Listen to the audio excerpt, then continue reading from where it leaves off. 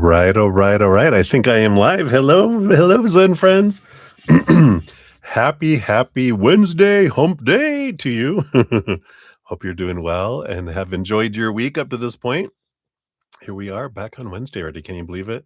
Flying by. Hope you enjoyed your little Virgo full moon lunar eclipse. So we're still in that energy. We'll talk a little bit quickly about that here in a moment. But before we do that, let us come back to this moment. We're going to bring in some beautiful energy with the singing bowl here in a moment as well. That was weird. It was like an echo. So it's going to be a fun night. You can tell already. But we will bring in some beautiful energy. We'll start off by taking a big deep breath in. Hold it for as long as you feel comfortable. Slow exhale coming out of the future, coming out of the past, coming out of the chaos in the outside world into this wonderful place inside your heart where it's a bubble of love and joy and gratitude. So if you want to join me, let us do it. Big deep breath in. Here we go.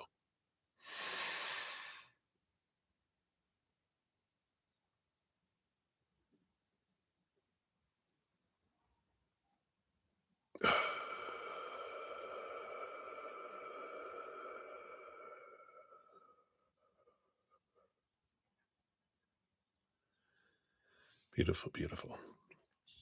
Always feels so good. Just take a big deep breath and come back to right here, right? Calmness. Right. So we'll hit the singing bowl 3 times as per usual. And as we do that, you can just let that beautiful love within you just expand and go into your thoughts and all your stories in your brain, in your mind, into your emotions in your heart, to all the cells of your body, your blood, your joints, your muscles, into our energetic bodies, through all our chakras, our meridians, our auras, filling us up and flowing out to the world like a giant bowl that just fills up and overflows out. We get to fill up first. It's one of the greatest gifts we can give the world, a healthy, full, overflowing us, right?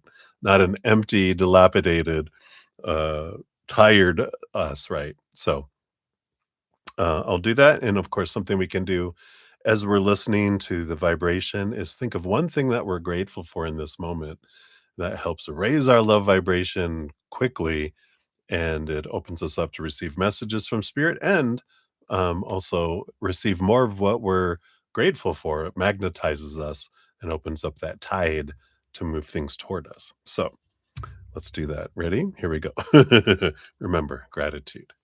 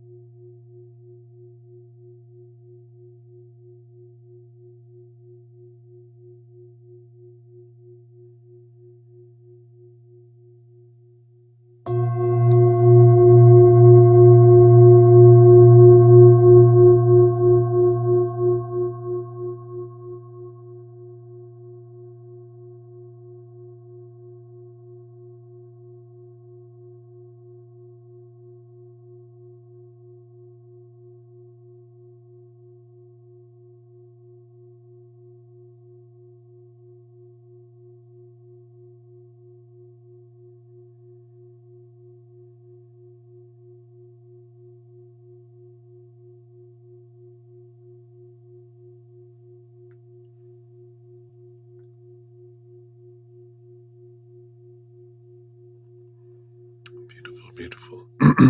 Think she would just play all night if I just continue to let her go. She's just going and going. I love energy. Beautiful, beautiful. So thank you so much for joining me and doing that. Put her back here in her little pad. So hello, everyone. Hope you're having an exciting day full of energies. We've got always so many choices with what energy is going on, and there's no wrong choice. But of course, whenever we I don't know. Whenever we are ready to feel something different, we can, which is amazing, right? All right. So let's get into it all, everybody. So thank you again for being here. Thank you for all the thumbs up as well. It does help spread the Zen love, and you are part of the love tsunami, helping, spirit bring through the messages and energy to the world. Because when you do that, it does help my channel get in front of other people, and they get to participate with us. So, thank you for doing that. And if you're new to my channel or new to these readings, hello, hello, welcome, welcome. I'm your brother Zen. We're here to spill the tea with your brother Z. And we got a great group of Zen friends with huge hearts and great senses of humor, which are definitely two things we can use in this human adventure that help make it an easier path instead of a harder one. So, welcome, welcome. There's always room for more Zen friends. And if you want to know how the whole process works, everything's down in the description area of the video. Basically, free readings are first come, first serve. They're 1 to 2 card readings. You just put your question out. If you wanna, don't wanna put your business out there, or you don't know what question to ask, but you wanna hear from Spirit, you can just ask for a general read, and we'll see what Spirit has to say for you. They know all, so they know what we is in our highest, to hear in the moment. If anyone makes a donation, I do honor that energy exchange because that's how Brother Z eats. So I definitely honor that. And I'll step out of the free readings to honor those, dive deeper into those, meaning we pull more cards for those too. And then you also get a fortune cookie. And I'll show you which ones those are. Well, let me show you right now. I want to show you right now. We're going to use this Oracle of the Rift Walker this evening. So if you make a donation, you do get one of those along with your reading to kind of round it out. They're really awesome cards. I really love those. And just so you know, the tarot deck I'm using tonight is the Grim Tales Tarot. It's a very interesting deck. I love their imagery that are on here. See, just like the Queen of Wands. Isn't it pretty? It's so cute. I know it's tarot cute. It's very imaginative. We'll say that. That's more descriptive. But if you want to make a donation, you can use the super chat at the bottom or in the description area of the video. I do have my Venmo, Cash App, PayPal, and Square. Don't have any set dollar amounts. I feel like I'm talking really fast, but you guys can read it all down below, or you can slow down the video if you want. Maybe it's this mushroom coffee. I'm like, whoa, whoa, go, go, go. But you can use any of those. I don't have any set dollar amounts, so whatever you give from your heart is the perfect amount. I know you're given what you can, so I do honor that. And I know not everyone can give. So also, if 2.5 hours into the session I have not completed any free readings, I will step away from donations, complete about 30 minutes of free readings, return and finish donations, and after that, I generally get to more free readings after that as well, but I always get to all donations in each session. At the end of each session, I do post a pinned comment on the stream listing all the readings completed with timestamps. I know, it's so fancy. Just click on that and it takes you right to your reading. So easy breezy, short and easy. All right. So, we had my giveaway yesterday. Was it? Yeah, it's on Tuesday. I think it was Tuesday. No, it was on the 3rd. It was on yesterday was the 3rd, duh. So yesterday we had our giveaway. Every new moon and full moon, I do have a giveaway, where I give a 30-minute personal recorded reading or one of my energetic hedges. So that was yesterday, and Ankita Moore. Ankita won, so, congratulations, Ankita. And then we have a new moon coming up on March 18th. So a couple weeks we'll have another drawing. So if you want to get into that one, there is the link. It's always um, I don't think I'm going to put the link itself there. The playlist is linked in the description box, so you can always go to that playlist and see the most current giveaway. So there you go. And then around the new moon or full moon, I do put out a video about making the most of the full moon or the new moon energy. Of course, Virgo was just yesterday, so we can still be in that. It was an eclipse, powerful energy. So you can make the most of the full moon release energy of the Virgo if you check out that video. Tells you all the skinny and all that. It's all free. And then, of course, lastly but not leastly, we've got the Easier Path podcast, which will have a new one hopefully tomorrow. I've got it all recorded. I just got to put everything together and upload it and get it ready. I might do it after this session tonight or tomorrow morning. We'll see. But we'll have a new one coming out. So if you want to have some messages from spirit, we talk about a story, about trauma, drama, whatever it may be, a human experience, the reason why the human does what it does, spirit's perspective on it, and then hints from spirit on how to make those types of situations easier instead of harder. So if you want to check it out, playlist is in the description area. But if you click on my name and go to my main page, all the playlists are listed at the top. So that is the bazinga of all the information. And we'll do some shout outs and get into reading, see what we have going on. But cheers, everybody. I'm going to take a quick sip earlier. Cheers, cheers. All right. Yum, yum. So we got Jojo in the house. Hey, Jojo, good to see you. I see your donation here. So that is for that. We'll take a look at that. We got Ravit. Hello, hello. I see you there. We'll get you to the free reading list. Oh, thank you, Leslie. I'm so glad that you enjoy the podcast. And I see yeah, it was weird. I'm glad you mentioned it because it wasn't showing, your donation wasn't showing on like the live chat, but there's a little button I can push where I can look at the donations or whatever. And then there it was. I even had first checked on there's like a report that runs on my YouTube studio. And I went and looked, and I'm like, yeah, there's one there. And then I'm like, oh, I can just click this little button over here. So who knows? Mercury retrograde, funkiness going on. But you'll be up first, Leslie, because I do see the donation was earlier in the day. So thank you for that. And then we got Fairy Tale Nihal. Hello, hello. Good to see you. We'll get you on the free list here too.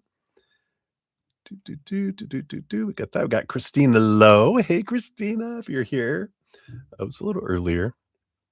I got you on the donation. I'll tell everyone where we're at when we on the list as we get started here. And we got Minahil. Hello, hello. I got you on the list for the free readings here.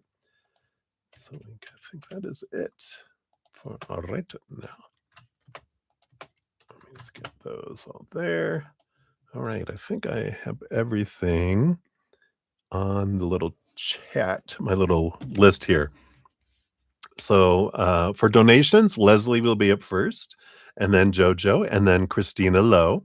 After that, the only free readings I have right now are Minnie Heel, Fairy Tale Nihal, and Ravit. So that's where we're at, and we will get into it. We'll take another cheers here. Just say thank you guys for being here. I'm so grateful. And cheers, cheers, cheers to your health and love and exciting new adventures as we leave this lunar eclipse and really start this adventure into this year of the fire horse. These eclipses are kind of, I feel like, are the gateway. It's almost like at a horse race or whatever, and the little ding ding, and the doors have opened, and the fire horse is leaving through the gates in these lunar eclipses and solar eclipse is like the introduction of big changes, right? Endings and beginnings, baby. Here we go. Cheers, cheers. All right. So let us get into it. So Leslie, you're up first for 15, 17. There is your timestamp. Hey, having a rare gem? Absolutely. We'll get you on the free list here. All right. So, Leslie, you wanted here, I think it was a message. There you are. Message from your dad. You're missing him. All right. It's like, I'm right here. Like, yeah, I'm missing you in the physical room, jerk. He's funny. All right, let's take a look here. See, what does he have here for you? All right, we got this one and this one, and this one, and this one, and this one. He is a character.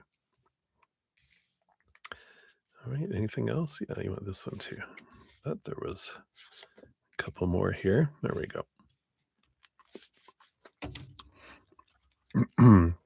All right.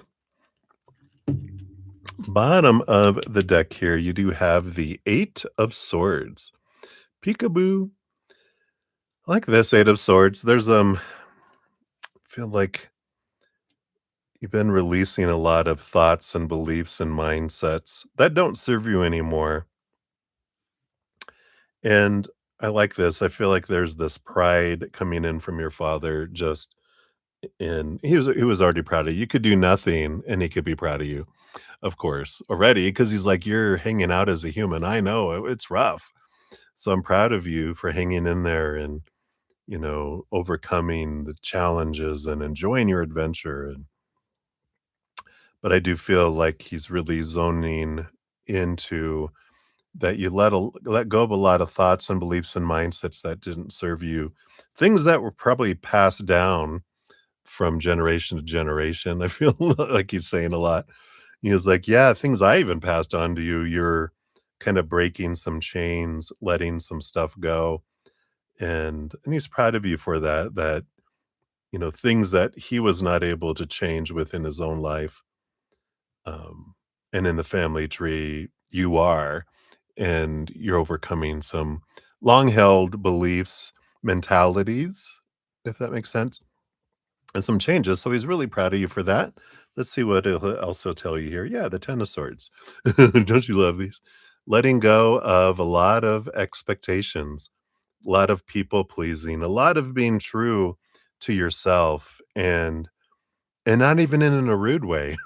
That's funny, he says, "And not even in a rude way." You're, like, nice about it. I could never have done that. I would just tell people where they could take a hike or where they could put their expectations, but you do such a good job at lightly letting people off the hook, or, um, notifying people that you're not gonna live up to their expectations, and that you're gonna be you. And you do it he goes, "You do it in such a gracious manner," he says. That's funny. Yeah, and the tower. Yep, and I don't feel like this is that people have I mean, that, spirit's been removing people out of your life for you. I feel like you've been removing people out of, out of your life and changing situations that don't, um live up anymore to what you're wanting. This is the release of expectations. Thus, things you were holding on to and were attaching to, you're letting go because you don't need those anymore. Um, and it's good. It's a positive, kind of energy. Just kind of, I'm done. Not beating yourself up. That's a nice, smooth. So you're being gracious to others and to yourself. And he likes that. Yeah, and I feel like it has a lot to do around relationships. I love these cards, oh my god. Look at the mice up there dancing. But, yeah, the Ten of Cups, is a lot of this too, and it has to do with relationships and your joy.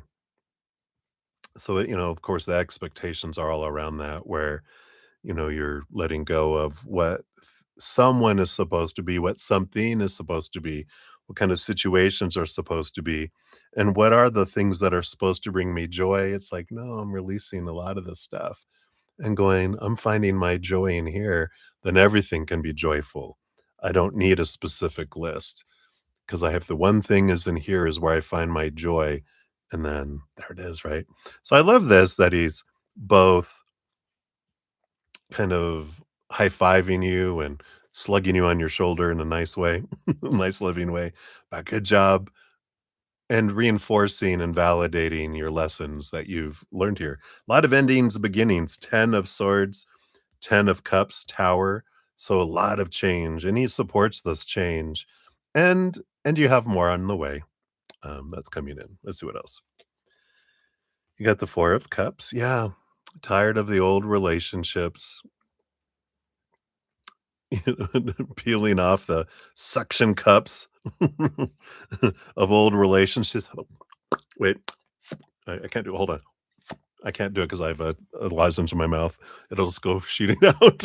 But, just make a poppy noise, you know, as you peel off some old desires for old relationships, realizing that these old things just didn't bring the joy. They were bland. You're like, this isn't bringing me what I was told that was supposed to, right? Letting go of those expectations, letting go of those emotions to it. And I'm finding my joy and this feeling of fullness internally. Underneath the surface of this one, yeah, this was the first one I had. So you got the Queen of Wands. Let's see, what does she have in there? Looks like a little baby skeleton. Um, but I like this Queen of Wands because you really are tuning in to your higher self, turning into your higher vibration. And I feel like, you can sense that they're around you. And I know you miss them being in the physical world, but no, and he goes, no buts. He doesn't like the buts. He's like, yeah, you can miss him in the physical world, and that's okay. He's excited though because we can have an enhanced, amazing relationship in spirit, like in your dreams, and when you fall asleep, he visits with you and you guys hang out. You just don't always remember it.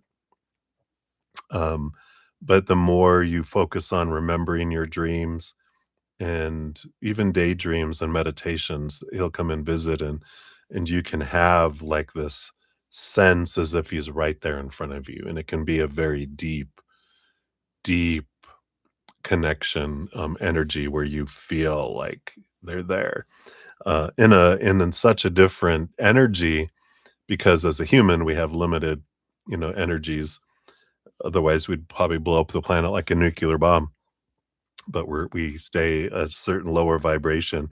But in the spirit world, they can be, them their true selves with you, and I feel like that's what they're bringing in here too. And then your last 2 cards for this here, yeah, got the 2 of Pentacles. He has some choices coming up. Doot, doot, doot, doot, doot, doot, doot, doot. 2 directions, and you also have the 6 of Wands. Let's see if I can get that to focus. These such beautiful cards. I want it to focus in. But, I like these, the 6 of Wands, because it's like it means there's no wrong way to go, because I will never be disappointed, and I'll never think, "Oh, you shoulda done this, you shoulda done that." Over there, they're like, we're reconnected to this amazing part of our spiritual side, which is, "Oh, it's an adventure. We don't care which way we go. There's no wrong choice." You know? It's like, do you want chocolate ice cream or strawberry ice cream? Um, there's really no wrong choice. It's all good. But what are you in the mood for? Let that let that lead you to where you're going. But and now he's showing me signing a letter. Gratefully and lovingly, always supportive, Dad. He's like blah blah blah blah blah blah, Dad. So he's funny. Such such a hoot nanny. All right, let's see what the Oracle of the Rift Walker brings in here for you too.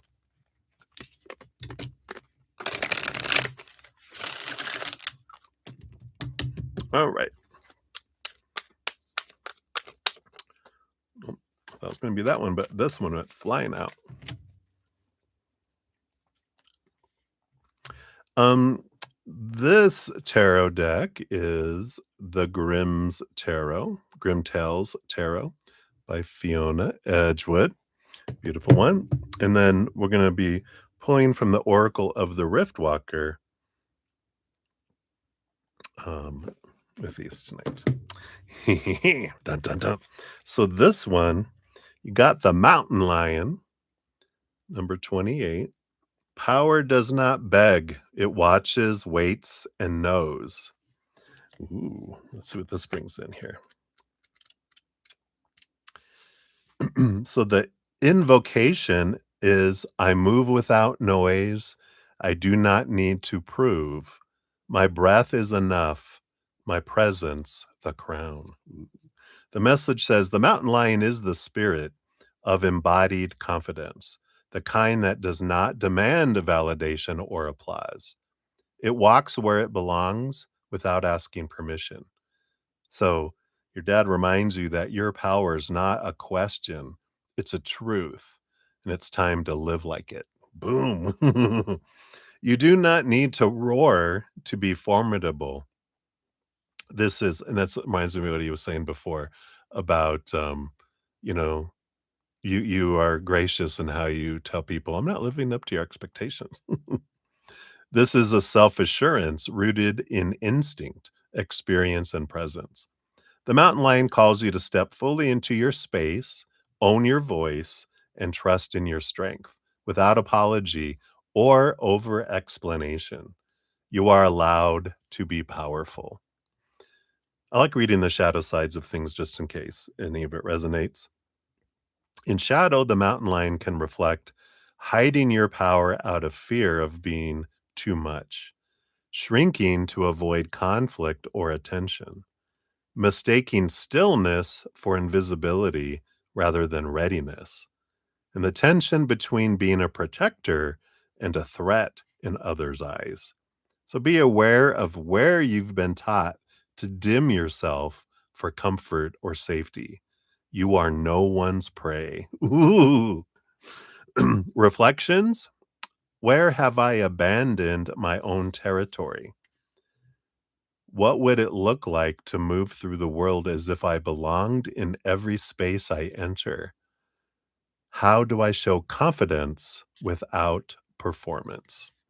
Ooh, I like these. And again, this, 28, 8 and 2 is 10. You had a lot of 10 endings and beginnings energy, eclipses, of course, boom. But I love those. So that's what they have for you, my dear. From Daddykins. Thank you again for your donation. I greatly appreciate that. Excited. He's such a funny guy. They all are when I connect with them on the other side, though. I mean, everyone is so hilarious when they how they come through the brighter side of things. So I like that. All right, let me do some more shout outs, get my list updated, and we'll get back into the readings here. I know, isn't it a great deck, Deb? You're very welcome, Leslie. All right, we got Tim De La Gem. Hey, Tim, brother Tim in the house. Hope you're healthy and well as well. Hanging in there, no relapses. And yeah, I've been my week's been good. Been busy, enjoying life. All right, we got Livier Vagara in the house. Livier, good to see you. Get you on the free list here. Good to see you. We got Explainer Life. Hello. Got ears. We'll add you onto the free list here as well. And then I think I have the rest. We got Heavens. Yep, we got Heavens on here. I think that was it since I came in here. And thank you, Jojo, for your additional donation. I got you added on to the list there as well. All right. So we'll dive back in. Cheers, everybody. Thank you again for all the thumbs up. So grateful for that. Yum. All right. So Jojo, you're up 3007. Let's take a look here. There is your first one.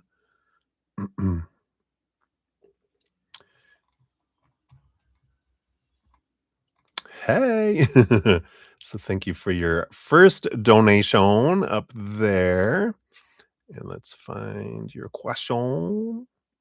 Lovely decks. There it is. Is the physical stuff going on with you caused by a little bit of your energetic things going on? You know, the disclaimer, of course. You're so funny. Thank you for saying that. Disclaimer made. Cha-ching. All right. Let's see what we got going on here. Physical stuff going on with you caused by energetic things or what? Okay, that answers your question there. And let's grab some clarity here. Got these two and these three. Boom, boom, boom. And that's it. Okay. Ooh. Yeah, this is a fairly new deck that I haven't used a whole lot. So I like to be surprised by what comes in here. I'm like, oh, look at this card. I'm seeing it for the first time, like you guys are. So you got the Devil card coming in. Look at this BB. There it is. Such pretty great cards. So there is a little bit here, and underneath the surface of that, we also have the Queen of Cups energy coming in here. Oops. So there's some emotional energy below the surface, but this Devil card is really, yeah, there is. Oh my gosh, yeah, below the surface, there's a ton of emotional energy because you got the Devil card that's up there, which is about the mind. It's Capricorn earth energy, but it's really about questioning the mind and really looking at a lot of that. But you got the Queen of Cups underneath that, the Chariot, which is Cancer moon energy. Look at there's your black kitty. Come on, get a move on. And then the Three of Cups, which has to do with friends groups and interactions with people. Got the Page of Cups. I love these cards. And the Six of Cups. I mean, all these cups below the surface here. So there's definitely a lot of emotional connection. Yeah, yeah, that's right. Boom, boom. Flying on the back of a kitty cat. But it is I feel like there is a bit of mental energy along with a lot of emotional energy that's below the surface of what's going on with you. And it because it starts with a thought and then it goes into the body and then there's like it's like your body is upset. It's when it's in fear where it's feeling uncomfortable or unsafe, unsettled, then it's like impacting your body. So like stomach, immune system, digestive system, um I even feel like headaches, aches. There's just like it just goes through all these different energies and it's just kind of all over there. Yeah, my body's upset. It's like, I don't like this. It feels like your body's not running on full power. Oh, okay. Well, there you go. Yeah. Let's see here. Your first two cards. That was the bottom of the deck. Your first two cards. Does this have to do with energy? I feel like there is some anxiety around the changing of your, path in your residence and wanting to move and try to figure things out. And, the Wheel of Fortune here, you got both two huge full moons represented here too, which full moon in Virgo. Oh, hello. uh, Virgo has all to do with the body yesterday too. So this Virgo full moon energy is releasing stuff out of our bodies, is bringing in endings and beginnings with our bodies too, allowing flow, in a bunch of ways. But there is this, movement of all this. And I feel like there's a lot of this stress. And this is interesting because the Devil card is over the house of work, 10th house of work. Got the Wheel of Fortune number 10, Three of Wands changing. So there's a lot of stuff going on, a lot of moving parts going on in your life right now.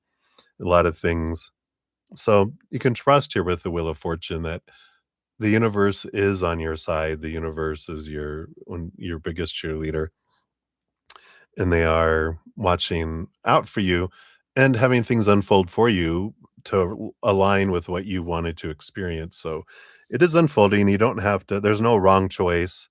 I feel like that's a lot of anxiety is I've got to make some choices and I don't want to make the wrong one. And it's like, there's no wrong choice. Take a big deep breath and come back to your center and go, heart, where do you want to go?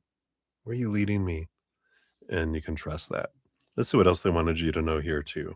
Yeah, King of Cups, balancing of your head and your heart. Time to become a pirate. Arg. Time to head off on your adventure aboard the Seven Seas. It's not bad for not practicing a pirate.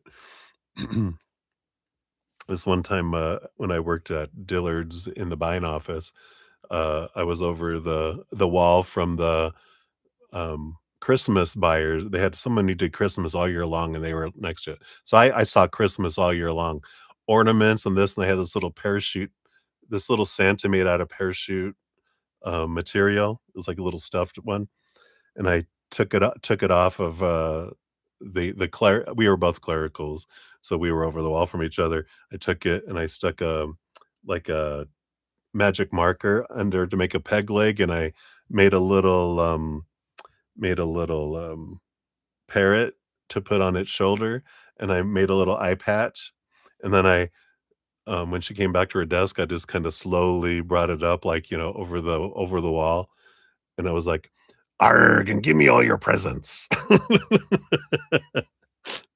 It was funny in the moment. We were laughing so hard, we were crying. But that's fun. So this beautiful calming energy, this laughing more message seems to come in with all that too. That's the story.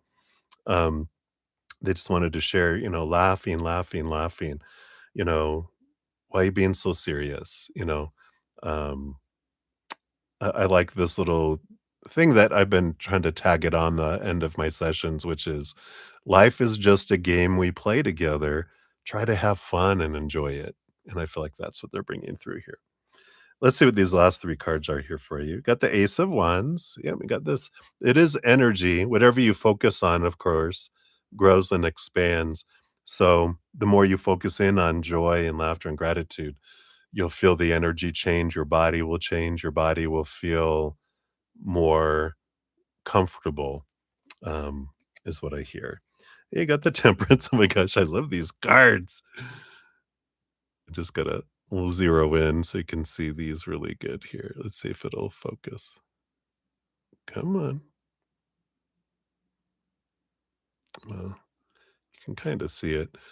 I love it though. Temperance is trusting the process, trusting the unfolding of things.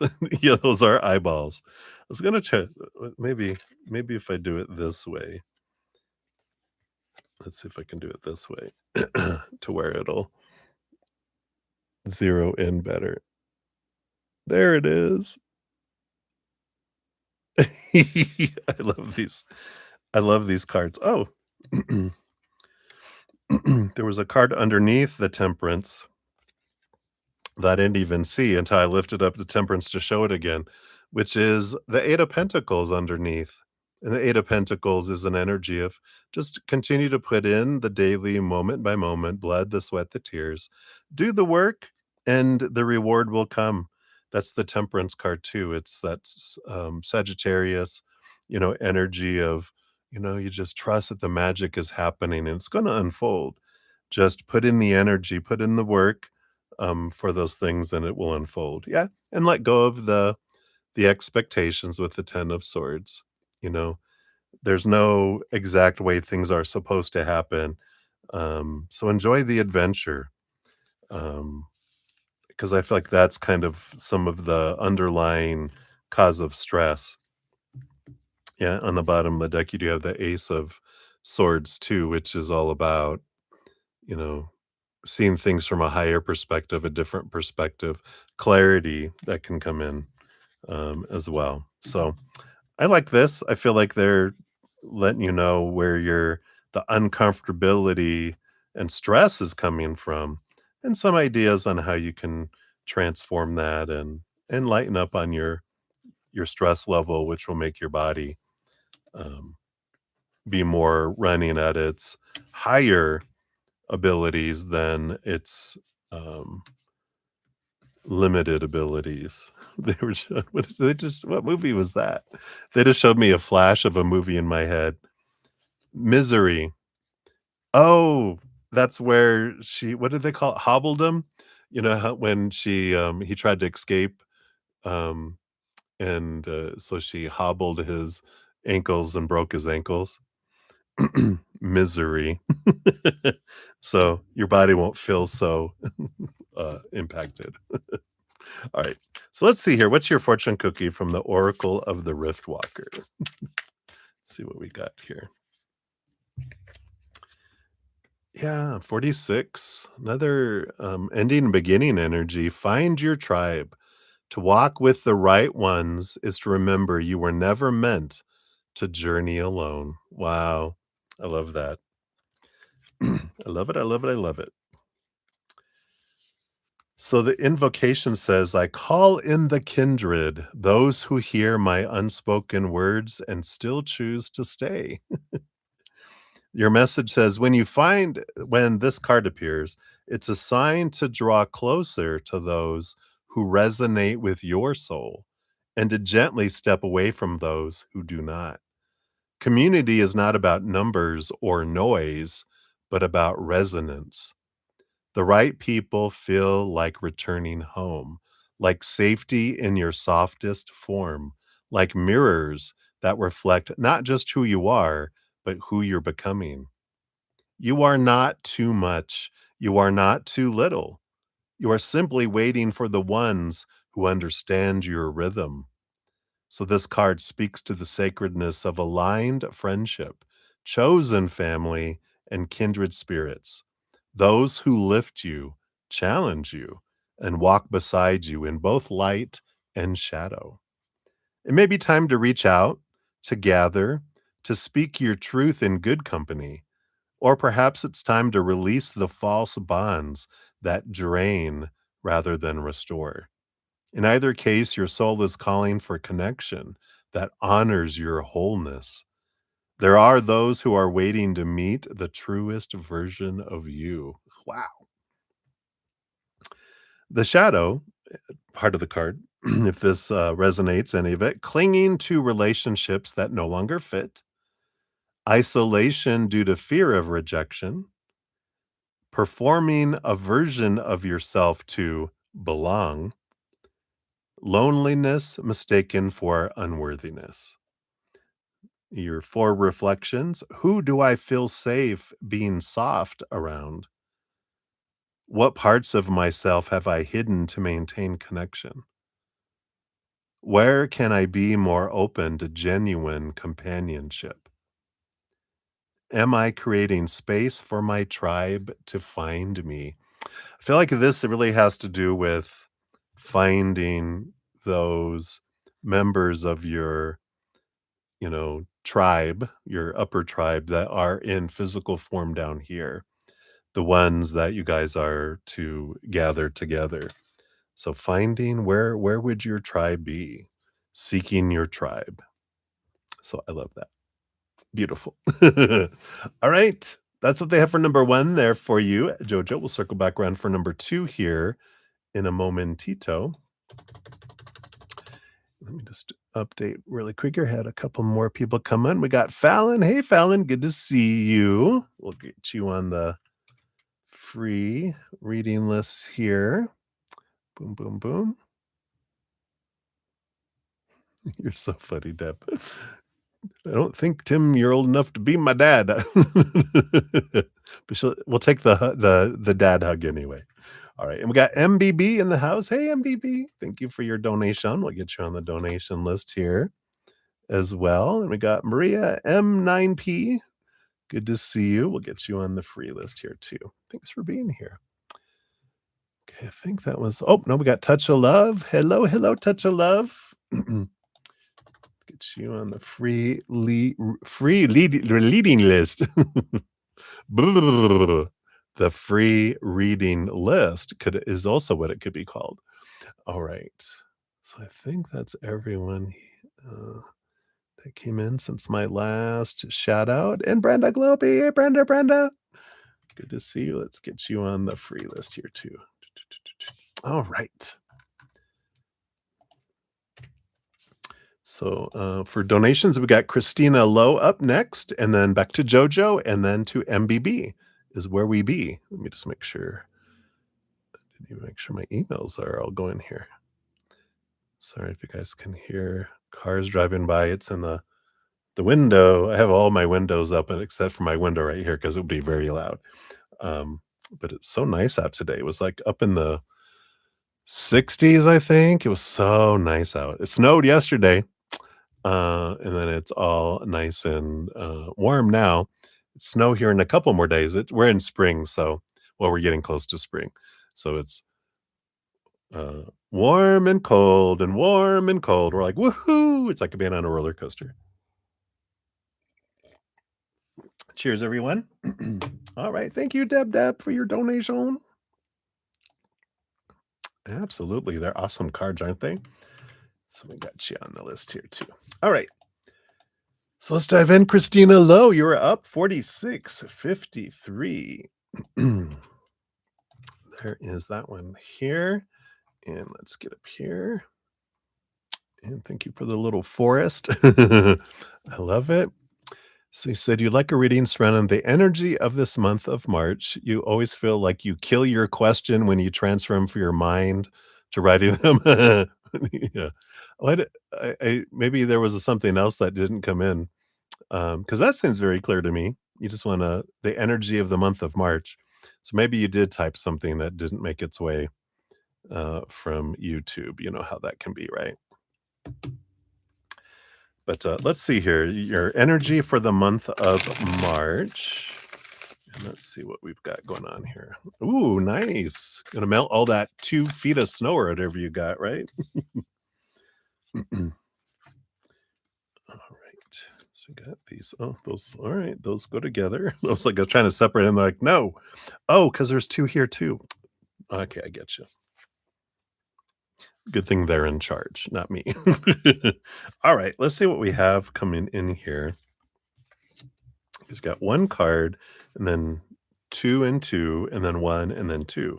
So it feels like something is working itself out. Something that, it's we're gonna show this, and then there 2 things are stacked, but then something unfolds that brings one of those into alignment.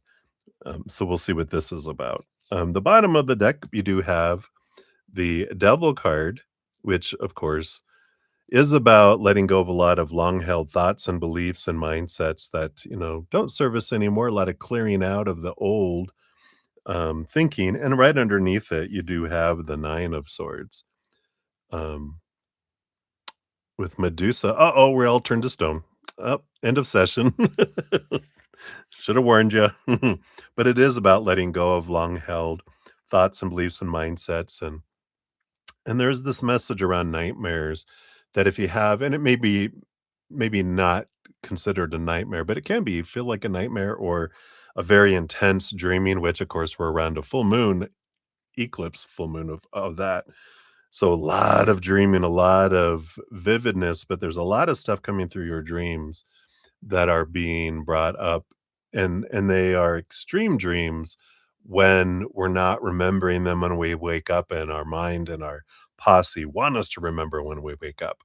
So nightmares are not bad. There are mind going, "Hey, pay attention. I'm trying to tell you something." And they go, "This will make you remember it." You're like, "What the hell was that dream?"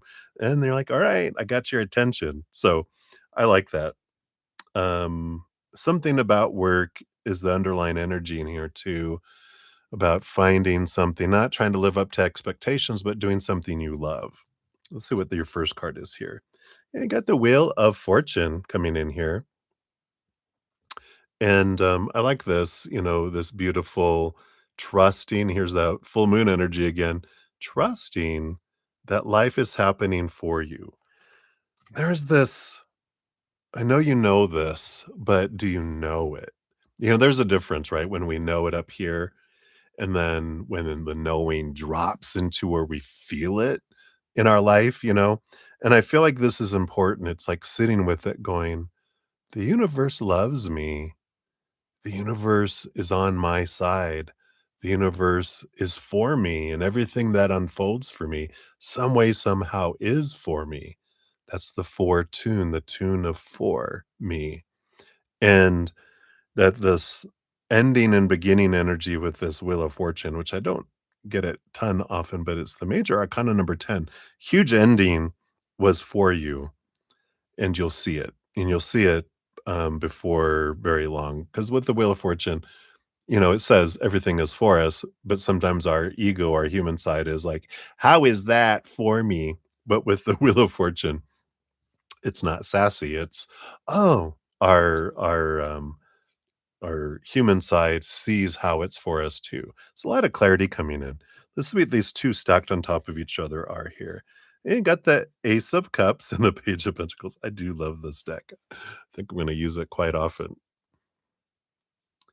So the Page of Pentacles is some new opportunities that are opening up in the outside world. And and I feel like one of this is about love, foremost about self-love. But I feel like there's going to be some new opportunities that are coming up that are showing you more about your self-love through these reflections of individuals in the outside world that are not aware of their self-love. And I feel like, you know, sometimes we will have like this, we'll have this, people are mirroring back to us something we want to see about ourselves, and they're reflecting it in a way that is a lot like us. This feels like black and white, like um, this, you know, contrast. And you're seeing it's almost like, what is it? Oh, remember the olden days when we would have negatives in photography? People are like, "What? Yeah, I used to have to take a picture, get it developed, and then in the little pictures, you not only had the glossy pictures, you had the negatives from the film that was developed." I know, way back in the olden days. But this is what it's showing. It's like you're seeing and interacting with some people who are so opposite of the self-love that you have, that it's really bringing a stark contrast to yourself about your self-love in a positive way, seeing, well, like, wow, look how far I've come. I used to hate myself like some of these individuals I'm coming across, but it's like it's freeing you. Um, and I imagine that with Pinocchio there, it's because some people are lying, deceiving themselves, lying to themselves, but you're seeing right through it. But what comes later, as this awareness comes in and you're raising your love vibration, and this is for March, right? You do have this, the Emperor energy with the King of Pentacles, powerful, powerful um, energies around this. And I feel like this is an individual. It's someone that's very secure in who they are with that King of Pentacles. The Emperor energy is they are like people who would rule over kings. That's what the Emperor energy is. But someone very focused, grounded, motivated. And I feel like you come across this individual. Let's see what this leads to here because, yeah, but they are a stepping stone with the Hierophant energy here. I love that. It's a praying mantis. This would have been great for my praying mantis membership when I had them. But this is about seeing things from a higher perspective, and the major arcana number 5, which is this energy of change, and so we like that. That you're learning, and that you have the courage here with the strength card. Howling at the moon by next full moon with that 2 of swords. you're realizing the changing of the story. I love it that it goes from a new moon to a full moon, and, that you're learning this changing of the story that you have around relationships, in the month of March, because you're realizing so much of how you have changed your energy. And though sometimes I know it doesn't feel like it, we all go through that. It's because you're always with yourself and you don't get to see how far we've come because we're always with ourselves and we're like, I've only gone an inch because we've just been standing here. And it's like, yeah, but if you look at where you were, 5 miles back, then you're like, oh, I guess I have come a little way. Let's see what your oracle brings in here too. The Oracle of the Rift Walkers. All right, this one here. All right. Yep. I like it. The Tortoise. Slow steps, enduring wisdom, a sacred pace that honors time and resilience. So cute. Let's see here. What message comes in here? So the month of March, the tortoise, right? And the invocation says, with steady heart and ancient shell, I carry the weight of wisdom, moving slow through shifting tides, patient beneath the endless sky. The message is the tortoise is a symbol of patience, endurance, and grounded wisdom. It reminds you that progress doesn't always come in bursts. I love it. Sometimes the most profound journeys unfold through slow, deliberate steps. So this card honors the strength in pacing yourself, knowing that steady, consistent effort leads to lasting growth. The tortoise encourages you to embrace patience in times of waiting or challenge. Trust the wisdom gained from experience and longevity, and move mindfully, honoring your own natural rhythm and pace.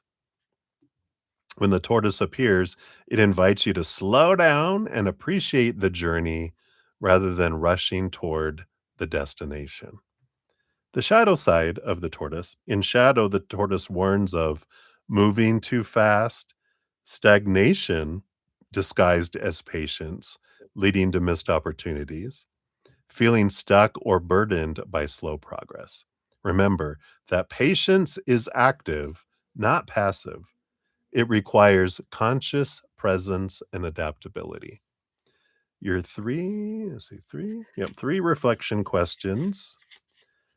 Where can I honor a slower pace in my life right now?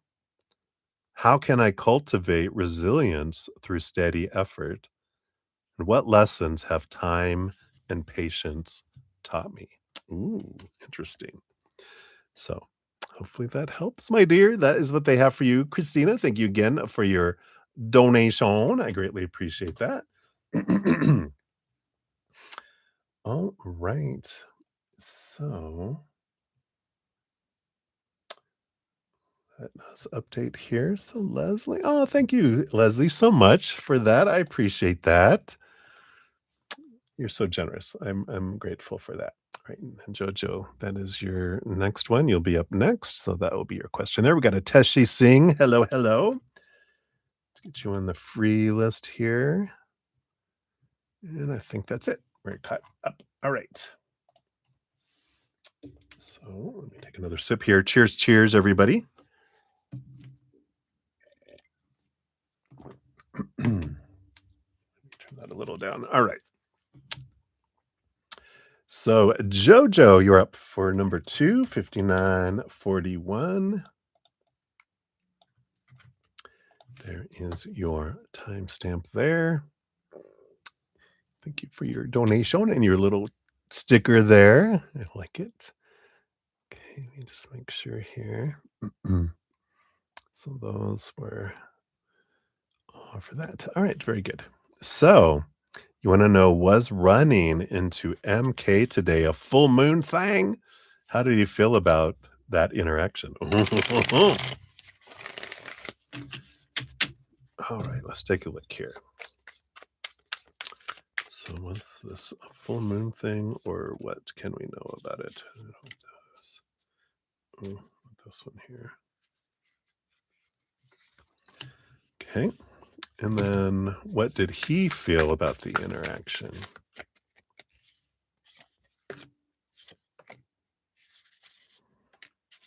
All right. Oh, it is such a cute card here. Got the 10 of cups energy here. Underneath it, the tower card energy. It's like playing Uno. You draw 4 or reverse. I feel like it reversed it. Oh, look at that. Nope. It's one of those moving out of your life for a reason, people, right? Moving away from like your oracle card had said. But let's take a look here. Was it a full moon thing? Got the 10 of wands. There is this energy of tens of endings and beginnings, right? But the 10 of wands, yeah. Sorry, if you can see the chicken down there, the rooster. There's a rooster down there. So, but this 10 of wands energy, it feels like it was energetic. It feels like it wasn't just the full moon. Um, you stared too long. That's funny. But I do feel like there was an extreme amount of energy that was activated there. I feel like, there is that going into heat energy around a full moon. So I feel like it was expanded by the full moon, but there was already energy that was going on there. And let's see what that's about. We got 3 cards for this. Yeah, we got this 3 of cups energy, which is this. I don't feel like it's a triangle energy, but it feels like a triangle energy. Let's see what else we have here too. Yeah, the 3 of cups to the 4 of cups. Good reminder of how empty it really we think it's joyful, but then it ends up being empty and feeling stagnant. And what you're really looking for, the 9 of cups. Oh, I gotta zero in so you can see all the mice. But the 9 of cups, your emotional dream come true. And I feel like it's just like one of those. It's a reminder. I haven't done it in a while, but every once in a while I'll go on a dating site. And it's just a great reminder of why I'm not on them, you know?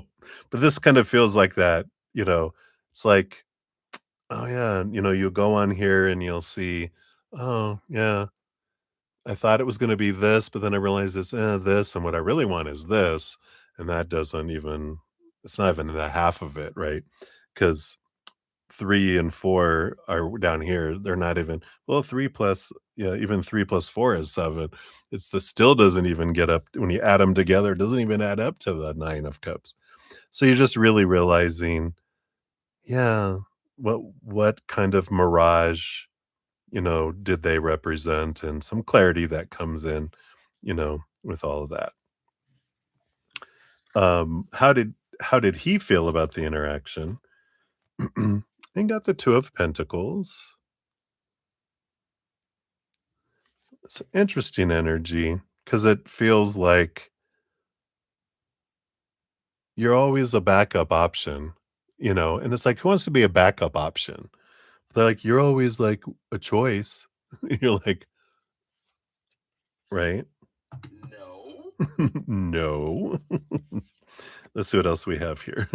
Yeah, because he sees you as the Empress, which you have that. Look at again, who appears? Oh, look who's here! Hello, kitty. But they see you as, this, sensuality, all this emotional energy, this, individual who is embodies so many of the queens, so many people, right? That come in here. And you got the 4 of swords. I like it, which is putting the mind to rest. There is a lot about, expectations, how and this makes sense with that empress kind of energy where when someone feels like you're an empress, and even if I'm a king, you need an emperor. I feel I could keep up with you. I couldn't match you because this has to do with how they feel about themselves, right? I think these cards are multiplying. I thought I had 4 and I end up with 6. Yeah, and we got the 4 of Pentacles. They know about the pile of skulls behind you. No, I was kidding. But this does have to do with their sense of self-worth, that comes in here, that it's all a reflection back to them, energy, here as well. And got the Hierophant, slow stepping stone energy, just to confirm, that they're like they were always only a stepping stone. Yeah, to teach you, Page of Swords, to see things, from this higher perspective, and see things differently, to bring clarity for you, a stepping stone to bring clarity. And so they're like, meh, you know, a wonderful thing to wonder here, the pile of skulls behind you. They're like, many have tried, many have died. You can't keep up. Here's the remains of the people who tried to keep up with me that couldn't. That's what kind they feel like, oh gosh, um, I can't match you. But there is that, you know, what are we afraid of what they think about the interaction, right? Um, what's the concern there? So I like that. For second donations, we do Elemental Energy Oracle. So I've got these little ones here, just because the other ones are lengthy. We do use these. I didn't mention that in the beginning. Right? Right, Tim. Yeah. No, no. Yeah, better to be alone. Yeah. It's a good reminder though, because everyone's a mirror and you just realize, oh, this is like the old stuff here. I like it. The Chronicles of Change. The Change Chinus says, read the Chronicles of Change, understanding that every element contributes to your evolving story. I like it because that is that energy of the 5, the major arcana number of change. So, you know, you were able to learn a lot about yourself, around with them, there. But so, and again, I feel like that's a big piece of why you ran across them again, because you wanted to kind of dot some I's and cross some T's, um, or whatever you do in your language. English, obviously. Whatever you do in your language too. No, we do the little zhuzh, the little zhuzh. Yeah, you're gonna put the zhuzh above a letter. All right. So that's what they have for you, my dear. Thank you again for your additional donation. Very grateful. Dota or dots. You have dots. There you go. You double dot the O instead of dot the I, we double dot the O. Oh, oh. That's what it is. You double dot the I get it. Too funny. All righty. So that's what they have for you, my dear. Thank you again for your donations. Enjoy your adventures. All right. MBB, you are up 109.38 for yours. There's your timestamp, and we'll give your donation a love and a like since it lets me do that to those. And you think something shifted. Will JP contact NC? All right, let's take a look here. Cheers. Cheers, everybody.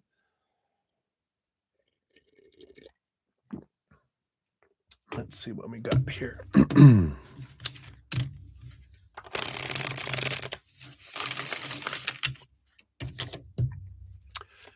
So will, based on current energies, will JP contact, and let's see, I got those. What are these? I feel like I want that one, but not that one. All right, let's see what we got here. Let me just scooch these over. All right. So MBB, we got on the bottom of the deck, we do have the Two of Pentacles, which is kind of this two different choices in the physical world energy. This juggling energy. Instead of balancing, it does feel like juggling instead of the regular balance kind of feel I get with the Two of Pentacles. So it feels like there is a little bit of juggling a couple people or situations. Let's see what else comes in here. That's the bottom of the deck. Will they contact them? Yeah, got the Six of Pentacles. Just love these cards. Just a little bit of codependent energy underneath the surface here. Um, you know, it's like at the core with the this codependency awareness, I will well, see, it's like I feel like they change depending on what relationship or interactions they have, but it is like there's this, um, I will what is this?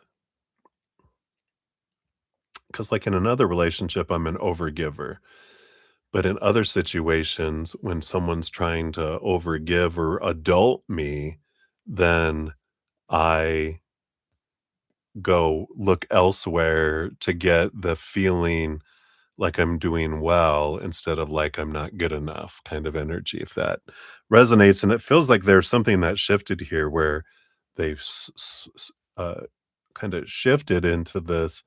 I, and this is what happens with all of us humans.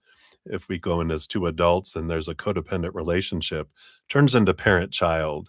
And the person who's giving as the parent role doesn't allow the child to give back as much, and so if we don't allow them to give back to us, they go give somewhere else, either workaholic, um, you know, um, cheating, relationship, or spending a lot of time with friends or a hobby or whatever. They invest the energy somewhere else where they feel they'll get it back. And it does feel like there's this like the Six of Pentacles usually has a balanced scale, but I feel like it went. Let's see what else we have here. Got the Three of Swords, the Four of Swords, yeah. There's these expectations, yeah, so the feeling of too many expectations, and then I mean, this is Three of Swords, too many expectations, and the Four of Swords seeking someone who doesn't have any expectations, and that's always the funny thing. When we meet someone brand new, we don't have any expectations, we think they're wonderful because look at that, but as we spend time and commit and do everything, the expectations grow when we're allowing expectations to rule, and it sucks the life out of a relationship where it's only this much, like, oh, you're not so wonderful like you were before. So they go and they go, well, this person thinks I'm wonderful. Yeah, for a while until it's what will happen. Because if we don't change that pattern within us, we'll keep ending up in the same situation, right? It kind of feels like that's what's unfolding here. We have the Five of Pentacles. Yeah. The feelings of lack, of not being enough, like I was saying, being left out in the cold, fear of abandonment, not being enough. So this just feel like an energy of reaching out and contacting. Let's see what else we've got here. We've got the movement of emotion, the Knight of Cups. So the quest of feeling loved. We've got the King of Cups, trying to balance their head and their heart. We're trying to find someone who seems to be compatible with me, which of course is this unrealistic thing, right? Of they're gonna love me no matter what I do and who I am. No expectations. Yeah. Okay.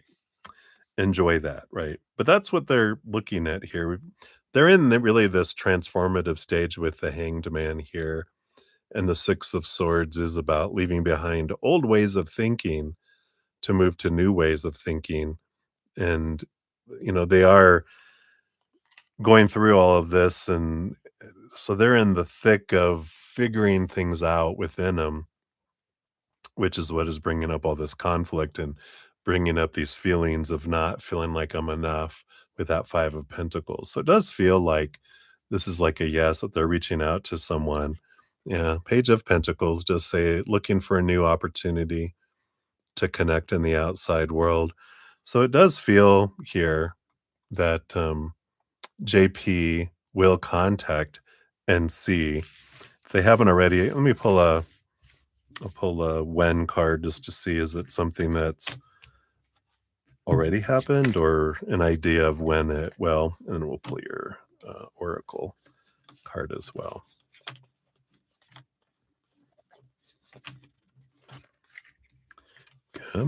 Sorry, let me just put these cards back in. A lot of cards. Yay. All right.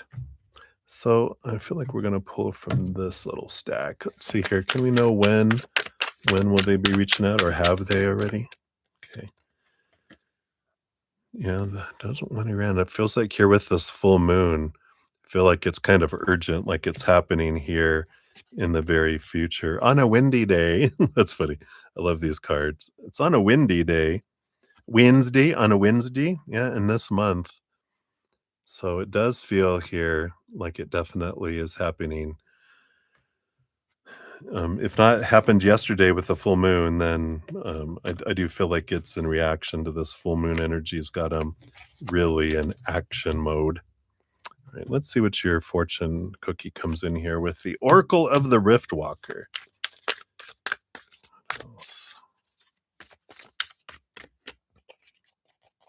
Nope, none of those. Thought it was going to be that one. It was really standing out. They're like, nope, keep going. All right, this is the one here. Light refraction, number 13. It's all the same light, only seen through a different shape. Interesting. Let's take a look here. The invocation says, let me turn, let me tilt, let me catch what I could not see before. May truth scatter through me into color, into clarity, into wonder. The message says light refraction represents a shift in perception, a moment when something once confusing, painful, or flat suddenly reveals its complexity and beauty simply because you're seeing it from a new angle. This is the sacred prism of growth. What looked like failure becomes redirection. What felt like loss becomes clarity. What seemed empty becomes full of possibility. You are not wrong for not seeing it sooner. The light was always there. Now the lens has changed. So this card appears when you're on the edge of a powerful realization. You're ready to revisit something old with new understanding, and you're not fragmenting, you are refracting. The shadow energy, if any of this resonates, in shadow you may mistake illusion for truth or get caught in over analysis. Struggle with conflicting perspectives, unsure which to trust, and resist the idea that multiple truths can exist at once. This card invites openness, not confusion. Let yourself hold the complexity and let the light move. Your reflection questions, you got 3, whichever resonate here. What am I seeing differently now than I did before? How was my own shift in perspective changed what I call truth? And what beauty might I find in the disorientation if I stop trying to straighten it? Interesting. So that is what they have for you, my dear. Hopefully that helps and resonates. So many blessings to you. Thank you again for your donation.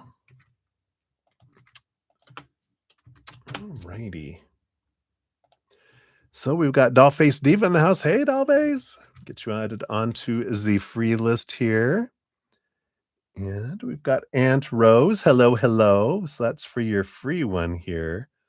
What do you need to know about your connection? And then you made a donation. So you can, I'm sure you're typing that out even as we speak. So I'll get you on the free list here. And yeah, because up next here we do have Deb, and then you'll be up right after that. So plenty of time. Take your time and getting your question out there. And I think that was everyone new that had come in here.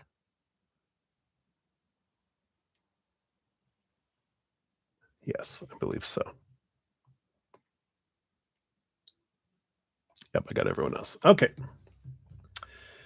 So, Deb, you are up 121.16 for your timestamp. Thank you again for your donation. I appreciate that. Let's give it a love and a like since it lets me do those here. And I'd like one of them there, those oracle cards. I got to say it like a Texan. Whoever would like to come through. All right, let's take a look here. So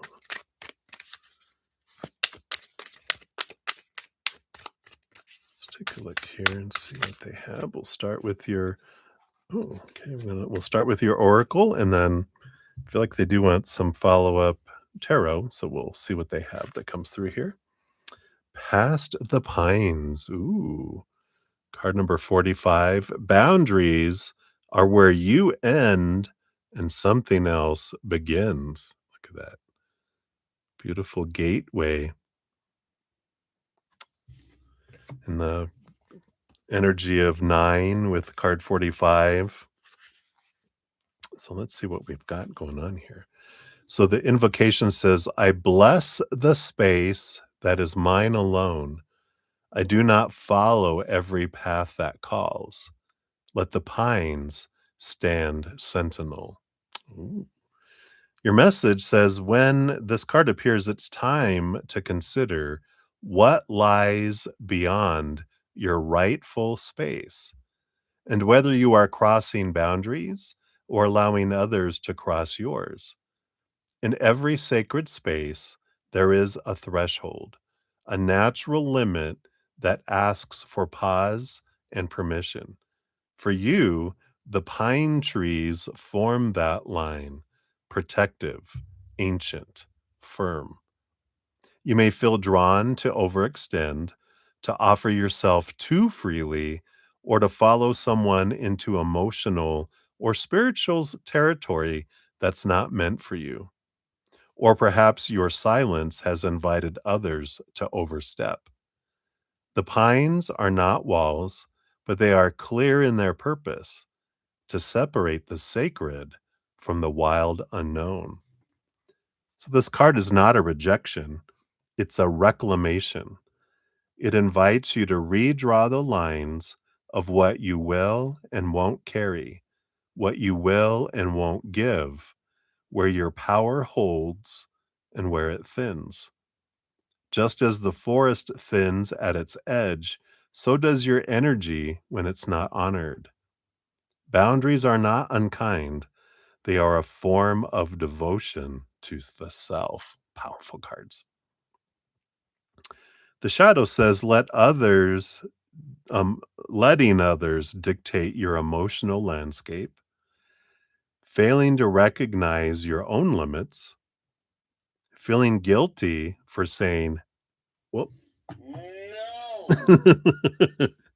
Disregarding energetic tolls. 4 reflection questions. Where do I feel myself thinning? What part of me needs protection or retreat?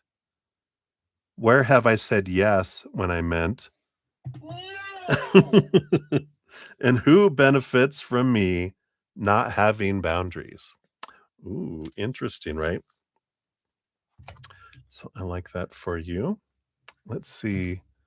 Who would like to come through here? Hey, hey, you just heard your name.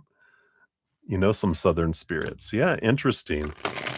Let's see what they want you to know here. What else do they want you to know here?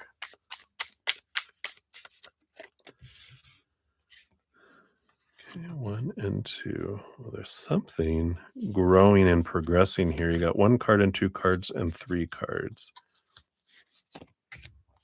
And 2 underlying energies. Let's see what we got here. All right. It's just 3, right? Yeah. So it is something is progressing and growing. I do believe you got the full card coming in here. So there is this new adventure. Here you are, way down here on the bottom. Let's see if it'll zero in. Come on. But yeah, there's this new journey, this new adventure of energy that's coming in here. Underneath it, you do have the King of Wands too, which is standing on the cheese. um, an energy of you get to choose your path, that the path doesn't just unfold, but that you get to choose by where you're focusing your energy, where it goes, right? So it does feel like you're the one in command of your kingdom. And sometimes people will assume, well, you're just going to help, right? You're just going to do this, right? And it becomes an assumption rather than an ask, if that makes sense. It's people just assume you're gonna do it, and it's more of a telling you in a question than it is really asking you. You're gonna come and help do this, right?" And you're like, "Well, when is it?" And they're like, "Oh, I just thought you would just do it. You'd drop everything to be there for me," and you're like, "Well, I'll see, but I gotta be here for me too, you know, or I'm not gonna be here for anyone." So let's see what this is. What is this growing thing? You've got the 4 of Cups, yeah, which is kind of an energy of filling your own cup, and that the outside cups won't fill you.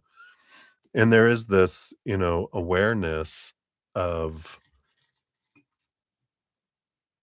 why am I gonna do the things that I'm gonna do? Because it can be a fine line, right? I can do something. Do you hear my wheezing? Probably because of this hot and cold weather, probably because I have my windows still open.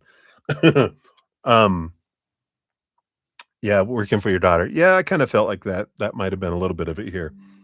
But there is this, this energy, of sometimes I'll give to this is like our old pattern, right? We overgivers give because we wanna feel needed, and we might, step back into get overgiving because we're afraid what will happen if we don't. But then there's this, "Wait a minute, remember who I am. I can fill up as a chalice and overflow, or I can fall into being a barrel, plugging everyone in and feeling empty and like I'm, exhausted because I'm giving to everyone else and I'm not filling up." Let's do this 2 here. We got the Death card and the Star card. Oh my god, I love these. Feed me with a Death card. Yeah, and there's this, this beautiful Star card, balancing energy that's here, so there's a beautiful balance kind of, um, I don't it's not, proclamation, because you deserve to have your dream come true, and whether you help someone or not doesn't mean their dream's not gonna come true, because 'cause they're the ones that will make their dreams come true, but you're the one that has to make sure your dreams come true. So, I like that. Leading to here, you've got the Strength card. Yeah, all these major arcana, boom. Whoops, sorry. The Strength card, along with and that's the courage to stand your ground, the 6 of Pentacles, which is codependency awareness card, so we know that. Yeah, death and balance. And the Ace of Swords, yeah. Communicating your truth, I feel with this Ace of Swords. And, there's this great energy of speaking your truth and with love and honesty, right? Yeah. And and letting go of control, right? I know that's a big thing for Aquarius too. It's like let's let go and we can let them do it. And that full card on the bottom is Uranus energy. So it's, new ways to do things and let people grow and let people ask. Well, I just thought you would ask. And like, oh, well, you know, I know that's probably because I've always been that way before. I've always been the one, asking, asking, asking. But this is something new I'm trying on. If someone wants something, they can ask instead of me feeling I need to offer out of obligation, and it allows people to ask for what they want, which is tough for some people, but that's a tough lesson a lot of us get to learn is I will ask when I need help. Underneath the surface, yep, you got the Knight of Swords. I love it. The quest for truth and clarity. I like that energy below the surface. And the Two of Pentacles, yeah, balance. So there is this learning new ways to balance and new ways to communicate your need for balance and that it's okay to tell people, you know. But I like that. As soon as I saw the pines, I thought of that the forest, right? From whence the campground is. So I like that for you, Deb. Beautiful cards. It's a gateway to kind of like a freedom kind of energy that comes in here as well.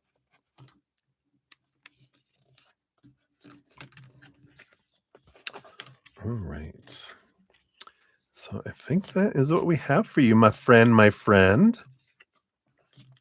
So thank you again for your donation. Cheers to you. Cheers, cheers, cheers.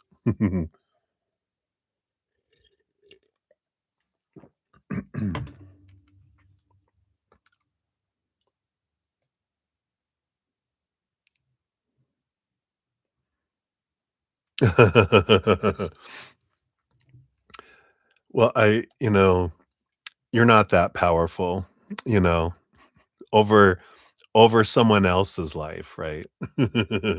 You're that powerful over your own life, but you can only squelch your own fire. Uh, so you squelch my fire, you're like, uh, no. I'm a air sign. I will inflame your fire maybe, but I won't squelch it. That's funny. Anyway, that's what they have for you, my dear. Enjoy. Thank you again. All right. Thank you so much, Jojo, for your additional donation. We'll get you on the list. And Ashvin, hello, hello. We'll get you on the list as well. Thank you so much. Yeah, exactly. I will more piss you off than I will squelch your flame. Yep, there you go. All right. So thank you guys so much. So where we're at in donations, I've got Aunt Rose and then Jojo and then Ashvin. We'll circle back for you. Let me just update. No emails. Okay. So that is where we're at. So Aunt Rose, you're up 134.18. Here is your timestamp. And I love your little sticker there with your little heart sunglasses. All right. Let's take a look here. Well, Aunt Rose, I don't see another question. So I think your free reading is really what you're donating for, right? So if you're here, let me know in case YouTube removed your question for your donation. Otherwise, I'll dive into the connection with Mauricio, and then you can put another free question in a moment. Pardon me. Love you, Deb Deb. All right. So, and Rose, we'll take a look here. What do you need to know about your connection with Mauricio? Let's take a look here. So I feel like we have these. That one. And this one here too. All right. What do we have happening here? Let me just scooch these out.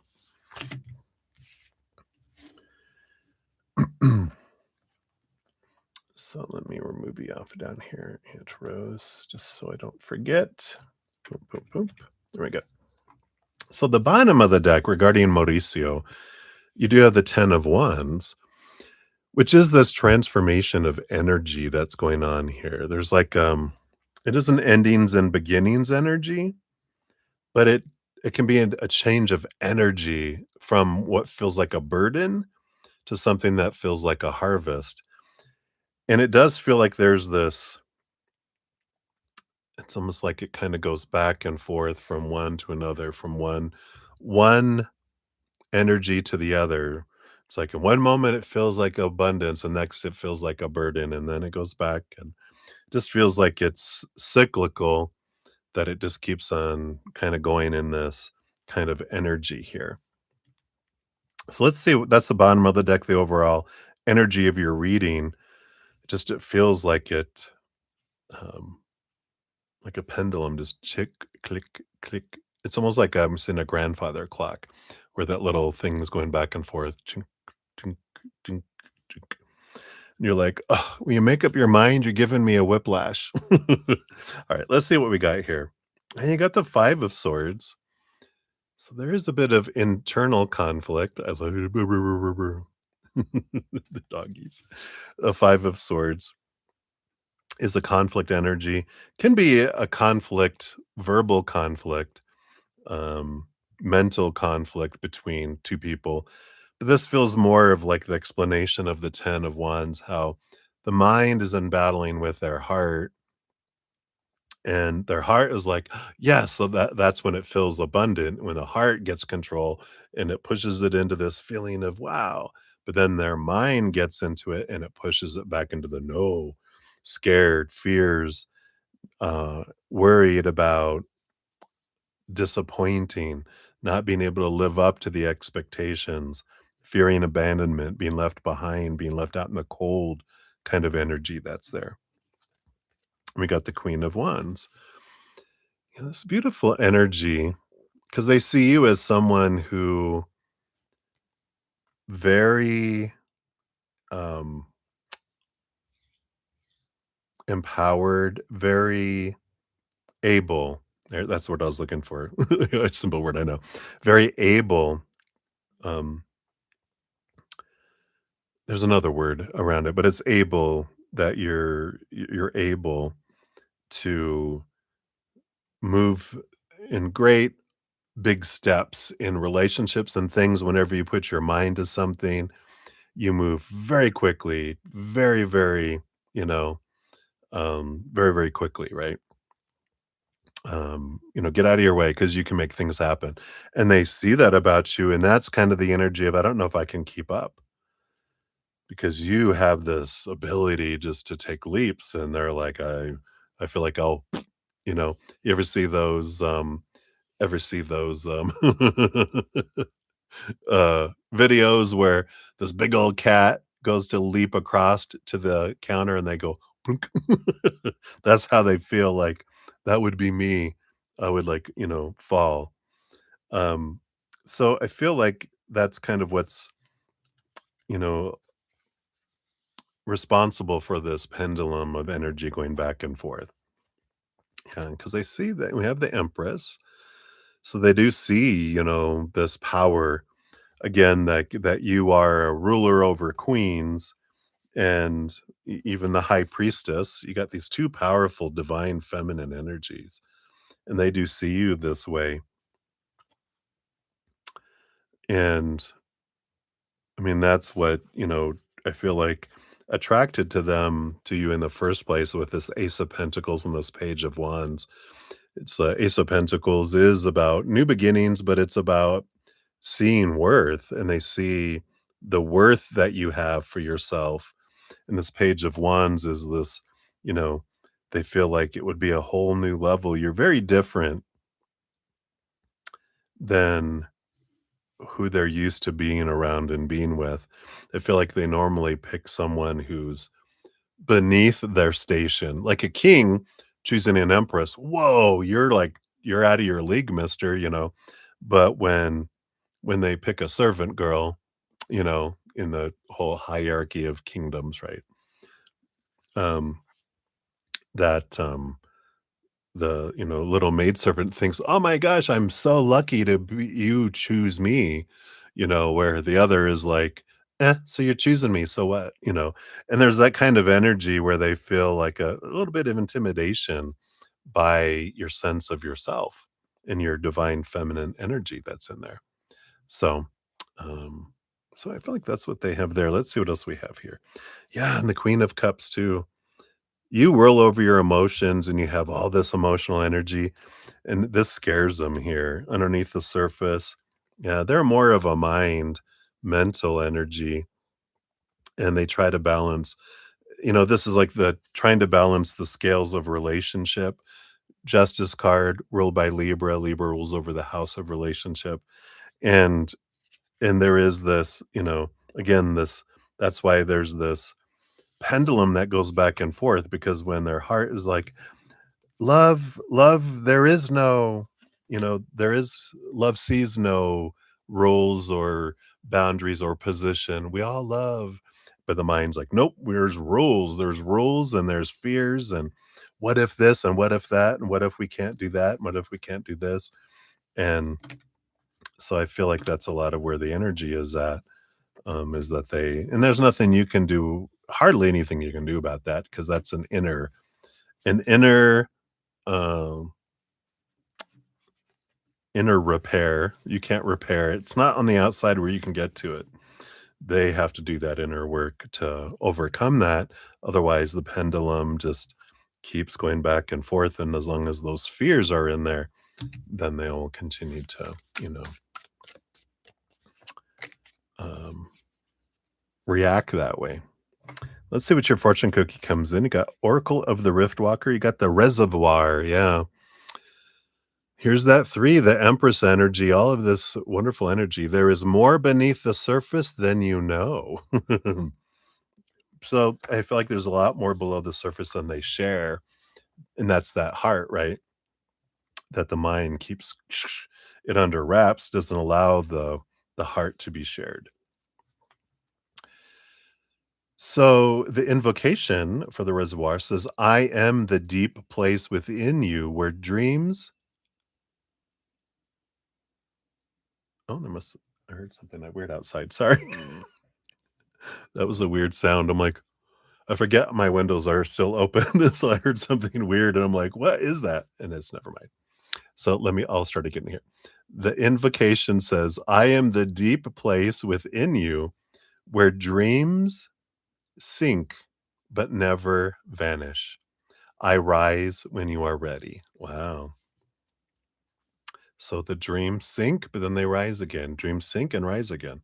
The message says that the reservoir speaks to your untapped psychic depth, the immense storehouse of knowing, feeling, and perceiving that lives far beneath conscious thought. It is the place where ancestral wisdom, dream sight, and spirit speech collect like water behind a dam.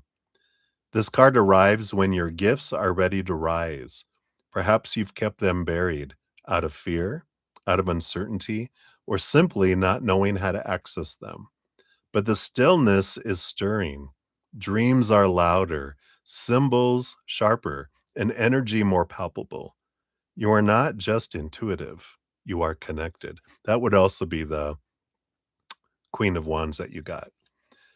To draw this card is to be invited into your own psychic unfolding, not a sudden flood, but a deep remembering. Trust what surfaces, train it, tend it, The reservoir is vast, but it does not overflow without your permission. Wow. It may be time to journal or speak aloud what's been buried. It may be time to feel something you've numbed or ignored. It may be time to honor an old dream, grief, or vision that still lives in you. And it may be time to meditate and set clear intentions. The shadow side of the card, in case any of it resonates, says you may be overwhelmed, shut down, or overly rational. The reservoir in shadow can show up as an emotional flooding, numbing, or avoidance. You might be afraid of what's down there or of the intensity of your own abilities. Alternatively, you may be carrying others' emotional burdens, generational sorrow, energetic residue, and mistaking it for your own. This card invites you to filter and discern what's truly yours.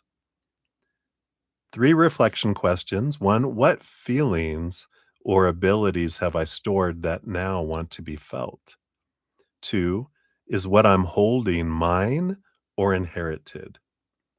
And 3, how can I allow my inner waters to move without drowning in them? Ooh. So getting in touch with the emotions that are under the surface, which connect you to your spiritual gifts too. So I love that for you. So hopefully that helps there, Aunt Rose. So many blessings to you. Thank you again for your donation. All right. Sorry, I'm going to crunch my little throat lozenge here. All right.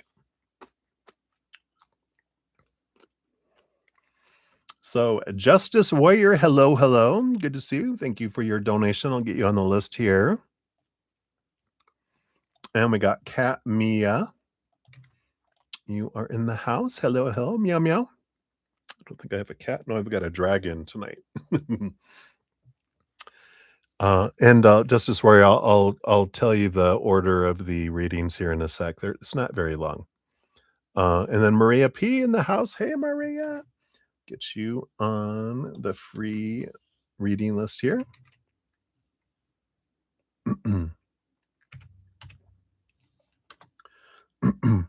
It's a Brother Zen, not Jesus Christ. I'm just kidding. But a bunk. I thought that was funny. All right, and then Ashvin, there's your question we got there. And Manuelis Delgado, I am taking questions, both free and donations still, so you can throw your question out there if you would like. Aquarius gang, boom, boom. All right. I think that is everyone else here. Oh, and I did get a donation. All right. So Maria, thank you for your donation via the PayPal. So I'll get you on the donation list here too. Okay. And you came in after Tim. Sorry, Tim. Gosh. I'm an old man. I was born in the 1900s. You got to be patient with me. All right. So up next, we've got JoJo, then Ashvin Ray, and then Tim, and then Maria P is where we're at. So we're not too long of a list. So let's take a sip here. Cheers, cheers, everybody. All right. So Jojo, for number 3 for you here. Thank you so much for your multiple donations. Here's your timestamps.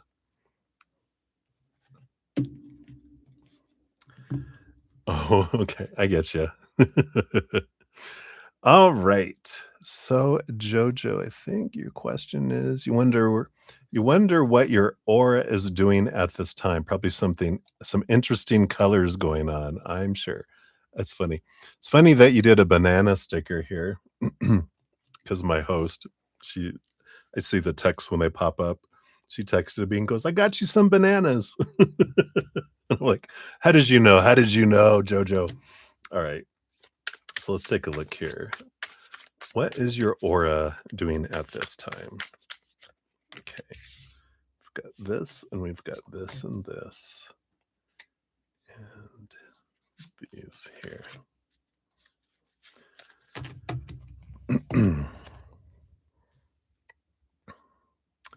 All right. Well, let's see what this is about here. Well, the bottom of the deck here, you always pick your stickers carefully. I know. You got the 9 of cups on the bottom, which is an energy of water and wishes kind of energy. And it is this dream come true energy. It's this it's almost feels like an energy of hope that's coming in with your aura. It's like a yellow golden yellow energy, which makes sense, solar plexus energy, but it's feels like your aura is it's like going for the gold kind of energy. Let's see what it's going on here. Which it makes sense a lot of again, a lot of the dream come true energy that's been coming up for you. Yeah, 9 of cups to the 10 of cups, kinda like this, yeah, kinda like those wings. Here's your black kitty again. But I like this kind of the energy. I just love these little mice up here. It's so cute. But, there is this yeah, and it makes sense that even with the orange that's coming in here, because that's the sacral one-on-one energy. So it's the solar plexus, which is your seat of power of your relationship to yourself, and then I feel like the orange coming in with the sacral, energies coming in as well, because there is that desire to be with another or anothers, which can be both love of like a lover, but also of my tribe, because that's also, one on one with my tribe, not um root chakra, like, as a tribe, but my tribe members. Yeah, desire of connection, that's a great way to say it, yeah, of both on, with individuals on a lot of different levels. And then you got 2 cards that came out. Yeah, you got the Emperor and the 4 of Wands, yeah, so these solid 4 energies coming in here, but the decision making and the joy and the celebration, this joyful gathering, and I do feel like there is this it feels like a party, you know? And I know here they've got all these people gathered around this, but I was seeing in my head here oh, I need to cut my cuticle. That was awfully close. You guys can see my lack of, taking care of my nails. But they've got, the Alice in Wonderland is what I saw. Everyone sat around, a tea, you know, um, the Mad Hatter and all their friends in the forest. It's like that kind of gathering, but there's still these choices to be made, and this is that empowerment. The Emperor makes sense, and then the gathering of individuals. So there's that reaffirmed there as I'm talking it out here. So, and then we're building to number 3 here. So you've got the Hanged Man, which is the cocooning happening on purpose for a purpose right now. And you got the Empress card, which is that Mother Nurture, and the little kitty, black kitty, and this taking care of yourself, but getting ready to birth something. And both with the Hangman and the Empress, there is that kind of birthing energy that's in there, and the balance, the 6 of Pentacles that's coming in, and how there is gonna be a time here. And I feel like you've really been balancing out that overgiver energy, and you've been living to give to yourself, so you're pregnant. Yes, with Jesus Christ. But there is this energy here of getting ready to birth something, to bring something in, and it is that the desire for connection and all of that is a wonderful birthing because, you're ready, but you're doing it from a place of it's not like codependency, like, I need to be able to give to someone to feel good about myself. This is more feeling like I wanna be able to share and overflow and have this exchange of energy. So, I like that, for you because it's like you're getting ready. It helps the birthing process, um, with that energy coming in.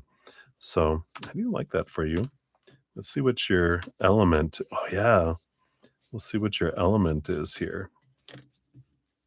Let's see if it'll tell us anything else here.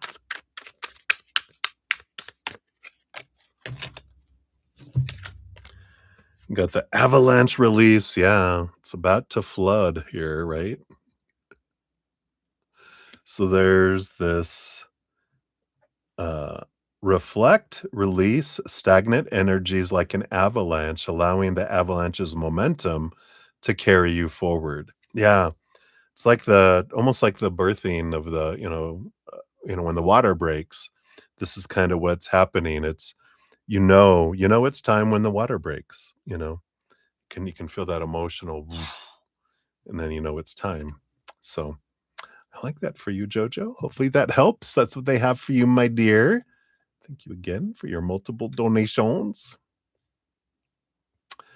All right. So we got up next Ashvin and then Tim and then Maria P. So Ashvin, you are up 157.20 is for yours here. Wowza. All right. So Ashvin, here's yours. Give that a love and a like since it lets me do that there. And guidance on your marriage and career, right? Yes. I had to sit down here. All right. So let's take a look here.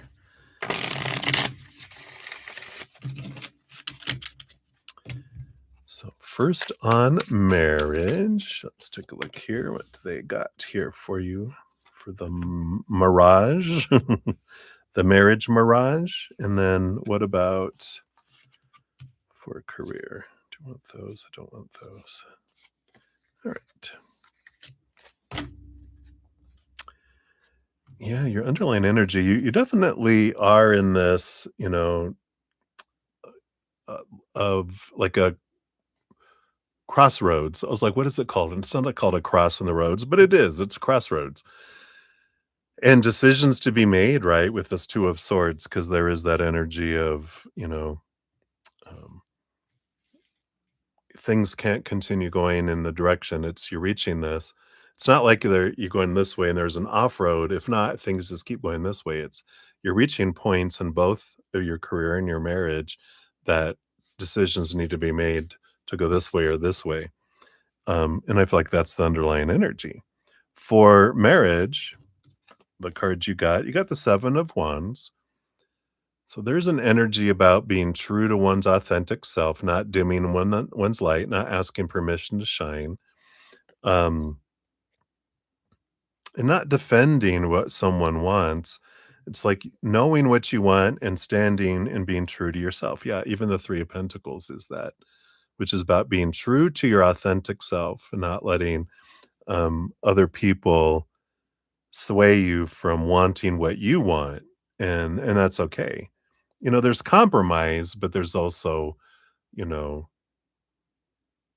honoring what each other want as well. Got two sides. Let's see what's the first side. We got the Judgment card and the Sun card. So there is this feeling with a judgment card like you're being drawn somewhere else that you would be more happier with the sun card. There's like it's shining a bright light on a lot of areas of your marriage.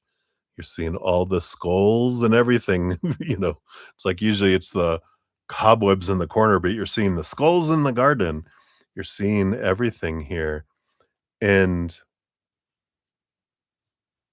there's a bit of reflection with the sun card on your inner child too, about things that you have always wanted that, um, this clarity coming in here with, I want to be true to what I want, you know? And there is this, you got this Emperor energy and the Six of Pentacles.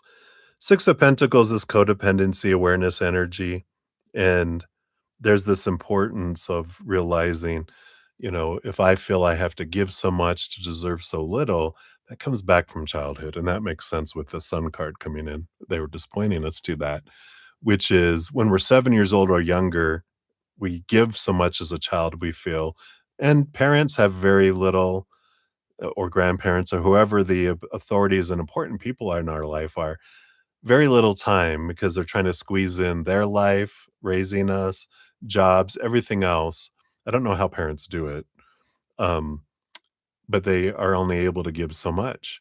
And we feel, oh, I have to give this much to get this little. So this out of balance, giving and receiving, that scale, that rate of exchange goes into our subconscious and it stays there until we bring it up. And that Emperor card is an energy um, that does point to getting out of our head and all these expectations and all these old stories and doing that inner reflection to find out, what do I feel this is, and how can I talk to my inner child to show them that it's 1 to 1 is what we deserve, not 1,000 to 1, where I have to give 1,000 love coins to get one back.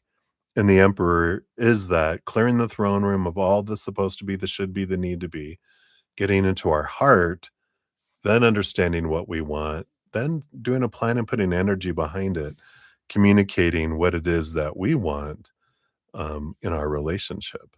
So I feel like there's a lot of being true to oneself, shining bright like the sun energy here, and going, this is what I want. And then what do you want?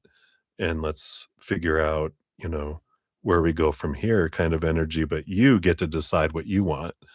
You're just getting their input and seeing what's workable and what aligns with what you want. But you are the one that gets to decide for your life, no matter what the outside world says. I know, right? Let's see here. What about career? What do they want you to know about career? So you've got the Page of Swords, which is a lot of clarity coming in regarding your career. You do have the Nine of Cups. Again, I feel like both of these kind of energies with marriage and with career are bringing in this. Nine of Cups is like, what is my dream come true of my heart? Not my head, but my heart.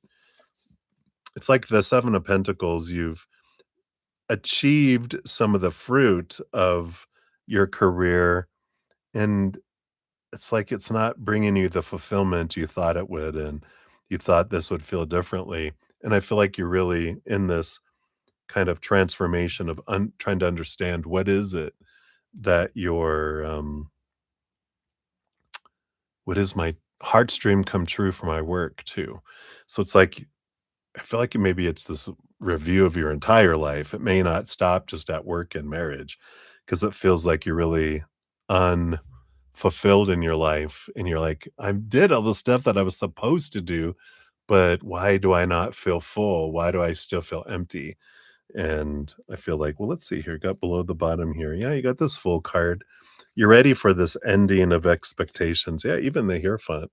Even if you need to go back to school, but the Hierophant is the master of change, and the full card is about leaving behind old expectations, old having reached an ending of a significant cycle. You're ready to begin a new one, and it's about possibilities, not fulfilling expectations.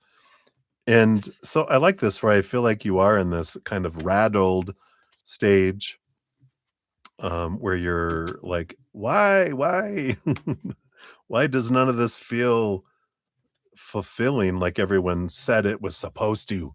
And I feel like you're really evaluating your heart to find out where is it that my heart wants to lead me? What would make my heart feel like it wanted to sing and dance and feel like it's living instead of existing? So I feel like that's a lot of where you're at in your energy right now. And it's some good reflection time. Let's see what your fortune cookie brings into with the Oracle of the Rift Walker. There we go. And you've got Salt in the Wound. Oh, card number 9, the card of heading towards endings and beginnings. It says, pain is not punishment. It is the alchemist's fire, burning what must be cleansed. Oops. Let's take a look here. The invocation says, I sting where you hurt most, but in my fire lies your healing. I do not bring sorrow for sorrow's sake, but to clear the way for new growth. Wow. This card reveals a moment of raw emotional or spiritual vulnerability, a truth or pain laid bare. It may signal that you've been confronted with something uncomfortable or exposing, but that is necessary for deep healing. Salt in the wound amplifies what's already there, making it impossible to ignore. It invites you to face discomfort rather than avoid it. It purifies through exposure and honest feeling. And it can also represent a necessary release of old hurts that have festered unseen. This card encourages you to have the courage to sit with pain rather than numb or run from it.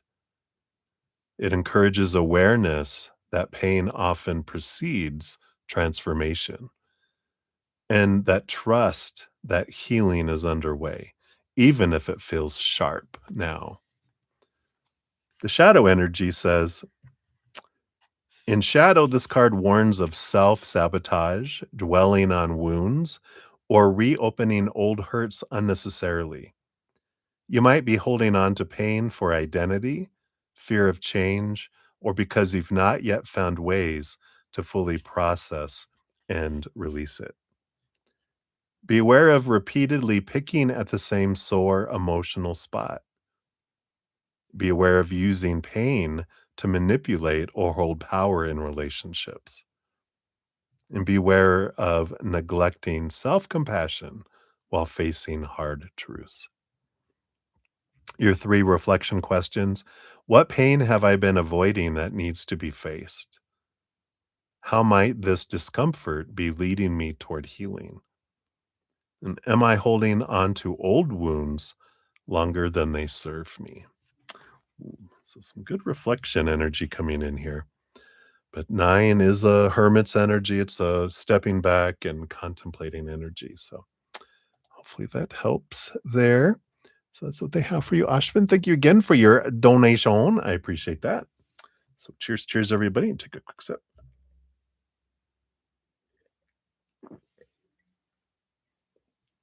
All right, turn that off there. All right. So Tim, you are up. So 20902. So Tim, here is your time stamp. And we'll give that a love and a like since it lets me hear. You want to know what happens in May and December for you. All right. You think you failed the stats quiz yesterday? Oh, that's right. So you're ready to find. Oh, yeah, stats. Oh my god, I took a statistics class in college, and ugh. So I feel your pain. All right, let's take a look here. So, based on current energies, what happens in May for you? Okay, we've got these. So I want these 2 below the surface. Don't need those. I want these here as well, right? And then December. You're ready to jump. Don't do it. I also know how that feels. I almost killed myself when I was in my early 20s. 22? I think I was 22. And I'm so glad I'm here. How many years later? So nothing nothing's worth jumping over. What's the worst that could happen? It could kill you. Well, then, why end our lives if something can kill us? Let it kill us. I'm not gonna kill myself. But I get you. Yeah, bottom of the deck. I love that you have here with the King of Wands. It is an energy of whatever you would like to happen. And we'll get details here, but this is the underlying energy because Wands energy is about possibilities, and so much of our life, um, it's like um, this whatever I focus on is what grows in my life. And I can focus in on the things that I love that's going on in my life, the things I'm grateful for. That draws things naturally to me that match that. Can also focus on the things that I feel I need and want, which is lack energy. I bring in more lack. I focus on the things I fear. I draw things. And that's my energy that draws it. And it's not punishment. It's just the way the world works. And when I'm ready, I can change my focus of my energy because my energy is what creates my life. I'm not in the back seat of a taxi being driven by someone where I don't know where they're taking me because I didn't tell them where to take me and they're just taking me somewhere. It's not that. It's I'm driving the bus. I'm driving the party bus and creator, higher self, everyone. There are in the passenger seat, in charge of the radio and the snacks and all of our spiritual posse, our puppies that are just glad to be along for a ride. They go for a ride. They're just like, let's go wherever you want to go. We're in. So it's being aware of our energy because whatever we focus on the most is what we draw toward us. So it's important to know because we're not at the whim of the outside world, right? I'm not familiar with that song either. Yeah, right. But so, you're driving the bus in this scenario here, so I like it because we're not at like I said, we're not at the whim of the outside world and just whatever's unfolding, it's I'm the one that changes my course. You're um, the author of you right? The author of your own fate, whatever that saying is, but you're the one that gets to choose, and I like that. Let's see what's gonna go on here for May here. You got the 4 of Wands and the Justice card. So May looks good. You've got this joy and celebration energy with the 4 of Wands. The Justice card brings in a great balancing energy that comes in May. So looking good. Here, let's see what's underneath the surface of that. Yeah, you got the 10 of Swords, letting go of a lot of expectations, a lot of trying to please other people, supposed to be, should be's, need to be's, have to be's, must be's. That's where a lot of our fear comes from. That's where a lot of our anxiety and stress comes from, right? It's this all that supposed to be and should be and need to be and have to be and all these expectations. Because when we have all these expectations, we feel like we're in the negative trying to get up to 0. Once we get up to 0, then we can start having success. That's what expectations and all these thoughts, these stories of this is what is supposed to be.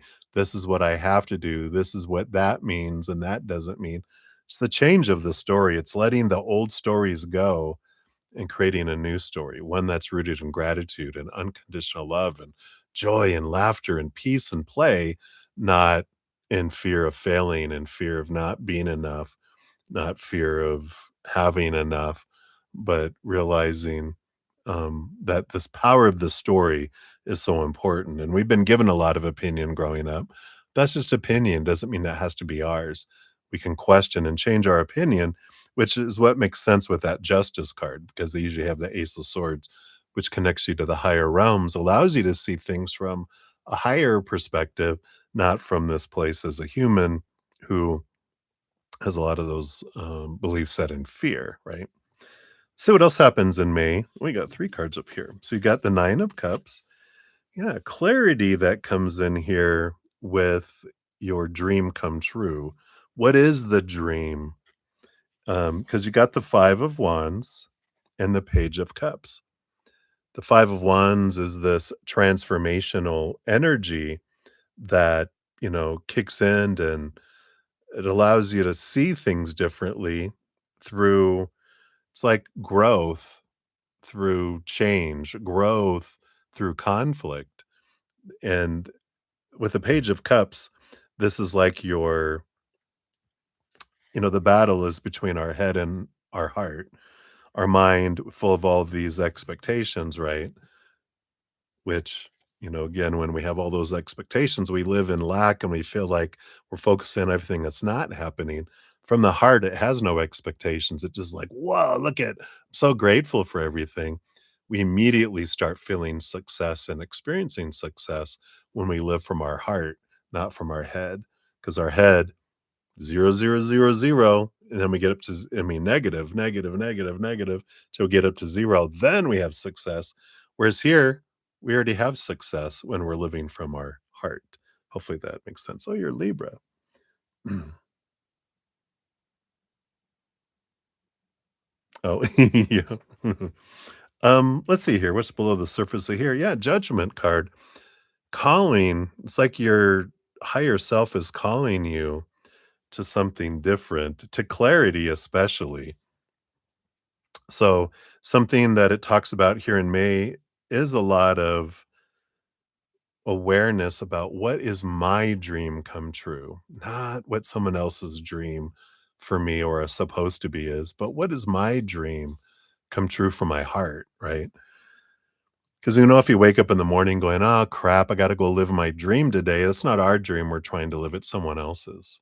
And so I think that feels like May brings a lot of clarity around what is it truly that I want, not what I think I'm supposed to want in my head. So, big clarity. I do feel here because underneath your King of Wands on the bottom of the deck, you do have the Tower, which does show about something, but with this King of Wands on the top, usually like the Tower can be something or someone's being removed out of your life. But with this King of Wands, it's you are removing something. You have the power to remove something out of your life that doesn't serve you anymore. And it's funny that you have the Eight of Pentacles underneath that, which has to do with schooling and learning. So you might be choosing a different route um, for education and what you're wanting to focus on, possibly, with all that statistic stuff you're talking about. But let's see what happens here in December. For you, you got the Nine of Wands. Yeah, you're definitely breaking through a barrier in December.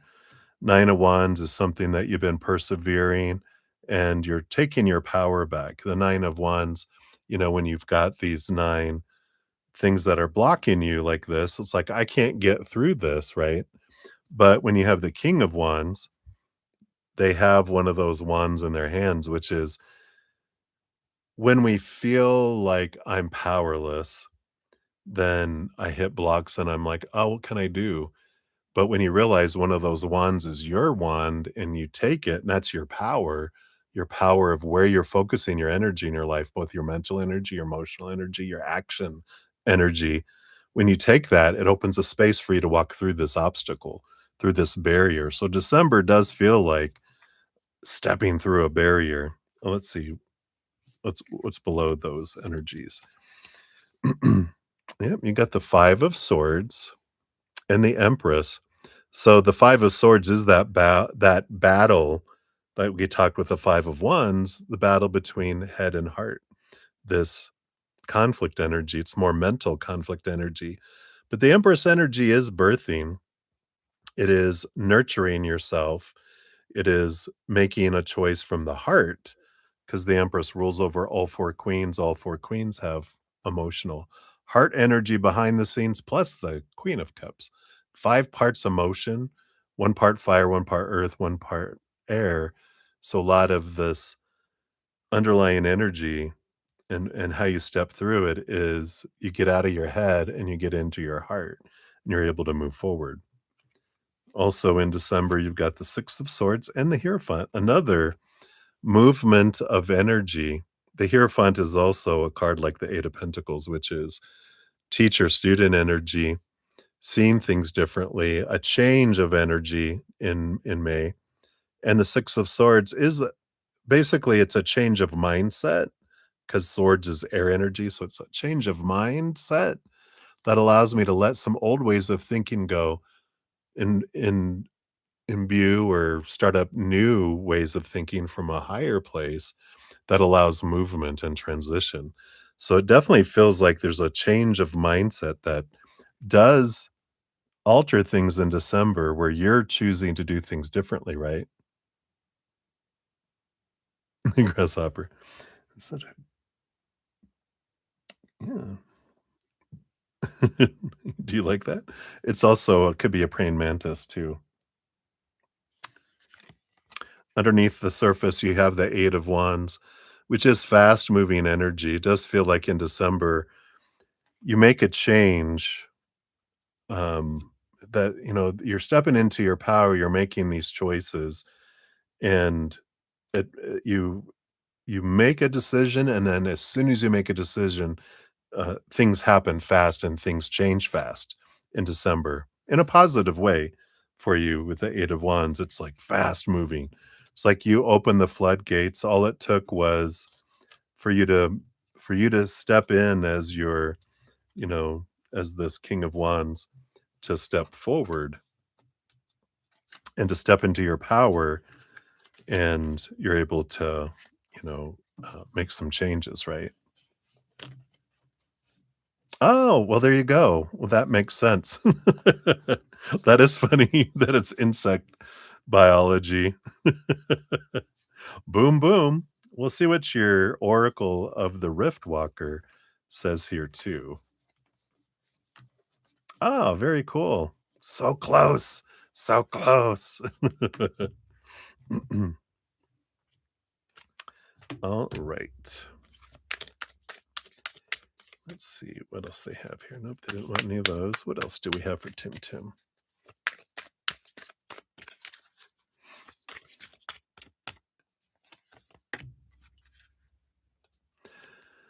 Well, you know, the 10 of Swords is letting go of expectations. The Tower was you removing something. The Justice card is clarity. Um, did we have the 9 of Swords? But, the whole thing is that it teaches us and shows us what we're letting go of. I think we had, like, the 9 of Wands and in those things, it's you're letting go and you making the change with that transformation. You're the King of Wands. You get to focus your energy, and everything is for you, bringing clarity. It's not, you know, "Oh, it's devastation," it's, "No, I am stepping into my power." When the king steps to the throne, um, it's, uh it's an energy of, "I get to decide what things mean. I get to remove things. I get to decide," you know, I'm not at the whim of anyone else. I'm the one in charge, right? So, I like that. Look, and you have the tower, but it's all together. You have the watchtower. To see clearly is not to control, it is to witness from a higher ground. Yeah, see things from a different perspective. You're letting go of small T truth rooted in fear, seeing things from capital T truth in in rooted in unconditional love, knowing that everything that unfolds is for you. So let's see here. Your invocation says, I rise above the noise. I see what others do not. Let my vision be in service, not in fear. Boom, there you go. If you fear, then you draw what you're fearing. When you go into gratitude, then you draw on things that match that, right? So the watchtower rises in times when clarity is needed. I think we talked about clarity like 100 times.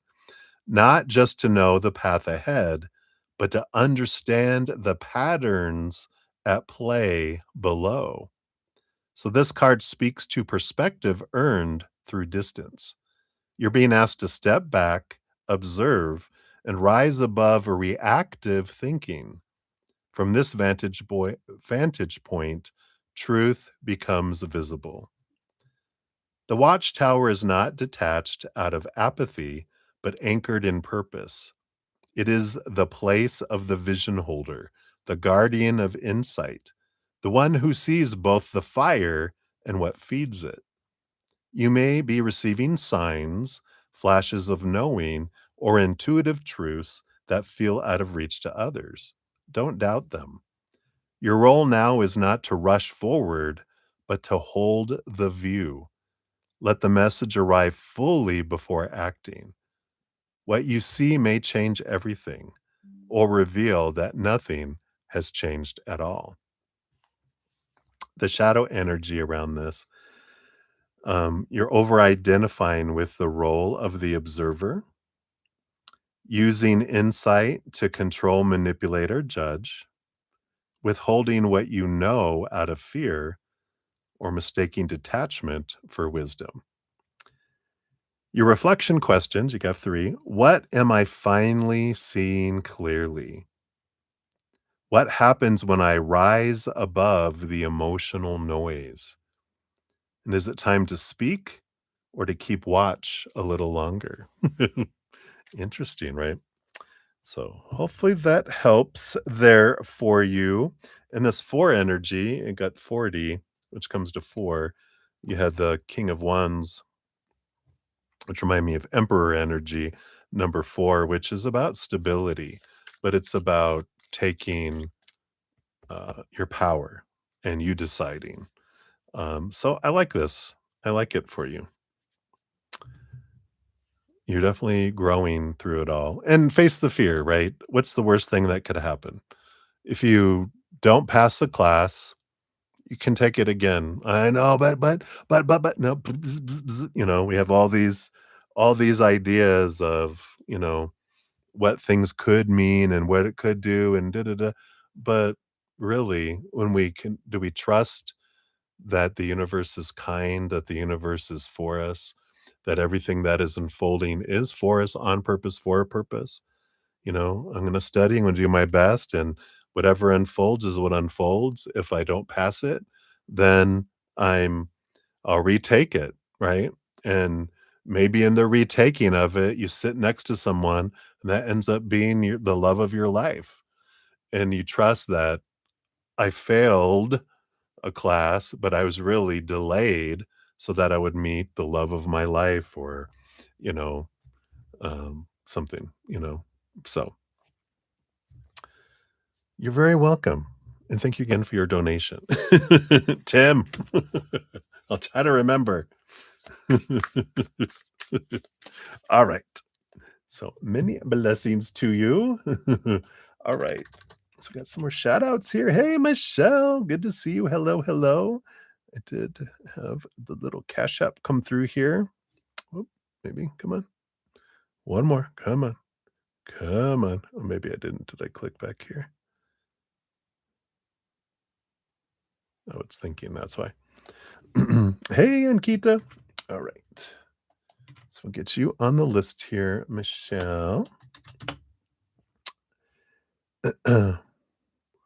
And so and then Ankita, thank you for your donation. We'll have you on the list here as well. I'll give everyone an update where we're at here in a sec here. Well, some reason oh, there it is. It just it's like, what? Why is it taking so long? There it goes. It kicked in. All right. And I think, did we have anyone else come in? I don't think so up here.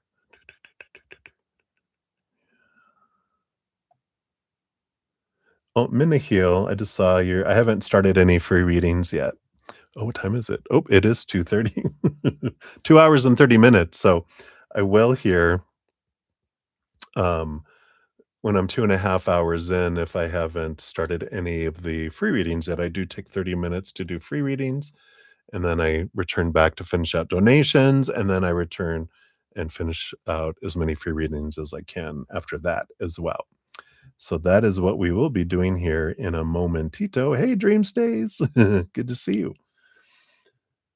All right. So for donations, where I'm at right now, after when I return to donations, I'll have Maria P. and then Ankita Moore and then Michelle Smith is where we're at.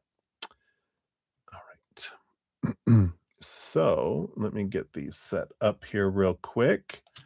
We will get into here. I can't believe it's 2.5 hours already.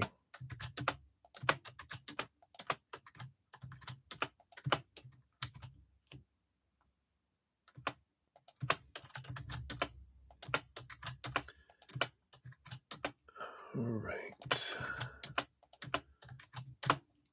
I think we got these. And Dream Stays, thank you. I got yours. I'll add you onto the free list here. You probably won't be in the 30 minutes. I've got a little list going here. Correct, Ankita. It'll be after the 30 minutes. Hey, June. Good to see you. Get you on the on the donation list here. About to start the free readings. Cold in here. I might go shut my windows real quick. So since the sun is down, I can feel the cold breeze in this room, and there's no windows open. So I'm going to take 2 seconds. I'm going to go shut some windows, and then I will be back, and I'll start the free readings, and we'll go from there. So I shall return.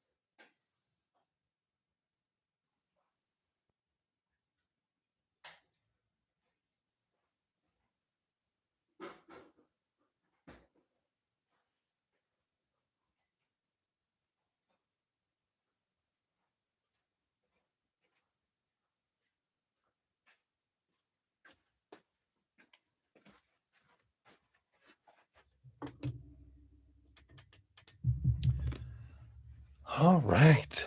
Thank you guys so much. I also went to the little boy's room and grabbed some more coffee. So thank you.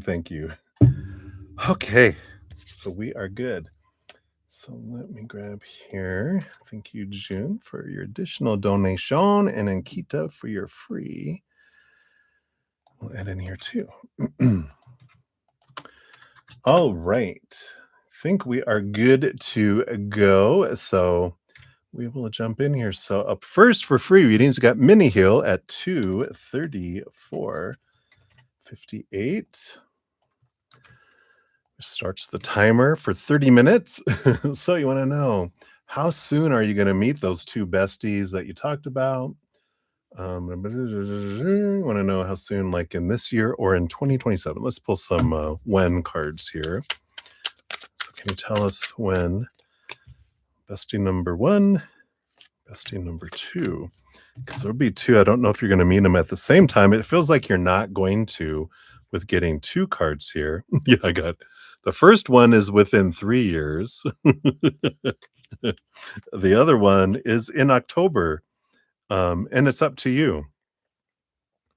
I feel like is a separate message for both of these here, because when it says it's up to you, let me just put that card up here. When it says it's up to you, it's not a faded time, right? It's always ranges.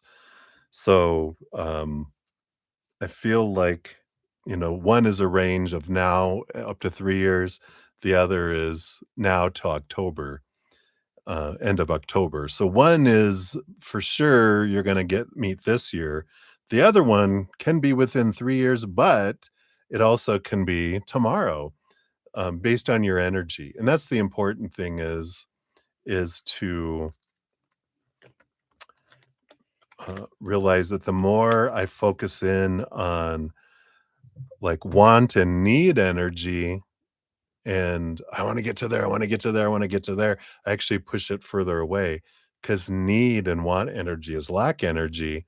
Because if I'm not grateful for what I have in this moment, then I'm ungrateful. Not really. I mean, it sounds that way, but it's I'm not focused on what I have, I'm focused on what I don't have. When I focus in on what I don't have, I get more of not having, which pushes things further away. When I'm focused on what I'm grateful for and truly and sincerely what's in my life, what I have in my life, then I draw things to me to have. So it does draw that in my direction. So that's what I feel is for you there. All right. So there you go. All right. Many blessings to you, Minahil. All right. Fairy Tale Nihal, you are up to 37:34. Is your timestamp. There you go. And is there a coming sudden opportunity or transformation in store for you? Let's take a look here. Based on current energies, what do we have coming in here? All right. Well, you do have some sort of progression happening here with the major arcana Hermit and the Wheel of Fortune that's coming in here. The Hermit card is a bit of time alone, awareness, connecting with spirit, seeing things from a different perspective, a lot of, growth kind of energy. And the 9 being an ending energy, the 10, the Wheel of Fortune, the wheels of fate turning, and being the walking out the door energy. Because 9 is really an ending number, but the 10 is I'm I've left the building. I've walked through the threshold into something new. So I do feel like there is something coming your way here, um, transformative, type energy, movement energy, progression energy. And this wheel, not the wheel, well, the wheel, but it has the full moon on it, which is a culmination. Again, it's reaching the climax of something and then starting to what are you removing to plant something new. So very much I feel like there is something coming your way here. It is something with that Wheel of Fortune, it feels faded where, still even fate things are, ranges of time. But I do feel like this is something that you wanted to definitely have and experience. So it's a significant ending and beginning energy that comes on that allows movement, allows this rebirth. So, yes, there is. If you want more specific, like what is it? well, we can ask in another session, since we were asking just, is there something there confirming that it is? But if you want to know what is the transformation that's coming, that's the way we'll ask it if you want to, or if you want to make a donation, we can dive deeper into it. Otherwise, you can do it as a free reading on another one of my sessions. Right. So many blessings to you. All right. We have Ravit is up 24014. Hello, hello. Good to see you. Here is your time stamp. So a general read. Let's see here. What does Spirit have coming in here for you? All right. Evidently that one and this one. So you've got the Emperor and the Four of Wands. So you definitely have these solid four energies coming in. The major arcana number four with this minor arcana Four of Wands. Joyful celebration, gathering energy with the Four of Wands. And it's interesting because the Emperor energy that's coming in is normally clearing the throne room, deciding what I want, from my heart, not from my mind, clearing away all these self-appointed advisors with all their opinions and information and put them in that box on your way out. I need this time alone as the emperor to decide what I want. And there is something here about, because the four wands can be a marriage card or a gathering celebration card. But I feel like you're stepping into this energy of deciding what it is that you want, either in the actual wedding ceremony or what marriage means to you, this gathering, of together of everyone's energy, but it's you deciding what it is. And I know in different cultures, sometimes we don't have say so in some things. And if that's the case, there is this energy of, energy. There's this energy of energy. That's funny. But it's, I still decide within me where I'm putting all my focus of my energy. And because if I fear, oh God, oh God, oh God, please don't let it be that. Please don't let it be, oh God, it's that. Because I drew it in instead of, trust and creator, I hand this over to you. You know what I want. I know what I want and why I want it. And I trust you're going to bring me the perfect person, perfect situation, perfect timing, whatever it may be. So there's this, um, releasing what's outside of our control, but focusing in on higher vibration for what is in our control, I feel is what's coming in here. So hopefully that resonates. That's what they have for you, my dear. Many blessings to you. All right. And then Heaven Rare Gem, you are up at 242. Yep, 53. Here you are. And some reveals on your future life partner. All right. Yeah, let's take a quick sip here. Got some nice hot coffee. Yum, yum, yum. Okay. What else can you know about your future life partner here? Nope, none of those. All right, and this one here. All right. Well, one of the things, the combo here is really, I really like this because I know it looks scary, right? But the Hanged Man is all about transformation, and the Five of Swords is about a lot of conflict. So it's you know, growing pains that they've already gone through. By the time you meet them, they've got a lot of transformation. They I feel like they grew up in a very, it's conflicting, a lot of arguments, a lot of yelling, a lot of not being heard, a lot of people all yelling, that they really learned to be still and to be quiet and be, really withdrawn to themselves. And but they've learned since then, they transformed since then and looked into those feelings and thoughts about what, um, what they felt, the patterns, the beliefs that were formed during that. They've like done their therapy or they've done whatever they needed to do to break out of that cycle to where I feel like they're even maybe in some sort of counseling um, career or occupation, because I feel there's like I'm getting this strong urge that they've learned a lot about communication and how to communicate. Like, I don't think they're doing like marriage counseling specifically, but I feel like they're really in tune with trying to help people. Yeah, even with this here on the bottom, helping people change. Um, Being a source for people to be able to open up and learn how to communicate with one another, because that was such the big thing that happened that I feel like they really, wanted to had a big interest in it because of what had happened. So a great communicator, because they know how to do that there, they know how to do it, with their loved ones around them too.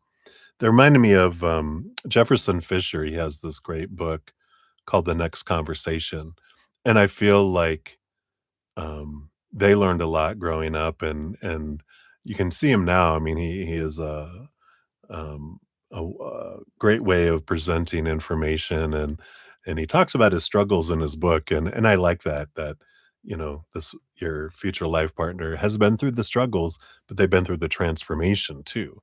So, you get to have the benefits of the struggle and not have to deal with the struggle. Hallelujah. All right, so that's what they have for you, my dear. Many blessings to you. All right, explainer life, you are up to 4624. That's yours. And you want to know Parveen's thoughts about Minu. All right, let's take a look here. So, what are Parveen's thoughts about Minu? Oh, they got the Knight of Swords and the Five of Pentacles.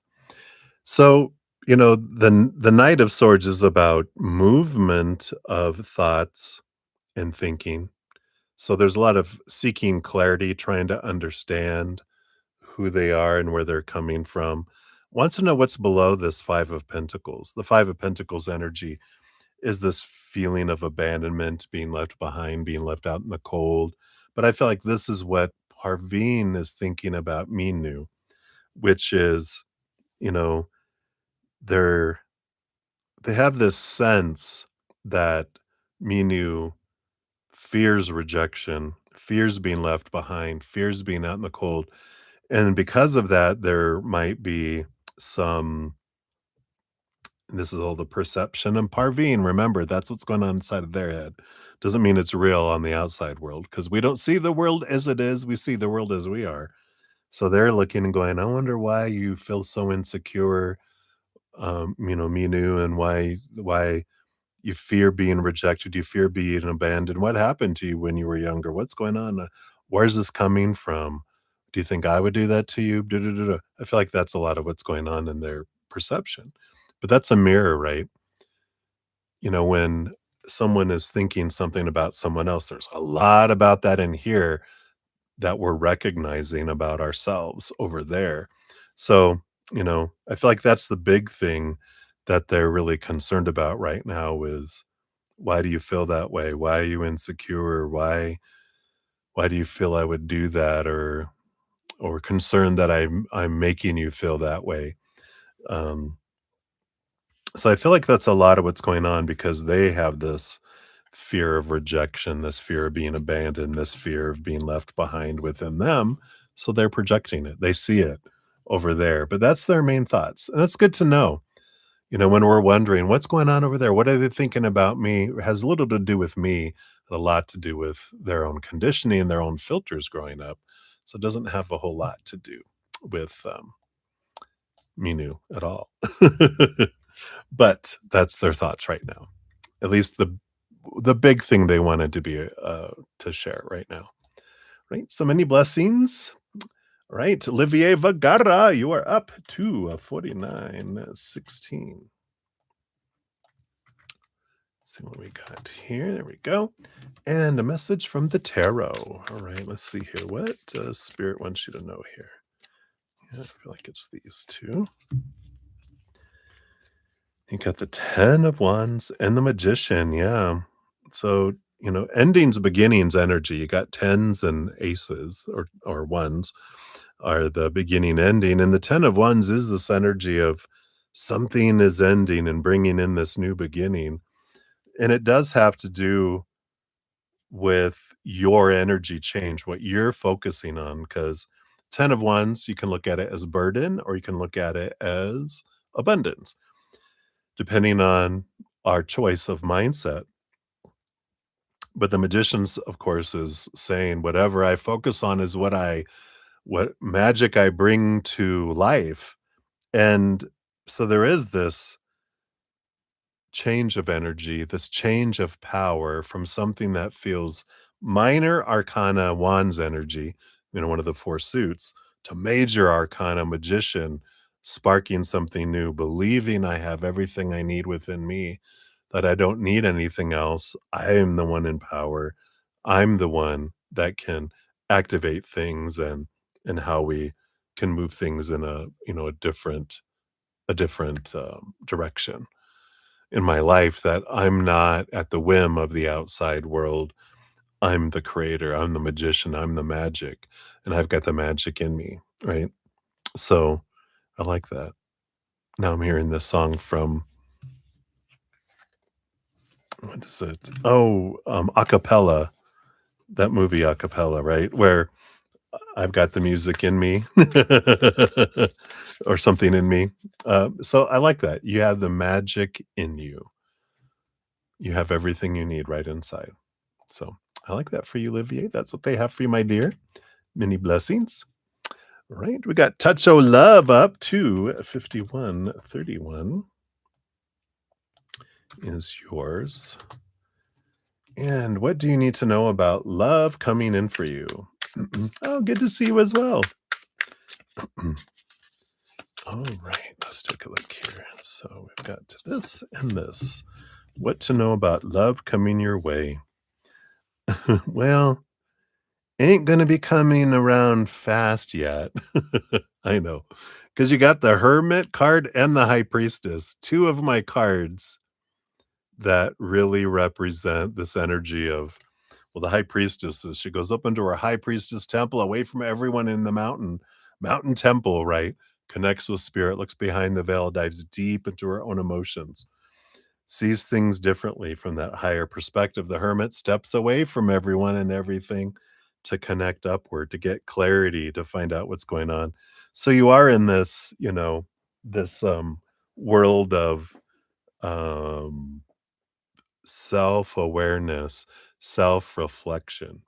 You know, love starts here. And because if I don't raise my own love vibration, my own sense of self-love and self-worth, then I'm gonna keep drawing in what I've always drawn in. Because if I keep doing what I've always did, I get what I always got. And as we raise our low vibration, we start drawing in things that match that. So the things that we can do to focus on our self-love. A great book, The Path to Love by Deepak Chopra. It's been around for decades because that was one of the books that really was a life changer for me to help me find my self-love, which so it's a great read, great book. I've read it 3 or 4 or 5 times and learned something new every single time. As we develop and go to different levels, we see things differently and get the different messages. So, and it's been around forever. If you ever want to pick it up, you could probably pick it up at a used bookstore or a used bookstore online for very little. But I feel like that's the kind of thing that this is encouraging you to do, is use this energy for self-reflection. Use this pocket of time because it's slowing down to give you the opportunity to do that. And the more you raise your vibration, it speeds things up and draws you guys closer together as they're working on their self-love and you're working on yours. But otherwise, it goes really, really slow. So that's what I got for you, Touch of Love. So many blessings to you. All right. And then we have Fallon. Hello, hello. 25423 is yours. So Fallon, here is your timestamp. And a general reading for you. Let's see here. What does Spirit want you to know right now? Thank you. These two. You've got the Fool card and the 5 of Swords. Yeah, the conflict is about to end. And the more you get out of your head about the supposed to be, the should be, the need to be, the have to be, the expectations, and look at the world as full of possibilities, you begin this new adventure. That's what the Fool card is. First card of the major arcana, the Zero, which is all about ending of an old cycle, the old ways of looking at things. You're changing your mindset. You're changing your story about things. You're questioning these expectations and thoughts and beliefs. It's freeing you up. Full card is like a little kid who goes and, looks at life before they're conditioned by the, "No, no, this impossible expectation, blah, blah, blah." They're looking at going, "Wow, the world is full of possibilities. I could do anything." And they're like, "Yeah, you could." And this is this freedom energy with this 5 of swords. Whatever this conflict is that you either are just experiencing or just finished experiencing or about to, but it feels like you're in the midst of the aftermath of some big conflict. It's to set you free, because when we have conflict, that's our growth energy. It already is running on autopilot below the surface, right? Um, and so it's already impacting us. But when conflict happened, it's like, "Hey, I'm right here," and you're like, "Oh, I see you now. I can't ignore you. It's here for us to look at, to free us, not to slap us around, but to free us, because we can now transmute it. We can now transform it." So I feel like that's what they have for you right now. Hopefully that helps. That's what they got for you, Fallon. Many blessings. All right, we got Maria M9P. You are up. Got a couple Marias, so this is not Maria P, but Maria M9P. So here is your timestamp, and you want a general for the next 2 days. Take a look here. Got that one. What else? Okay. Got the Six of Wands and the High Priestess. So there is a little bit with the High Priestess of trusting your gut, trusting your intuition over these next couple of days. Step away before making decisions, breathe deep, connect higher, connect with your heart in making decisions. If you're unsure, close your eyes and open your heart, and you'll know what to do. Six of Wands is a victory energy, a flowing energy. So as long as you trust your gut and you trust your instinct and you connect to that place within you in calmness, breathe, right? You can come into this place where energy just kind of aligns, and you just know what to do. Can also, if you're unsure of which way to go or what decision to make, I just feel like with these Six of Wands, it almost reminds me of they're bringing messages. Instead of carrier pigeons, you've got carrier swans or ducks. I think those are ducks. Maybe they're swans. I don't know, but they're not carrier pigeons, but they're bringing you messages. You can just ask spirit, "Can you show me? I need to make a decision. I'm not sure what I want to do. Can you bring me the information that makes this a no-brainer?" And they will bring that to you, and you'll know, "Oh, okay. Well, that's obviously the route I'm going to go, because that is exactly what I needed to know." So I like that for you, for this next 2 days. So that's what they got for you, Maria. Many blessings to you. Right. We got Brenda Globy, 25835. So Brenda, there's your timestamp. And what did A do or say that made H hesitant to come forward and ask them out? All right, let's take a look here. Cheers to you.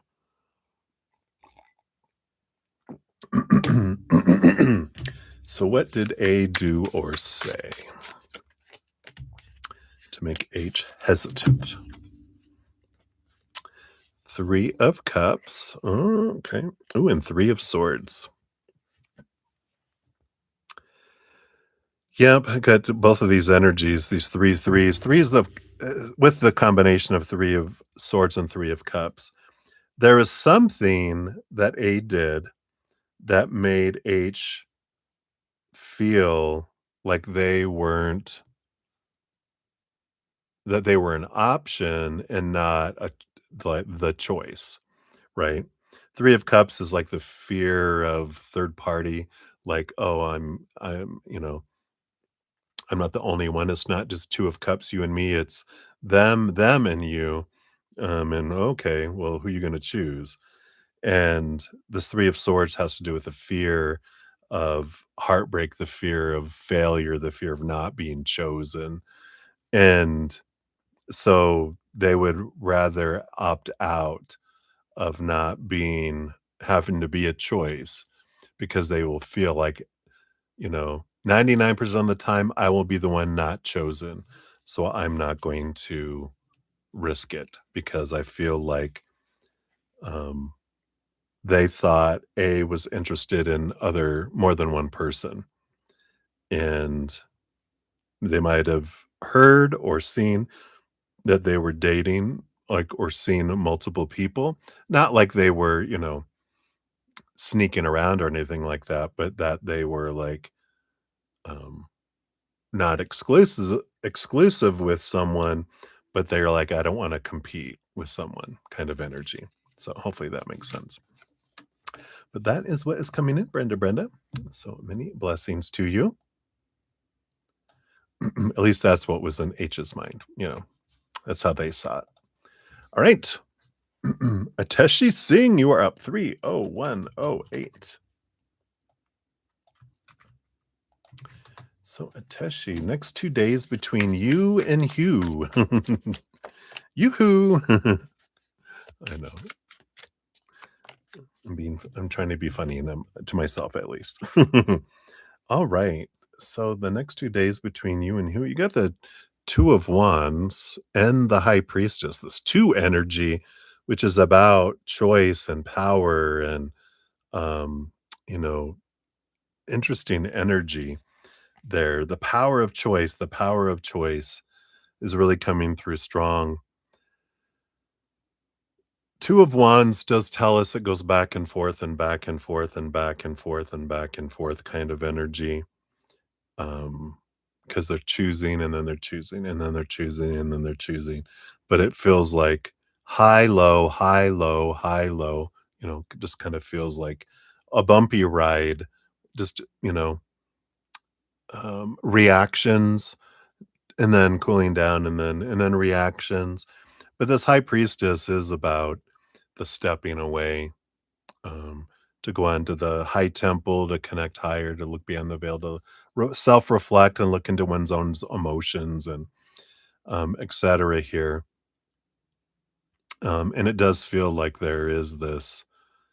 It just feels like a pendulum swing that what they're showing me is like a it would be like at a nuclear plant or something like that where, they have the gauges where it goes from green into red, a danger, danger, back into green, back into red, and all the pressure's off. Oh, the steam's back up or the pressure's back up. Radioactive.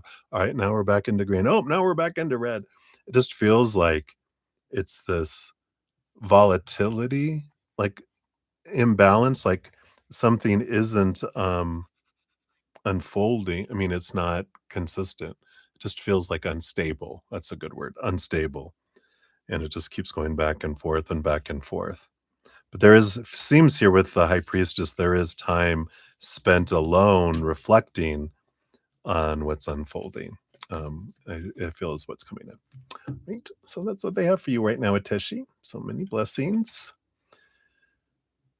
All right, let's see where we're at. We're at 2:30, almost 2:35, so that would be 3:05. So we got probably one more here, and then we will return back to donations for a little bit.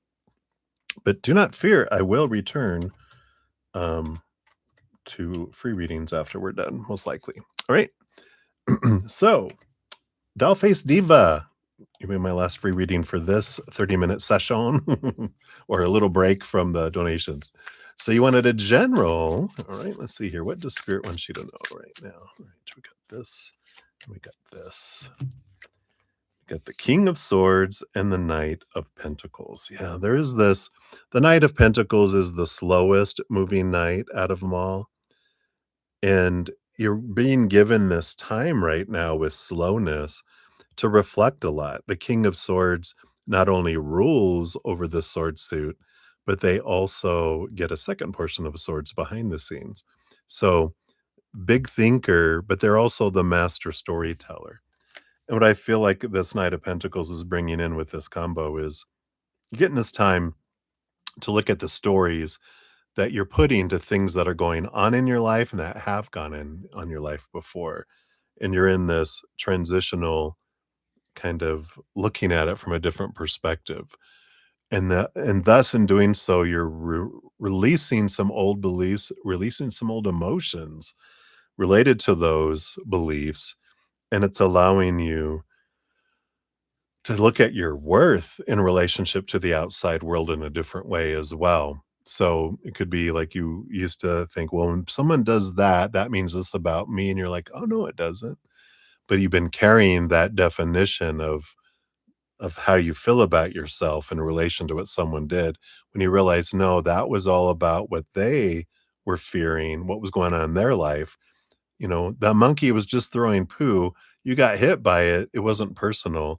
You just happened to be close by when that monkey was freaking out throwing its poo, right? You're like, bleh. But you carry it around with you. Now you're like, I'm changing clothes. I'm letting that go. I'm not even going to wash it. I'm just going to throw that away. I'm gonna go give that to the monkey. The monkey can wear the poo-covered shirt if it wants, but I'm not anymore.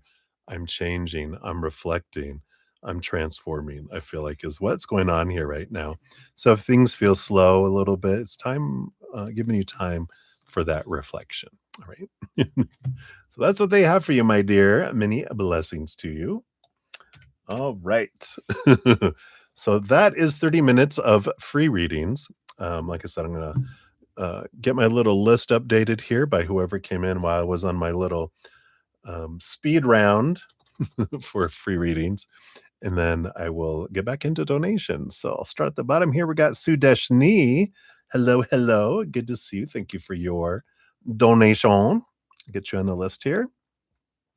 And we have Sudeshna times 2. So we'll get you on the list here as well.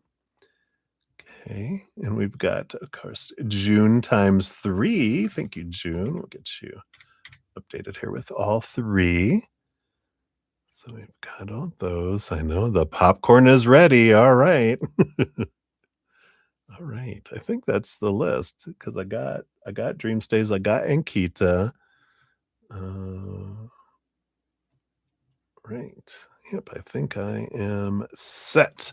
So for donations where we're at, so Maria P will be up next, and then Ankita Moore, and then Michelle Smith, and then June times 3, and then Sudeshna times 2, and then Sudeshni in there as well. So that is where we are at, and we'll dive back in. So cheers, everybody. Thank you guys so much again for being here. I love you guys so much. Cheers, cheers to you. And thank you for all the thumbs up, too. It does help spread the Zen love, and I'm so grateful to be part of the love tsunami along with you. When you guys do that, it helps spread the love. So thank you. All right. Yum, yum. All right. Let's get back into it. So Maria P, you are at 308.36. There is your time step, and we will eventually circle back around. You'll be up for the first. When I get back to free readings, you'll be up first for that. All right, let's see here. You are over here. Let's bring up your questions. See what we have here.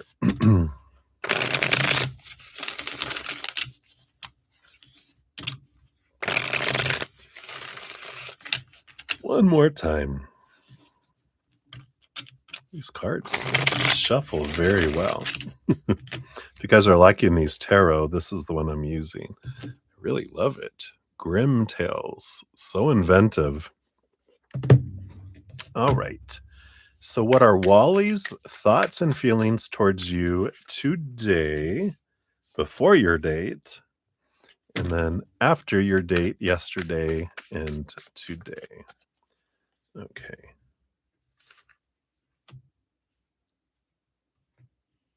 So that's after your that's today. That's right now. This was after your date yesterday. Oh, and that was today. Okay, so that is today's over here. Okay, I get it.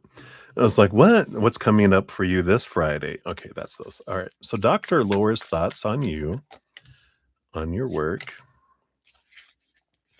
What's coming for you at work? Does Dr. Laura realize you're doing a good job? And a message from Wally.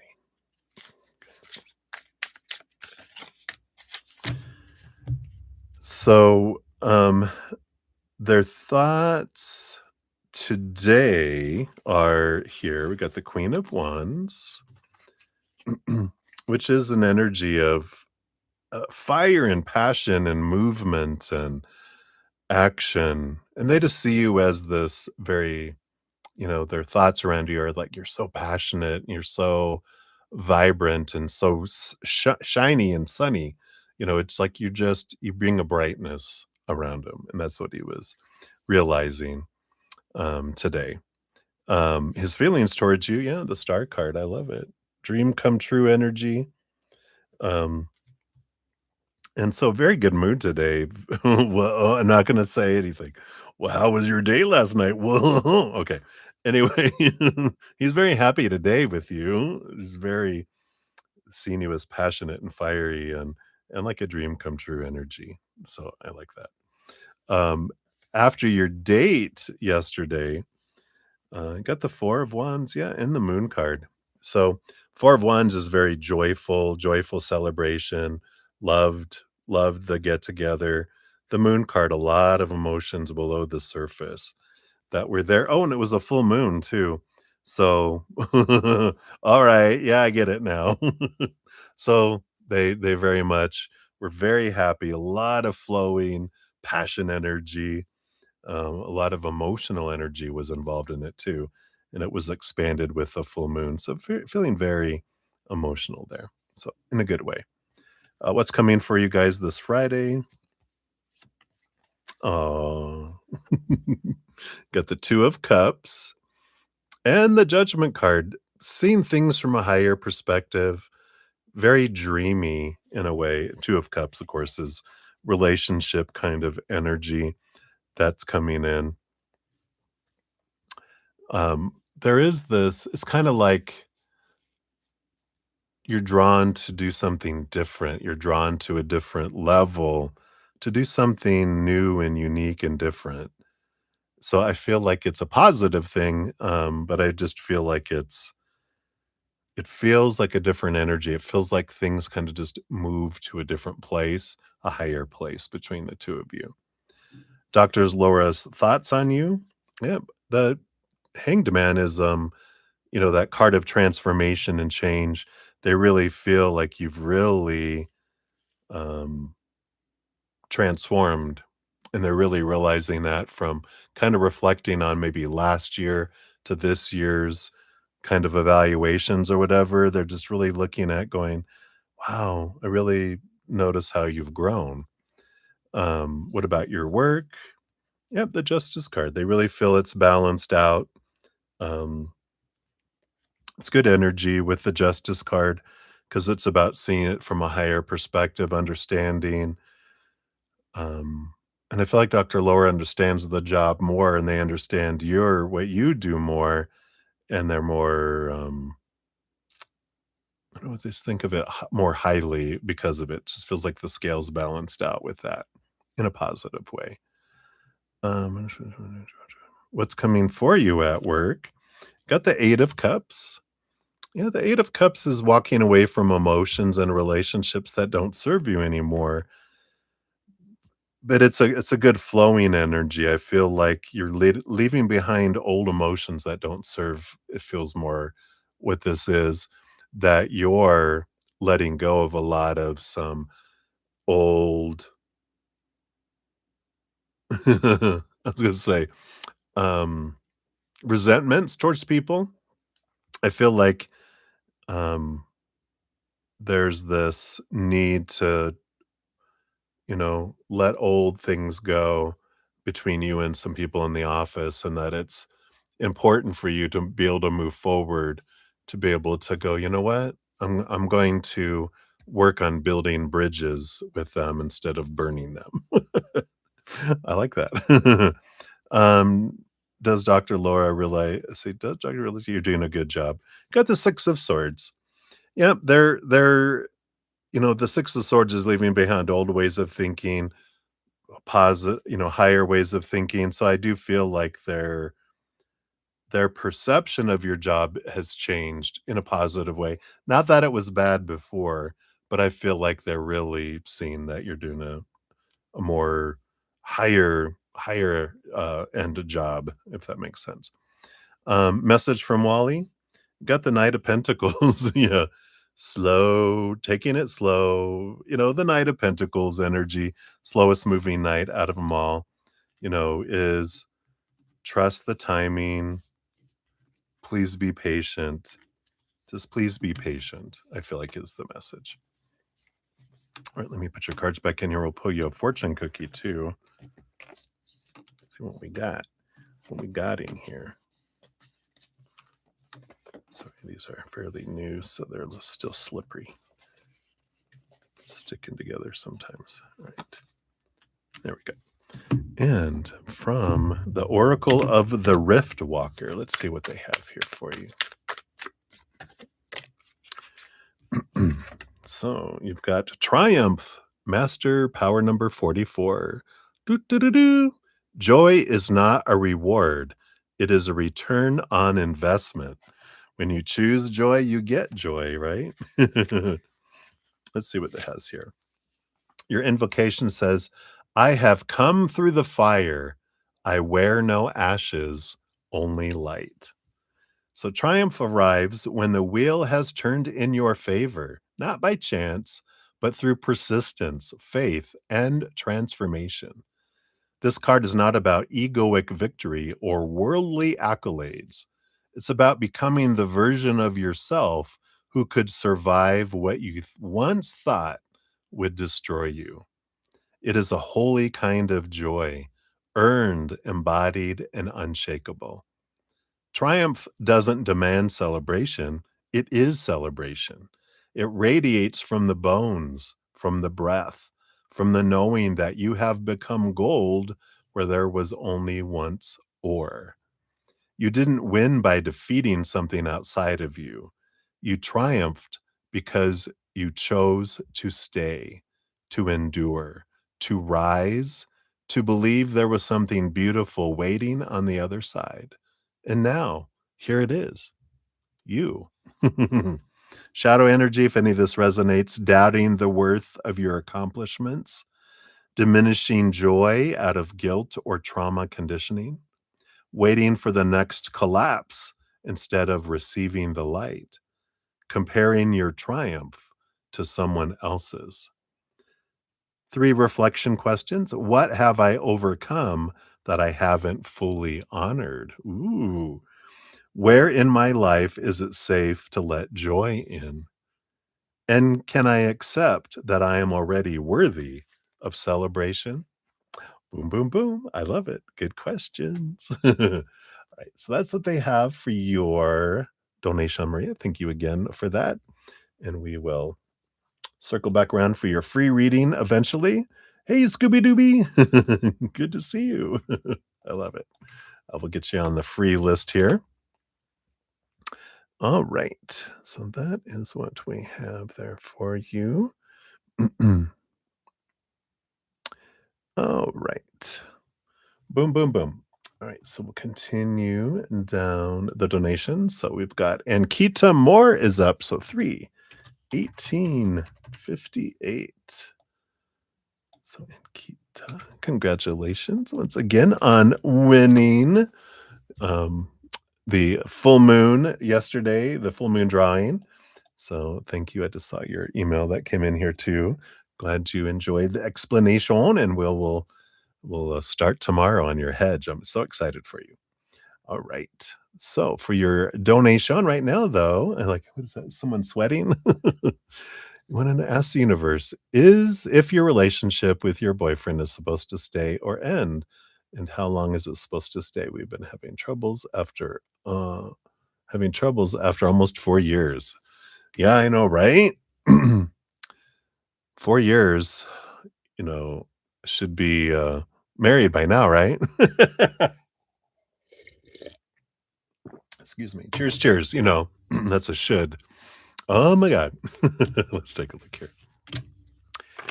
So, with spirit, we'll take a look here because there's no supposed tos when it comes to spirit anyway, right? There's just different choices with different experiences, different outcomes. I'll ask here first if is this a fated relationship? Um, is this something that was agreed between the two of you to last forever and ever and ever and ever, and you guys just need to deal with it and, whatever. So we'll ask that first.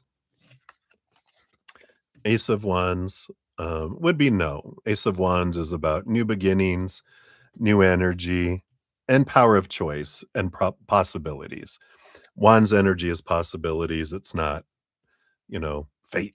It's you get to choose. So it's not fated. So we know that. And then based on current energy, let's just take a look here. If you choose, let's see here, based on both of your choices, is how we'll look at this. Based on both of overlaying your path and their path, what's the likelihood based on current energy that you guys are staying or is it ending? Because that changes based on choices, right? So you do have the Nine of Swords. There's a lot of fears, a lot of expectations. And the Medusa feels like your relationship is turning to stone, huh?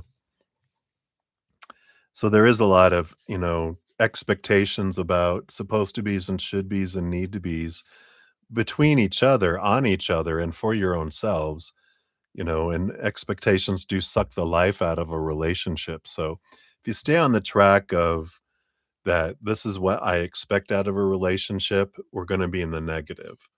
Always doing all this to try to get up to zero. And then once we get there, then that's when abundance starts. If we get rid of expectations and just have gratitude for who someone is, when we live from the heart, there's no expectations and we have success immediately. Because that's what happens when we meet somebody and our heart is like, "Ah," and we're like, "Oh my god, they're wonderful," right? Because we have no expectations. Everything feels like abundance. Then the mind kicks in and goes, "Let's move this wonderfulness over into our analyzing mind of all these expectations." Go, "No, there's lack here. There needs to be more for it to get up to 0." And so if we live off of those, "Oh, it's supposed to be this, it should be this, they should be doing this, they're not doing this is what's happening, this shouldn't be happening, blah, blah, blah." We get more of that. When we focus in on what we're grateful for in someone, then we get more of that, and then other things too. It grows instead of shrinks and feels like it's being contained or turning to stone, like this Medusa. So, based on right now, it feels like it's going to work towards ending if it stays on the course that it's on. It feels like it's going to, but, it's something to learn now that because if you take Medusa's head, like they do in, was it Sinbad and the Seven Seas or whatever? If you take Medusa's head and you take it into another relationship, all those expectations, it's going to kill that relationship too. It'll continue to kill relationships till you realize I don't need this Medusa's head with all its snakes and expectations. When I get rid of that, a relationship can thrive. So, um, I feel like that's a big thing that's coming in here. Based on current energies, with this ending, where is it headed? Like timing, when is this ending? Um, predicted. Okay. On a rainy day in November. So it's still kind of last and go back and forth and back and forth and back and forth, but it feels like right now it would end in November. But of course, that can, again, the future fluctuates based on our moment to moment um, decisions, right? So I feel like that's the thing to know here. And so you can kind of experiment. Well, we're going to pull an oracle card here for you too from the Rift Walker. But I feel like the message that they would have you know is you can experiment with this relationship and go, what will happen if all I did is focus on what I love about them and what I'm grateful for? Like, do a little journal, you know, about what, when I met them, what blew my mind about them and what made my heart go, oh, wow, write down all the things I loved about who they were when I met them. And then write down all the things that you still love about them and are grateful for about them. And then think about the things that you have been grateful between now and back then, the things in between, and see how that changes your perception of them. And even look at yourself, ask yourself those same questions. What did you love about who you were when you first met and who you are now and the in betweens in the relationship specifically? Who am I in this relationship, right? Well, you got the another you had the ace of wands to start off. Now you got the number one in this one too. The ferryman's tale. What price are you willing to pay to arrive at destiny's door? What are you willing to do for love or whatever you feel is there, right? Let's see what it says here. Your invocation says, no one crosses unchanged. No one crosses alone. The toll is not always gold. Sometimes it's a truth, a name, a wound, a dream you must leave behind. The message is you are in a moment of crossing, a threshold between what was and what will be. The ferryman appears when your soul is ready to journey into a new stage, but not without cost. This is a sacred transaction. Transformation always asks something of you. What will you surrender in order to move forward? The toll may be an outdated belief, a toxic attachment, a comfort you've outgrown, a version of yourself you can no longer carry. This is not a punishment, it is passage. Pay willingly and be reborn. Wow. I like to read the shadow energies of the cards too, just see if it resonates. It says, you may be resisting change because you fear the cost. You want the new path, but not the letting go it requires. Oops. Or perhaps you've already paid too much and wonder why you're still stuck on the shore. The toll is only ever meant to free you, not drain you. Check that you're not trying to overpay, prove your worth, or cross rivers not meant for you. Let's see. 2 reflection questions. What am I being asked to release before I can move forward? What toll have I already paid that I need to honor as sacred? Wow, powerful energies here. The hedge has begun. All right. So that's what they have for you, my dear. And I do believe we do have a free question. We'll circle back around for that eventually as well. Right. So many blessings. Thank you again for your donation. All right. So let's take a look here. I think up next, yep, we do have Michelle Smith is up next. So 329 even for you, Michelle. Boom, boom. Thank you for your donation via the Cash app. And I do believe you are up here. There you are. So a reading on your son, Trell. What do we see? All right. So cheers, everybody. So glad you're here.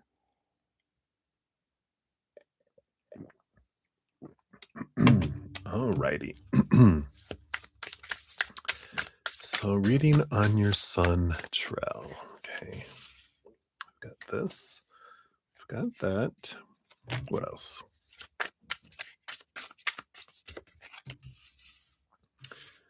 So those two leading to this, leading to these three, these two,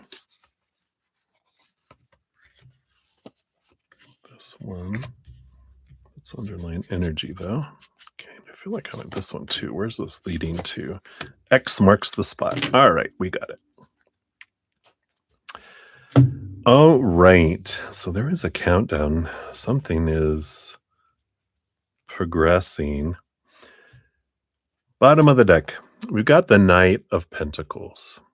So in addition to like a real slowness having entered their life, this is also, are they a Scorpio? I don't know why. I saw the Scorpio all this time. Been using this. Excuse me, but it popped up here. Definitely this deep diving energy of on a quest of understanding their worth in relationship to the outside world. So it does feel like things really gone into like, like from the Matrix, how it slows down. It's kind of like it feels like it's going really slow, but it's for them for reflection purposes. And I feel like they are on this quest of really understanding a lot about their worth in relationship to the outside world and where their true worth lies. Let's see what that's the bottom of the deck. We've got the Six of Cups. Yeah, there is a lot of reflection into child energy here with the Six of Cups. Reflection back onto childhood, but I do feel like here, let's see what this other card. I feel like someone's coming back from the past. Yeah. The Page of Swords. There's been some clarity, some new communication that's coming in here from someone from the past, but that's like the purpose of it is to reflect on their past childhood because there's something, a belief they developed in childhood that's been, of course, echoed in their relationships. And this is all kind of bubbling up all at once here, especially with all these eclipses that are going on. That's super reflective energy, having them see a lot of this that's backward but inward at the same time. Physical world backward, but emotionally inward. And there's like this uh,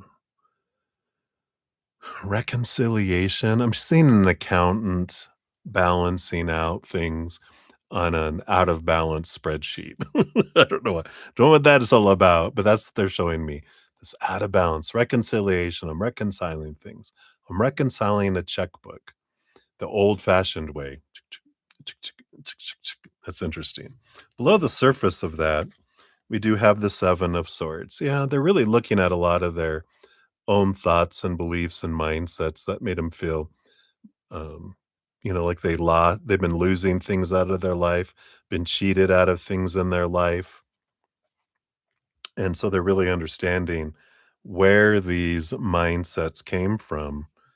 And this is what's at least this is the purpose behind the rattling of the cage per se, the striking of the scorpion, you know, to prick, to get attention, to review and to analyze in a way. So I do feel like there is maybe this is progression. The 3-2-1 is a progression. We'll see what this is though. Let's see what is it bringing them here.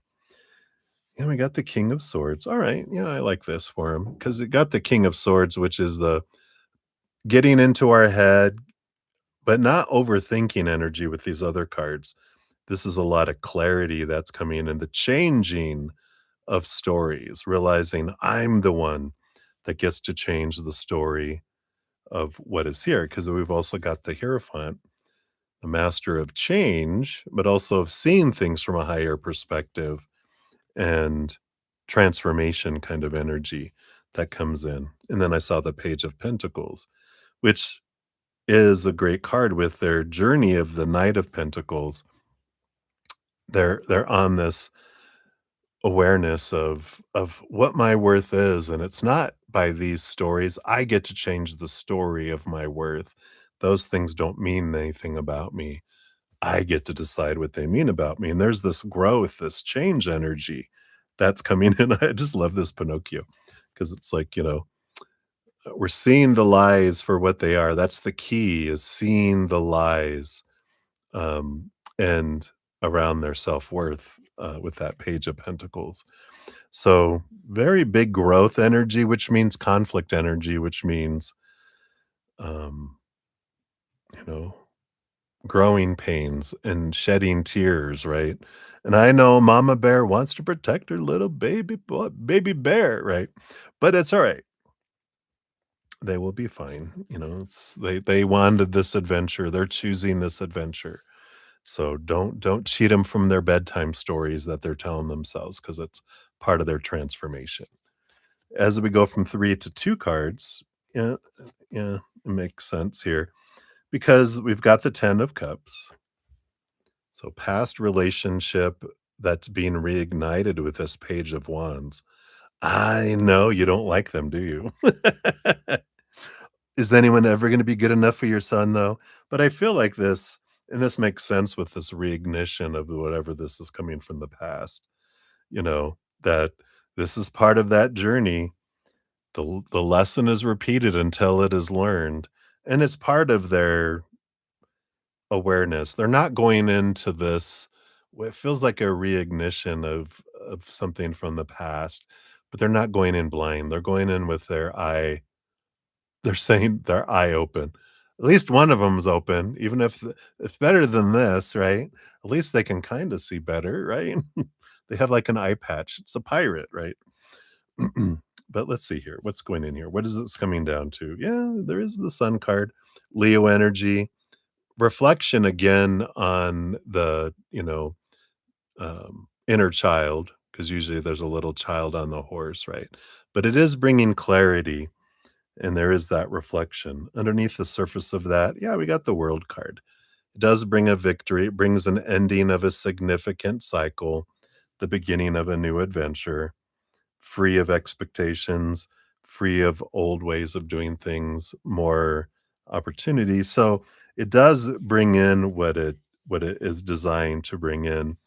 And the X that marks the spot, I love it because, we had the 7 of swords, which was the energy of discovering the deceitful thoughts and beliefs and mindsets, and maybe the deceiver, uh, maybe someone that lied to them in the past, right? But we've got the 8 of swords, which is realizing what of my own thoughts and beliefs and mindsets had kept me limited and blinded and bounded and restricted and small. And now I'm recognizing I'm the magician. I've got everything I need on that table in front of me. I don't need anything in the outside world. I'm finding I am what I need. And that um, changes the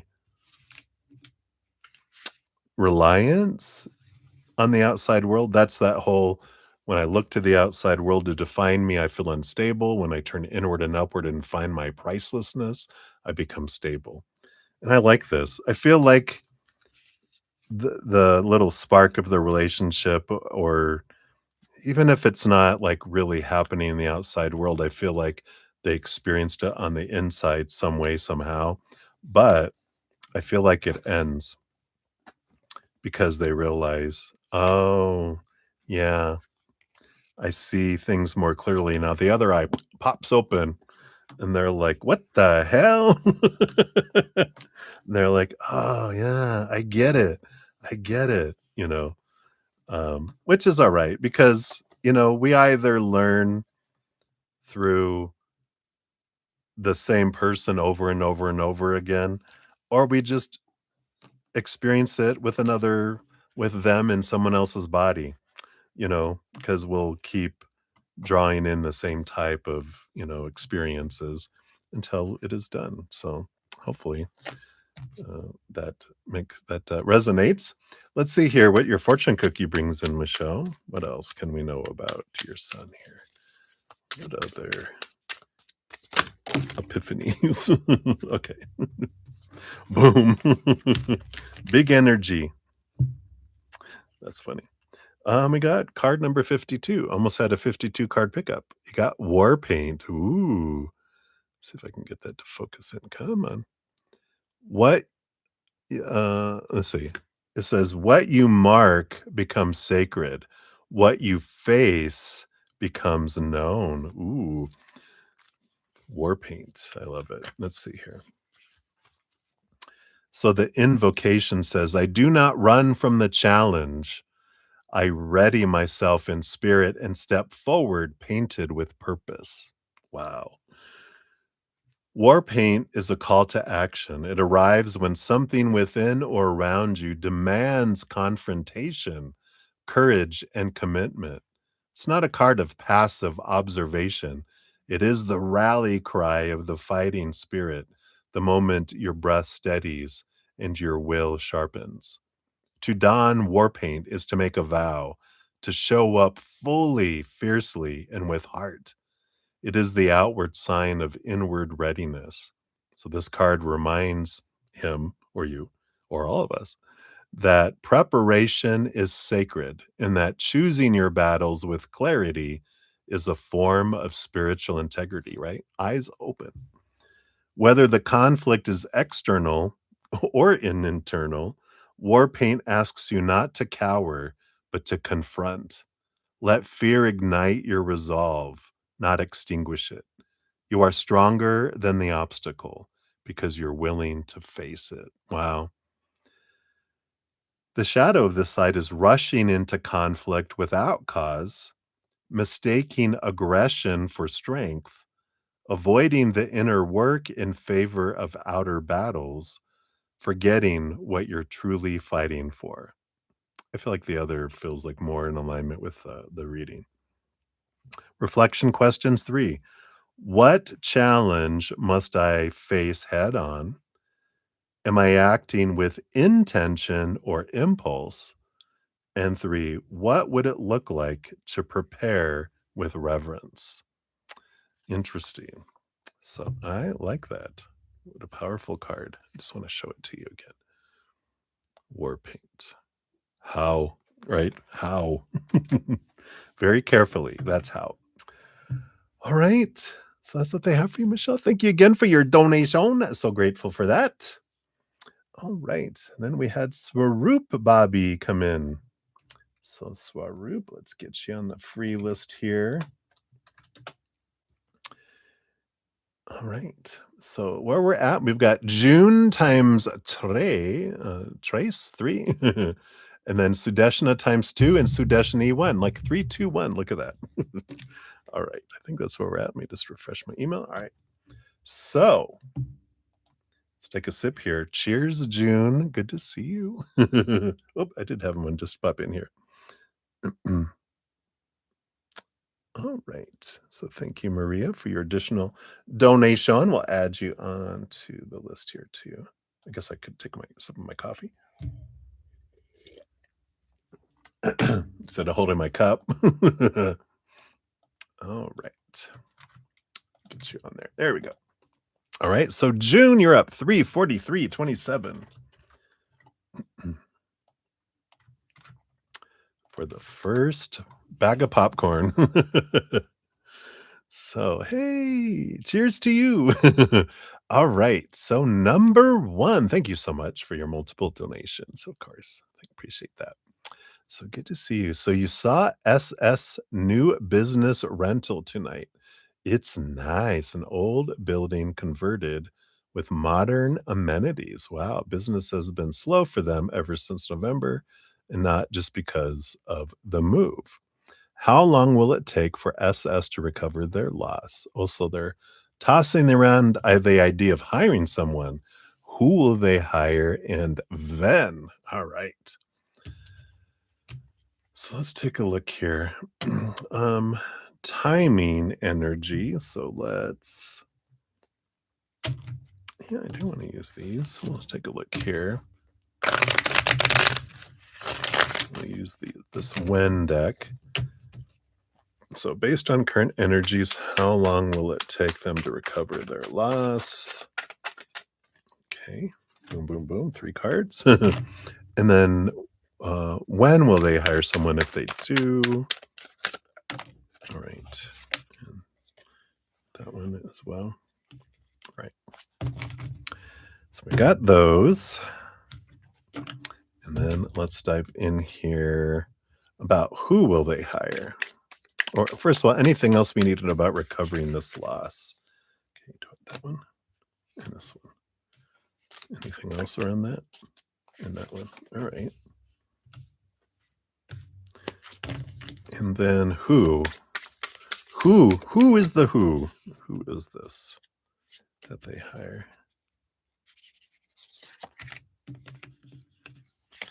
And they went that one there. All right.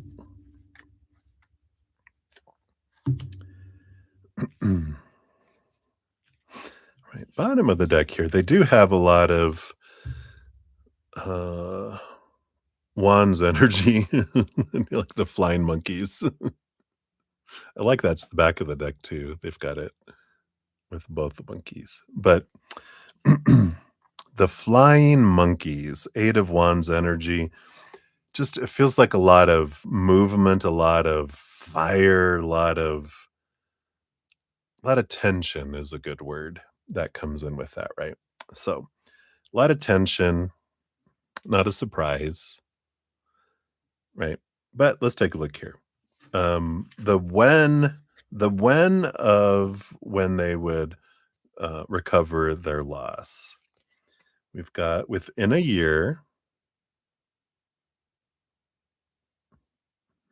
It is a circus, right?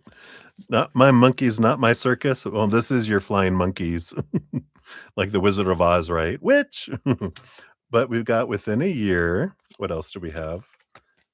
In April is going to be a big change in it, but it's up in the air too, with this up in the air feel to it here.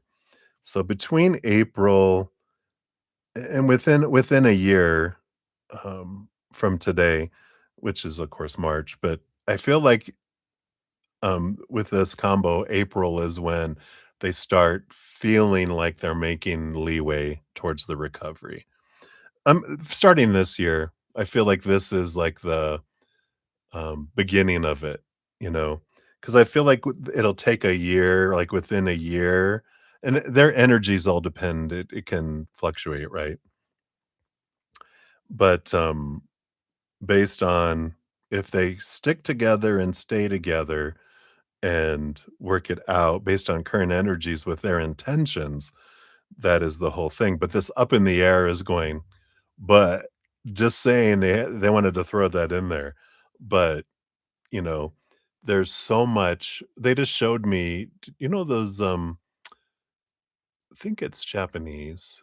It's Oriental, but they have these little games that have all these little metal pins, and you drop a ball and go dig dig dig dig dig dig dig dig dig dig dig dig dig dig dig dig dig dig, and then they have all these little things on the bottom that where it falls is how many points you get or what you win or whatever. So it's pong pong pong pong pong pong, and that's what they're showing me is up in the air. They're like, well, you know, but it's so unpredictable, but they're like, based on current energies, you're like, that's where it's headed, but who knows? Pong pong. It'll go somewhere else. Pong pong pong pong pong pong pong. All right, let's see what else they want us to know about this, catching up on it, right?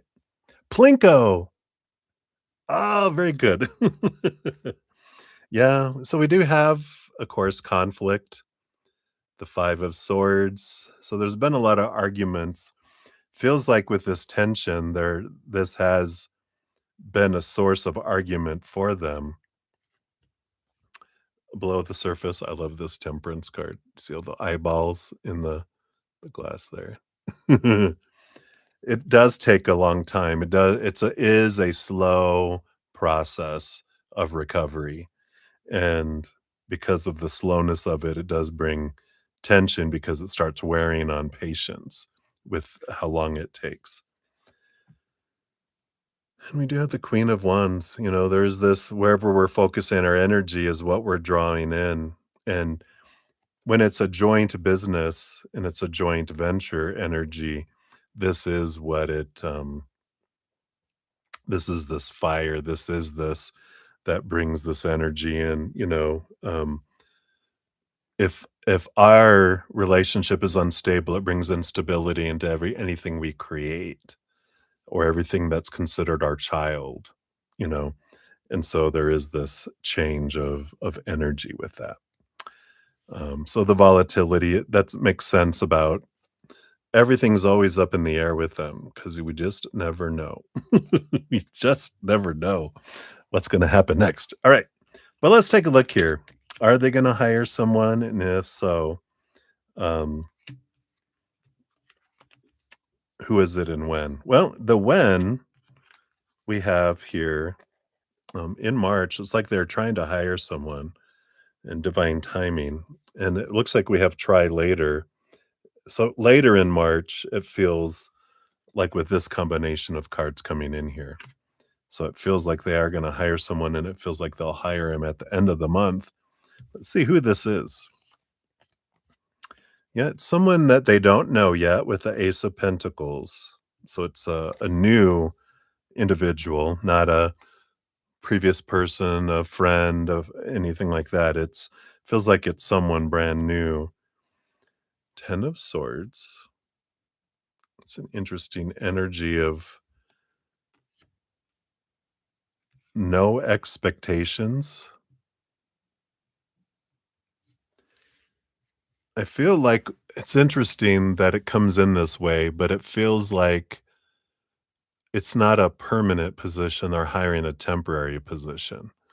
And with this 10 of Swords, it's like it's not a fixed amount of time. It's like, well, we just need some help and we'll for at least 3 months, and it could go longer, but it's for sure 3 months, and then we'll see where we're at, kind of energy. So I feel like that's kind of this, they wanna try it out. It's not like a contractor, though. It just feels like a temp position is what they're hiring for. It's almost like I don't know if they're looking for, like, a college student, someone that,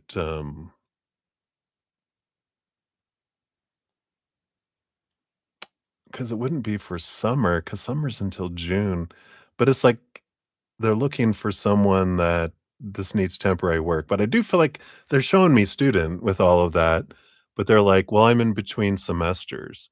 And like, "Aren't you summers off?" Like, "No, the way ours is set up, I have a break now between now and, like, 3 months, so this would be good?"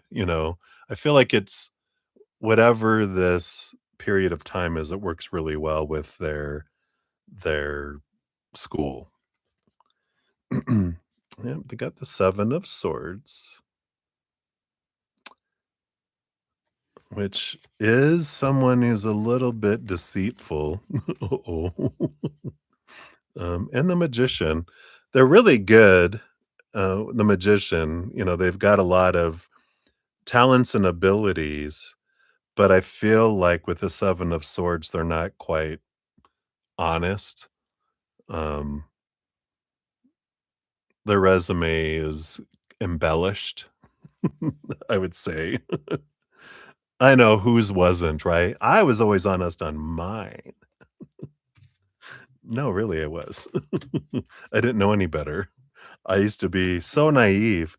"What?" And then, because of course, once I started working for, um, the last place I worked, I was there for over, 20 years, so I didn't have to embellish. They knew what I did. You couldn't lie. They have the receipts. But, I feel like that is what we're looking at there, and for multiple donations, I have we'll do one for the oracle of the Rift Walker. The other two are elemental energies. I feel like, excuse me, for this one, we'll do the elemental energy one for this one. All right. So let's see what else about this thing here. You got radiant reflections. Yep. We're talking about, right? The business and even this person that they hire is a reflection of their relationship. So reflect on the radiant energies within and around you, discovering the beauty in every facet. But also, I feel like it's a big reflection of what's going on between them. It's just amplified out into the outside world, right? Interesting, I know. So that's for the first one. We'll circle back for the next two here. Let me just do a couple shout outs here. Hey, Aditi, welcome, welcome. Thanks for being a new subscriber. I'll get you on the free list here. We're still doing some donations, but we will get to some more free readings here. And we got Tina. Hey, Tina to the rescue. Good to see you. I don't see a question from you yet. If you want to pop one down there or if you're making a donation, we'll get you on the list as well. So glad to have everyone here.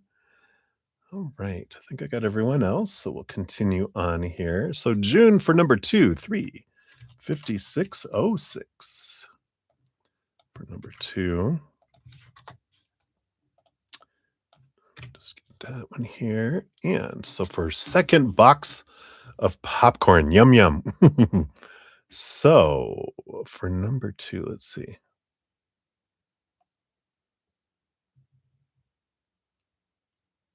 So that's for that one.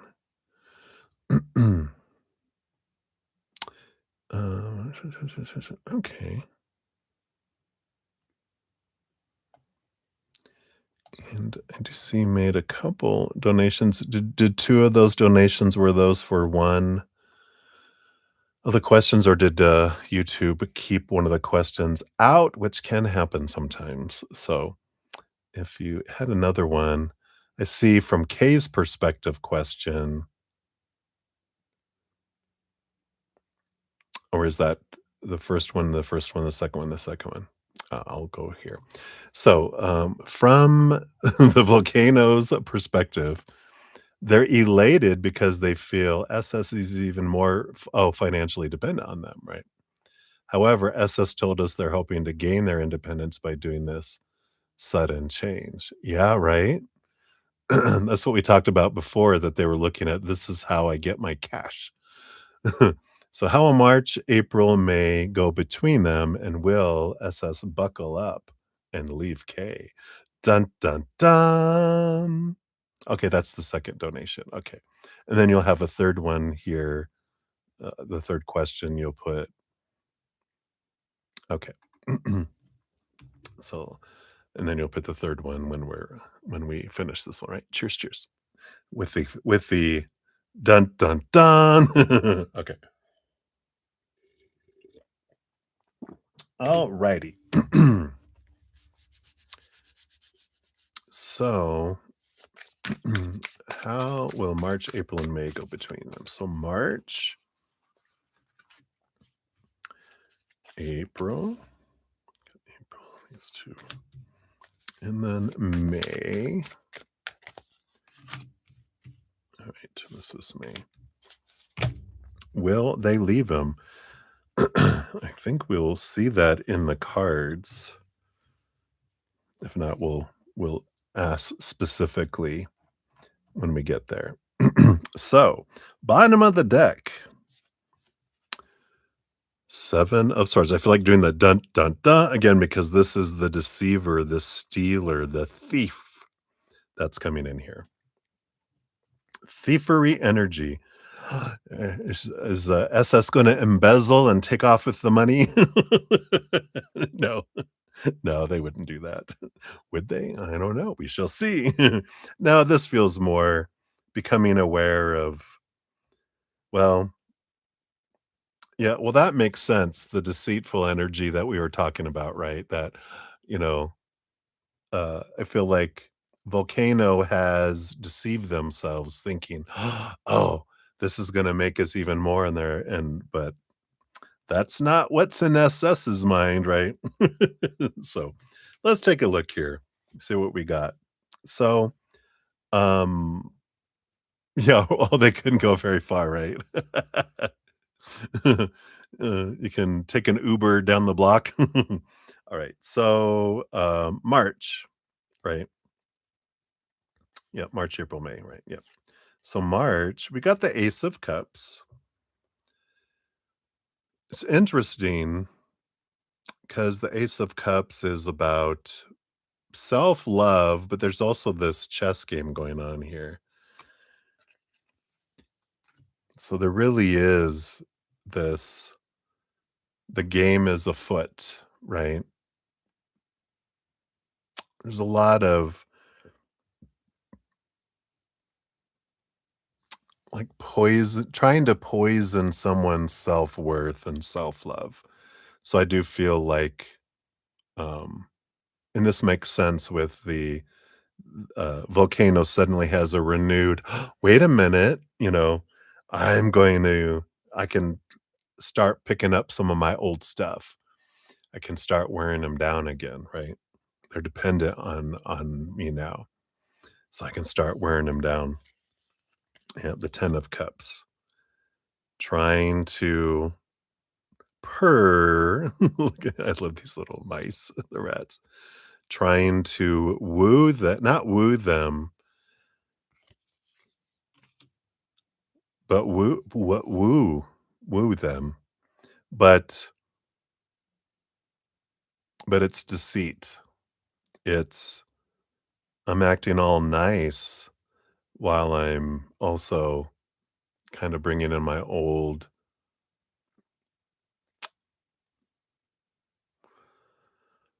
what would you call that? Conniving? No, my old just my old the old tools. I'm bringing the old tools back out that I thought could help, you know, uh, whittle someone's will down, And the King of Swords. There is a lot of planning, a lot of storytelling with this King of Swords. It's a lot of I wanna say, like, I'm deceiving myself and I'm deceiving each other, because there's kind of this I'm creating this fantasy in my head of how it's gonna work, and there's planning and plotting between the both of them, um, and here's that 6 of cups, which is bringing up some of the old stories, bringing some up of the old emotions. So, it feels here in March, especially with all this eclipse energy and everything we got going on, as air escapes me as my soul left my body just then. Do you ever have it where it's not a burp, but air just kinda goes, that's what it felt like. I'm like, "Oh my god, my soul just left my body." But that's what it felt like. There's like this, oh, we relapsed into old ways, and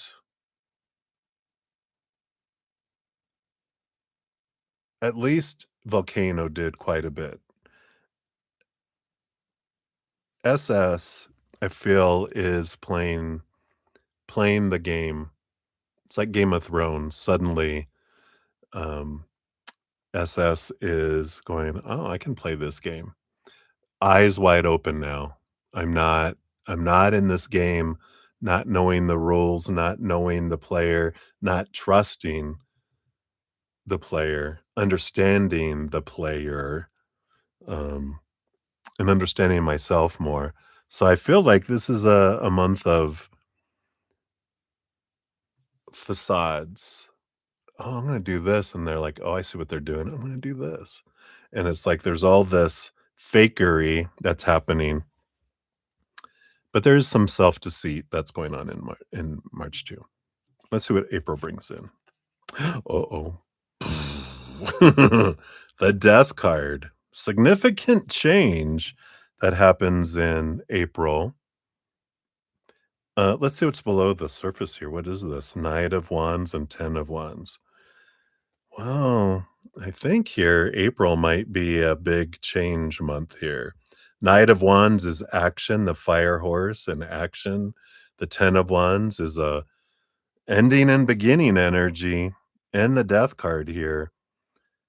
April just might be it. Where there's a big that ignites here. Um, I want to look at May first, and then I might pull another card.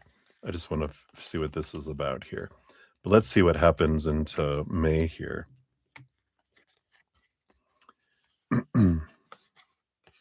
Yeah. So the moon card in May, the hidden is revealed. Things rise from the surface. We've got the Hierophant, which is the card of change, seeing things from a higher perspective, but they're the master of change. And the Three of Pentacles, which is about being true to one's authentic self. That feels like S is back in that energy of being true. Oh, and the Eight of Cups. Walking away from emotions and relationships that don't serve me anymore. So it feels like the ending kind of there's this big fadoo that happens in April. And then May is when it's all revealed. Feels like May is when they actually walk away from the relationship based on this current energy. Let's see what happens here. Got the Queen of Pentacles, Mother Nature, Mother Nurture in April. So there is this. What is this? Do they win Powerball or something? Because it feels like April, there's this big independent, financial independent and harvest energy that comes in. What else can we know here? We've got work. So we've got the Devil card, which rules over the house of work. So something, a big landfall or a windfall comes in.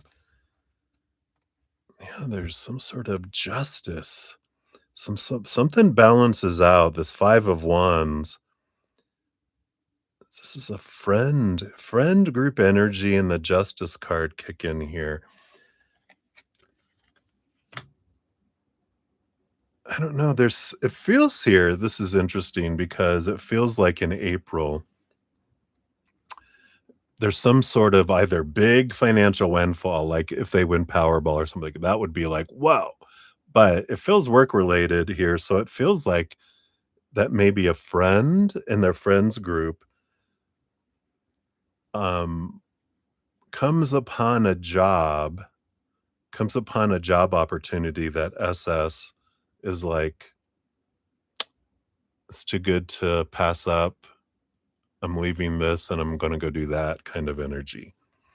It just feels like there's something that's offered regarding work that feels like a big abundance, feels like a new birth, feels like something where they're like, I'm going to go do this kind of energy, right?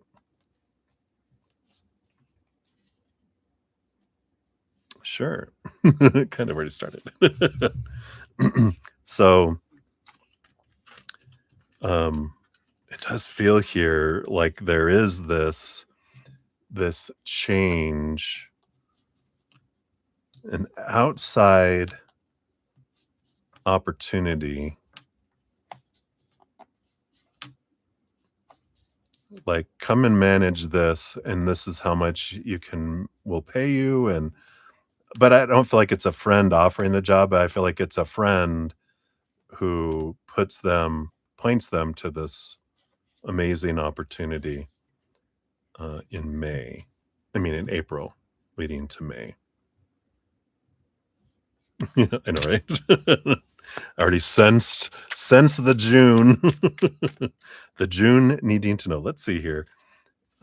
Let's get a fortune cookie for that, and then we will dive into those here too. Ooh, got sacred flames. Whew. Here's the phoenix rising from the ashes, but it says, invoke the sacred flames of transformation, purifying and renewing your spirit. So that feels like SS, arising. All right. So let's take a look here. So let's do this officially here. So for your third one, we got 410. That's funny. 410 used to be I think it was a freeway in San Antonio. A way to get out of town. All right. Let me just scooch back here. All right. Let's find out what's going on here. So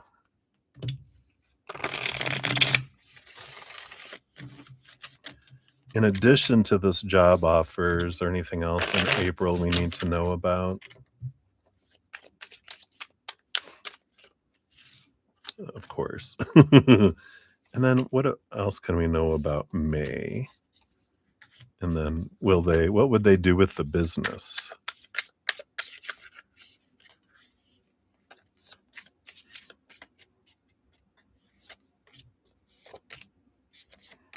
All right.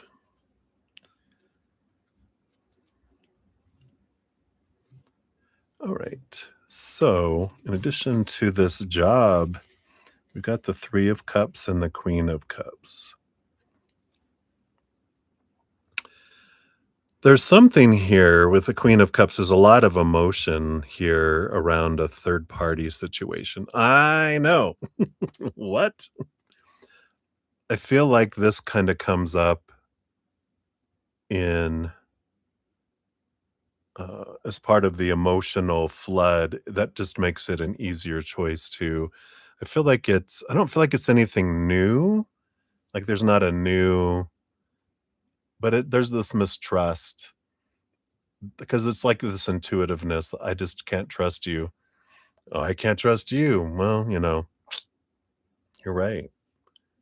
But I feel like there's that energy. They're reminding me it was my first relationship, first real relationship, and when they had cheated on me like 6 months into the relationship, and I stuck with them for 2.5 more years, but, it was not a fun 2.5 years for them especially. You never wanna screw over an Aquarius, just saying. I was not a kind person, but I was very the thing that they're reminding me of was, um that we had a conversation like, "Well, what do I have to do to get you to ever trust me again?" And I told him this was before cell phones, right? This was back in the pager days when pagers were like drug dealers and business people used them, not people just for personal use usually. I said you'd have to have a private investigator follow you, and you'd have to have a pager on you, and you'd have to call me as soon as you got the page. And they're like, "Are you serious?" And I'm like, I was kinda joking, but I'm like, "No, I I think that is probably what it would take because I don't trust you. Once you destroy my trust, you never get it again." And I feel like there's the kind of that awareness that happens in April along with this thing going, because I feel like there's something about travel or going away, like, we might have to do long distance for a bit if I go do this job, but I don't trust you. And it's like, "Oh, wow. We don't trust each other." So interesting. What else about me? Let's take a look.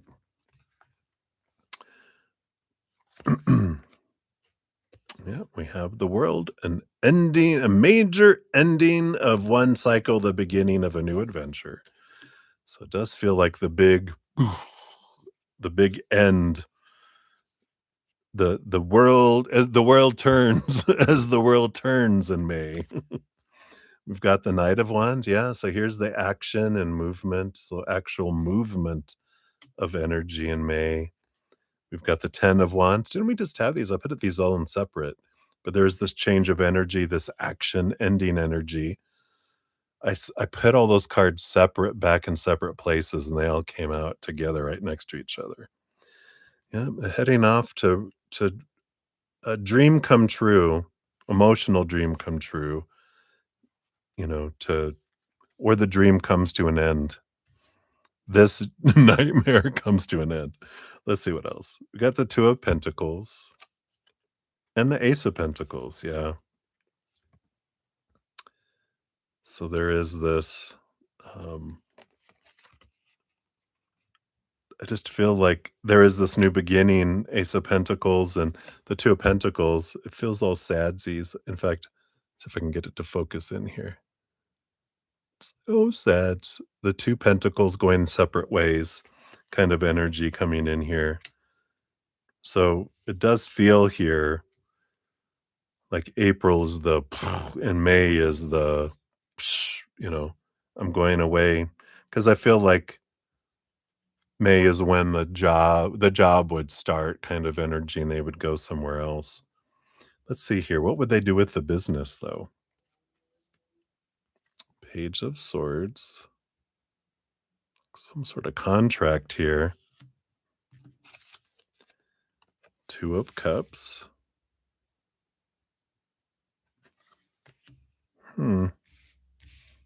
What else do we got here? Queen of Swords. And the 8 of Wands. Here's that fast movement energy. It's interesting here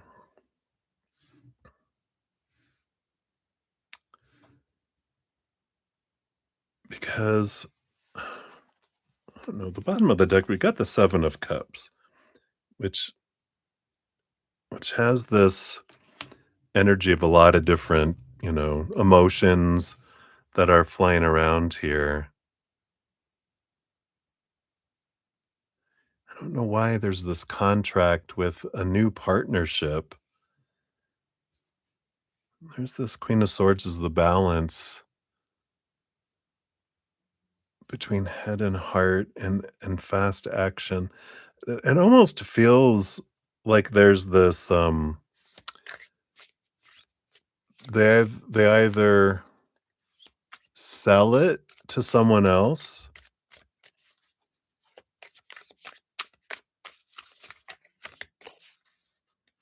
or they partner with someone else that comes in to run it. Let's see here. Yeah, we got the Ace of Wands. There is new action here.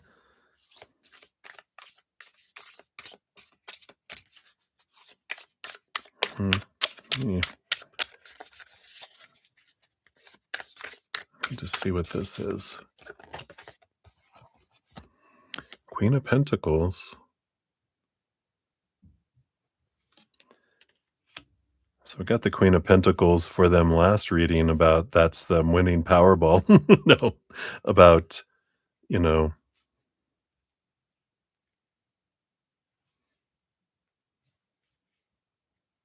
I don't know if they would buy him out. I don't think that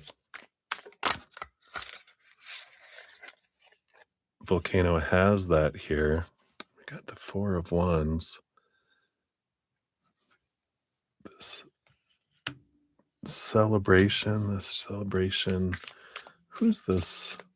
Someone who's married. We got the Fool card.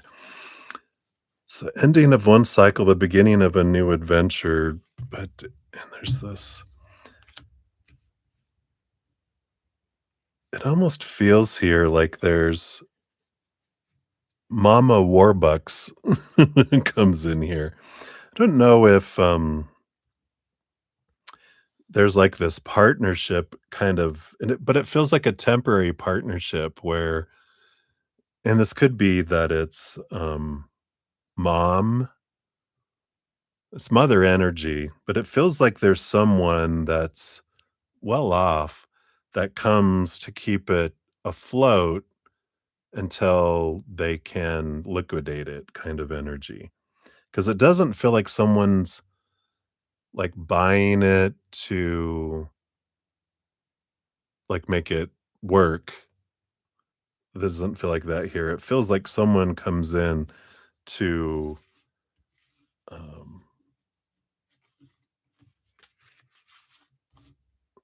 and I feel like they're there on site because it's their money, but I feel like they're there to help try to, you know, fulfill contracts. Oh, that's what the contracts is. Thank you, Spirit. You know, to fulfill the contracts, to try to negotiate to get out of contracts. But that's where that partnership comes in. It just feels like there's individuals that, well, not maybe individuals, but it feels like like this feminine energy is here, you know, is this energy of, that it is a feminine energy, uh, that comes in to help make it all end without losing too much more, you know? They're just kind of, but it feels like mama energy, um, so it doesn't feel like that it's someone stepping in to help take action, to help kind of doing it. Oh, mom coming in to money help make sense? Oh, okay, cool. I didn't see that. I didn't see your comment, sorry. I was like, it just feels like just let's just get this all taken care of. Let's just chop, chop. So we'll see what the fortune cookie says here too. Hey, DT, for donations right now, I'm finishing up with June. Then I have 2 for Sudeshna, 1 for Sudeshni, 1 for Maria P right now, is who I have. And then for once I get to the free readings, I've got Maria P, Kat Mia, Dreamstay, Ankita, Scooby Dooby, Soru Bobby, and then you. So maybe an hour or so. If you want to come back, I understand, you know, if, unless you're enjoying hanging out and listening, but at the end of each session, I do post a pinned comment listing all of the readings completed with timestamps. So if you come back later after the stream is over, you can just find your name and then click on it, and then it'll take you right to your reading. So, which you might be the last one. Depends on how many come in between now and then, too. Yeah, you want to know what's coming in your love life this year, right? So I've got that noted, and so no, unless that's not your question, yeah, you're good.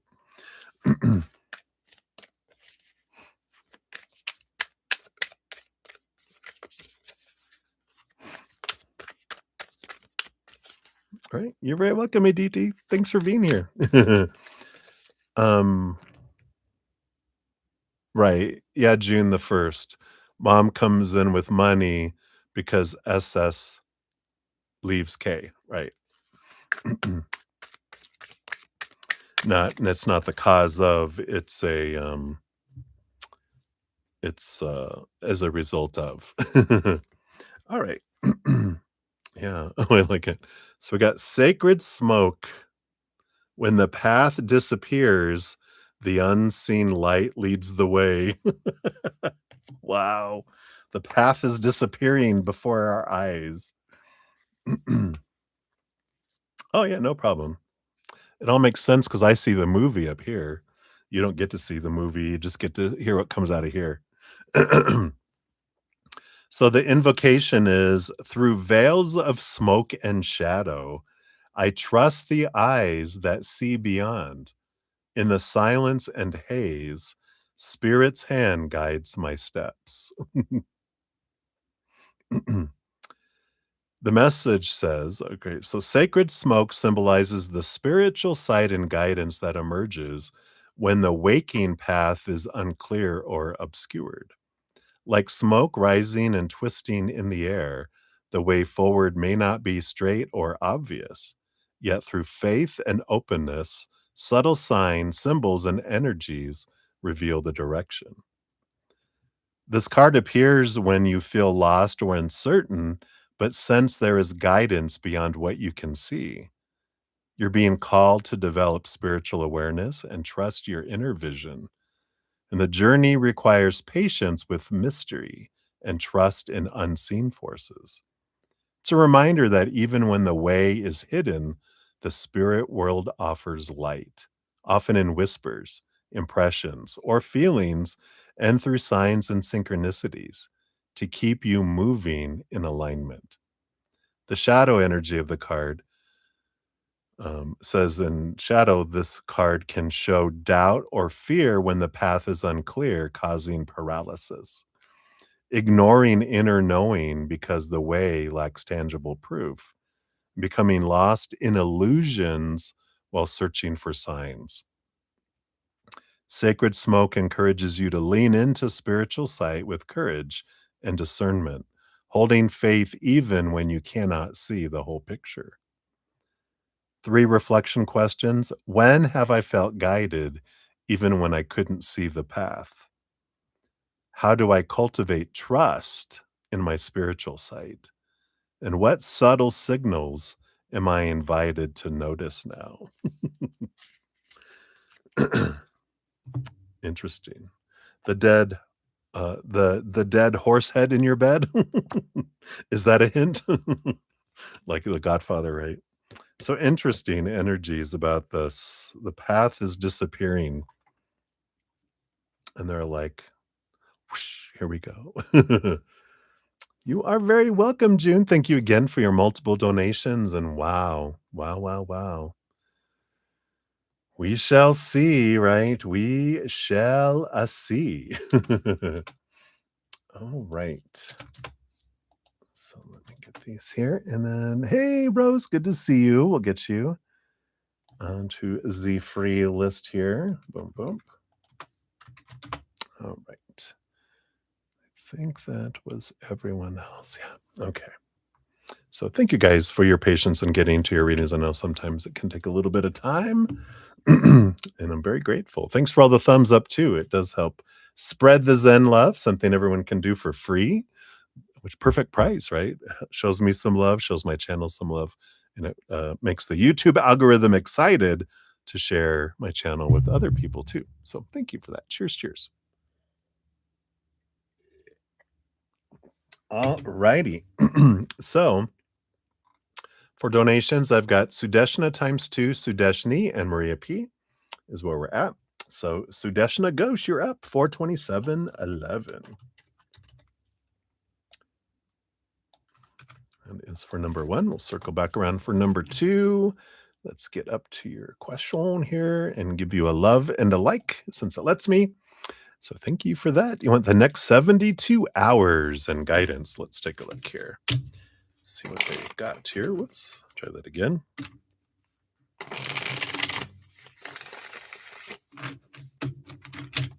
All right.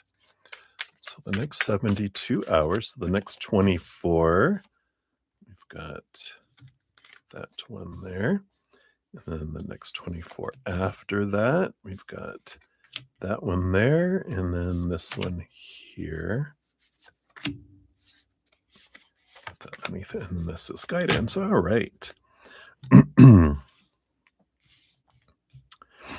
Right. The next 72 hours, the overall energy for all 3 days, you got the Hanged Man here, which is a transformative energy.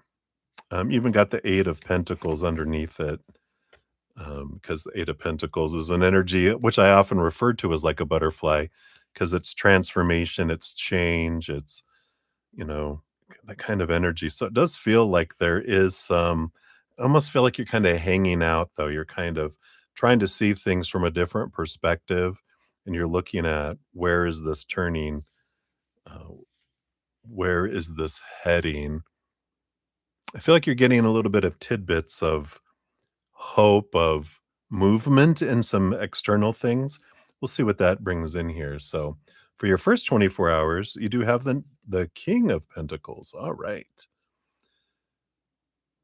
Like that. That's abundance, that's fullness, that's really seeing your worth. I feel like the next 24 hours are, you have a sense of confidence. You have the sense of hope that there's this abundance that's coming, but it's centered and reflective from your inner worth.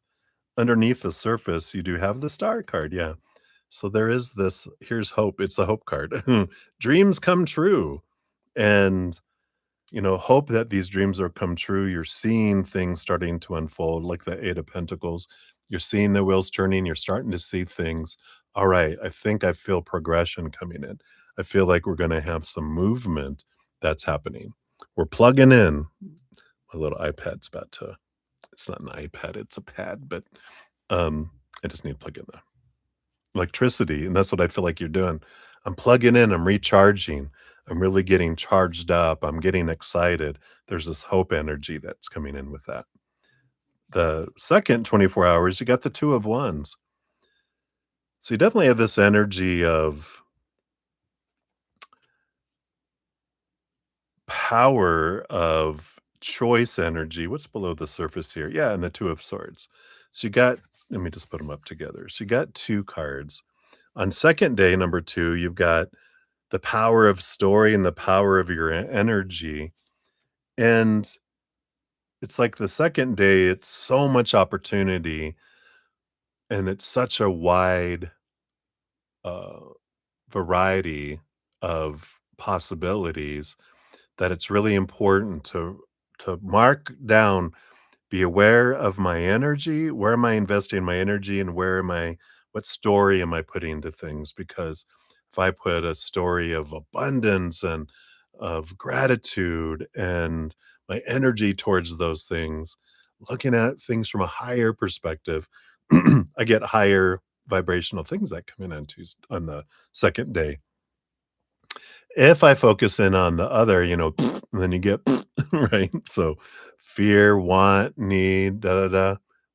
We just don't want to pay attention to that. We want to, if we find ourselves going that way, breathe, move into focusing on higher things, right? So I feel like that's an important for day two. Day three, you move into the Seven of Wands. Yeah, being true to your authentic self, standing bright, not dimming your light, not asking permission to shine, not defending your actions and what you're wanting to do, but being true to you. Yeah, the Seven of Swords underneath is don't let those old thoughts and beliefs and mindsets that would cheat you out of opportunities before, don't let them seep back in, because they'll try to rise there because there'll be some self-doubt that feels like it comes in there. And so it's important for you to, try to be aware of where your mindset is, what you're focusing on, right? And go this other direction. Yeah. You have your guidance, you have the Knight of Wands, which is the quest of stepping into your power. So exactly what we're talking about for that Two of Wands energy. And the Queen of Swords is the balancing of the head and the heart, and realizing that, yeah, it's hard to go cold turkey from the head to the heart. I get it. You've been living a lot of your life about trying to live up to expectations and trying to obey and trying to do all the stuff. To go cold turkey to just the heart might freak out a lot of people. I'm gonna go work in a carnival, they're like, "What?" So there is this balanced energy that know that there are things, there's a way to move and balance between following your heart and following your your head, but your heart can choose and your mind can support it to make it, something that feels accommodating to both your mind and your heart. There is something that's there, and you'll find it. Um, for this donation, I'm gonna do the elemental energies. I don't know what your second question is yet, but, I feel like you'll get the big oracle, fortune cookie for the second meal. We don't want you to fill up yet. So for this one, you've got crystal clear intentions. Yeah, get clarity around your intentions coming in. Align your intentions with the crystal clarity of pure water, manifesting your desires with passion. So it's about following your passions, your heart. Whereas you're getting clarity over these 3 days more and more about where it is you want to go and do as well. So I like that. All right. So that was for the first one. Number two, you're at 434, 23.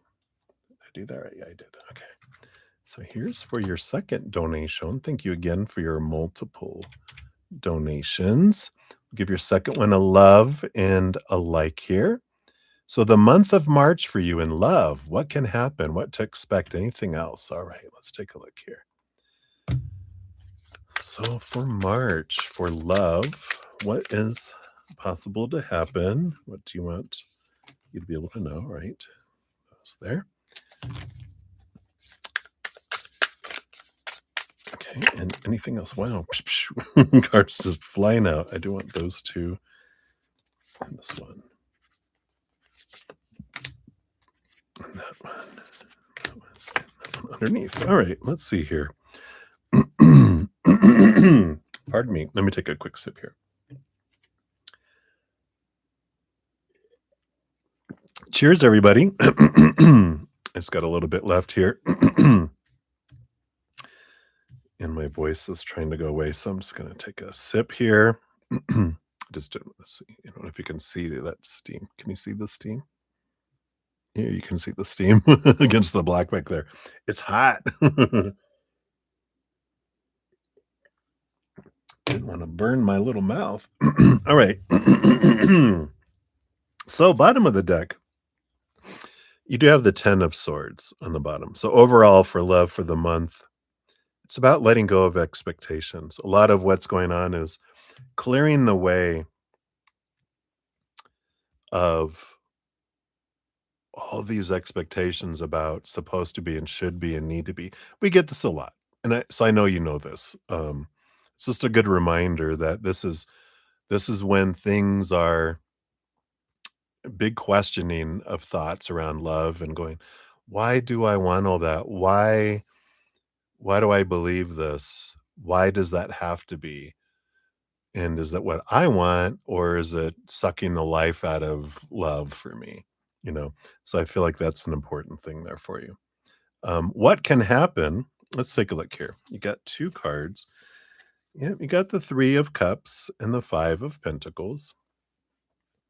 So the Five of Pentacles, you're learning a lot about, thoughts and beliefs and mindsets that make you fear not having enough, not being enough, being abandoned, being left out in the cold. And the Three of Cups is about fears. I feel like there's, because under the Ten of Swords, we have the Three of Swords, which is the fear of heartbreak. So I feel like there is this energy around the fear being cheated on, the fear being abandoned, the fear being left behind, the fear of not being chosen. There's a lot of this energy that's coming in here. And, that's not what can happen to you. I feel like this is what you are revisiting. These are the things that you're purging, that you're releasing. Let's see what's below the surface here. Yeah, because you're working on your self-love in March still. Significant movement, letting go of these thoughts that other people's actions mean something about me. And it's like, no, what bubbles up within me is for me. But what other people did, that was about them. That's not about me. But it did bring up triggers for me to look at so I can release them, right? Yeah, you have the Justice card. So there is this, seeing things from a higher perspective, cutting away. Again, the Justice card is Libra energy. It rolls over the house of relationship. She usually has the Ace of Swords, which is cutting away all these small T truths rooted in fear. Again, all those expectations of the Ten of Swords. The Justice card helps cut away those, pulls out the pins out of this little voodoo doll. So it does feel like here a lot of March is this release energy rather than the other. And I feel like that's what you can expect is just things bubbling up for you to transform, for you to release. All this eclipse energy is perfect for letting go of big things, making room for new things. We're in the middle between the full moon and the new moon. Full moon lunar eclipse that we just had. We'll have a new moon on March 18th. So these next couple weeks is about purging, letting things go. What am I letting go of? And the new moon in Pisces is also very much focused in on emotional release. So there's a lot of that coming in here. Anything else I wanted you to know? There's quite a bit more here. But I feel like that's what you can expect and kind of what the theme of the love is right now. You have the Two of Wands. So they're like, remember, whatever you focus on is what grows and expands. So if you focus on want and need and fears, those things grow. So make part of this reflection. Um, I'm not telling you what to do. I'm like, make this. Like, you could make part of your reflection gratitude for the things that you've loved about individuals. Realize that you're creating this kind of wish list to the creator in the universe when we're putting down what I'm grateful for. We're always telling them, we're always pointing at things, right, with our attention. But like that donuts, right? You go into a donut shop. If you point out things you hate, you get things you hate.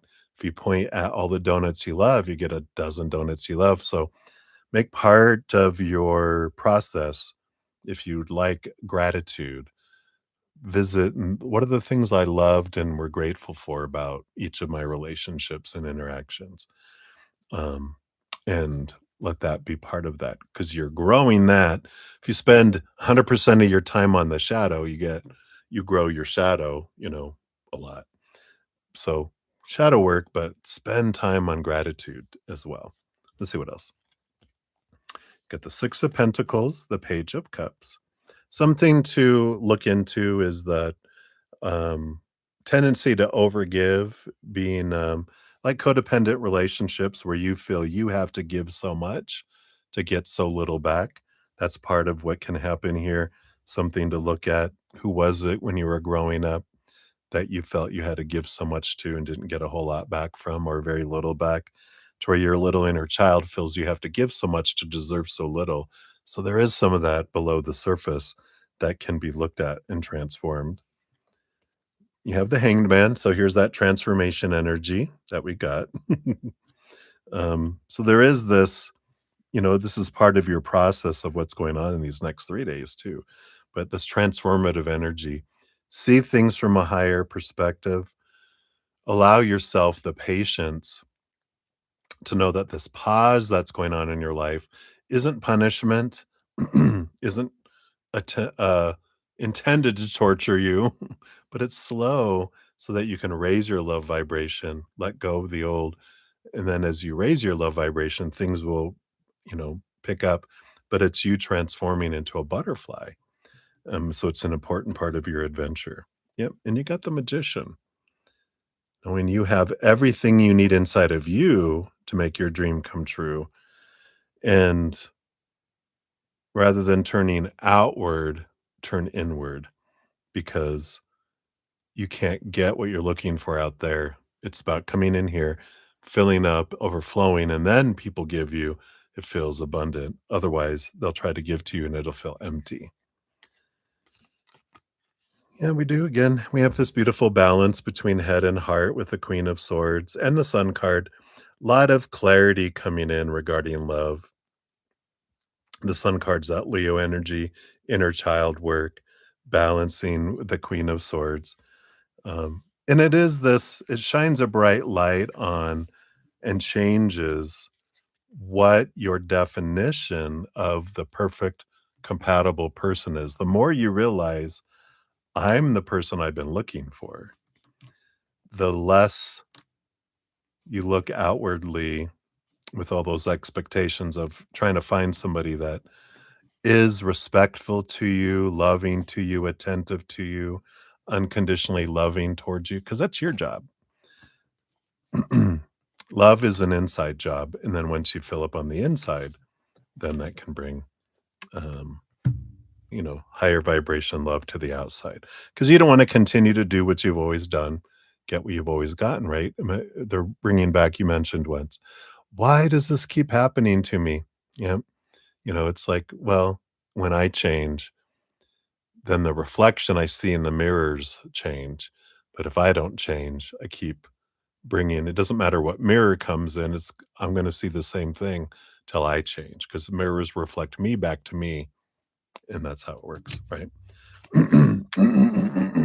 Excuse me. Let's take a look. At your oracle card too. Let me take a sip here first.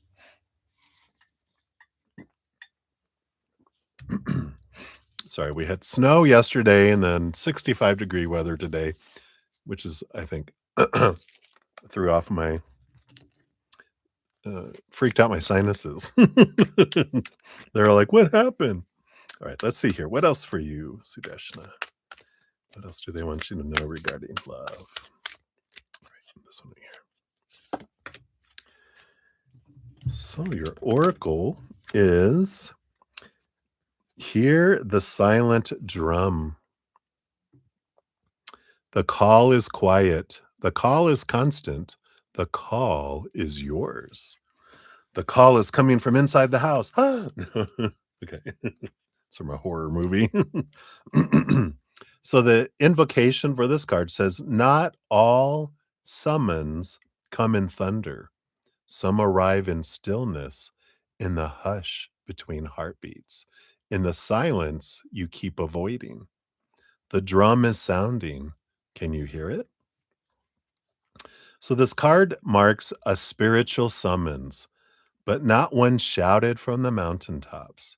This is a subtle yet insistent call from your deeper self, your ancestors, or a future version of you that already knows where you must go.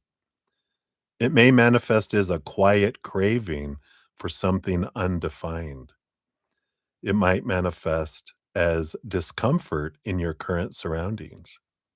It may manifest as dreams that feel like echoes. And it might manifest as a body deep sense that something is about to begin. Trust the internal pull, even if you can't explain it yet.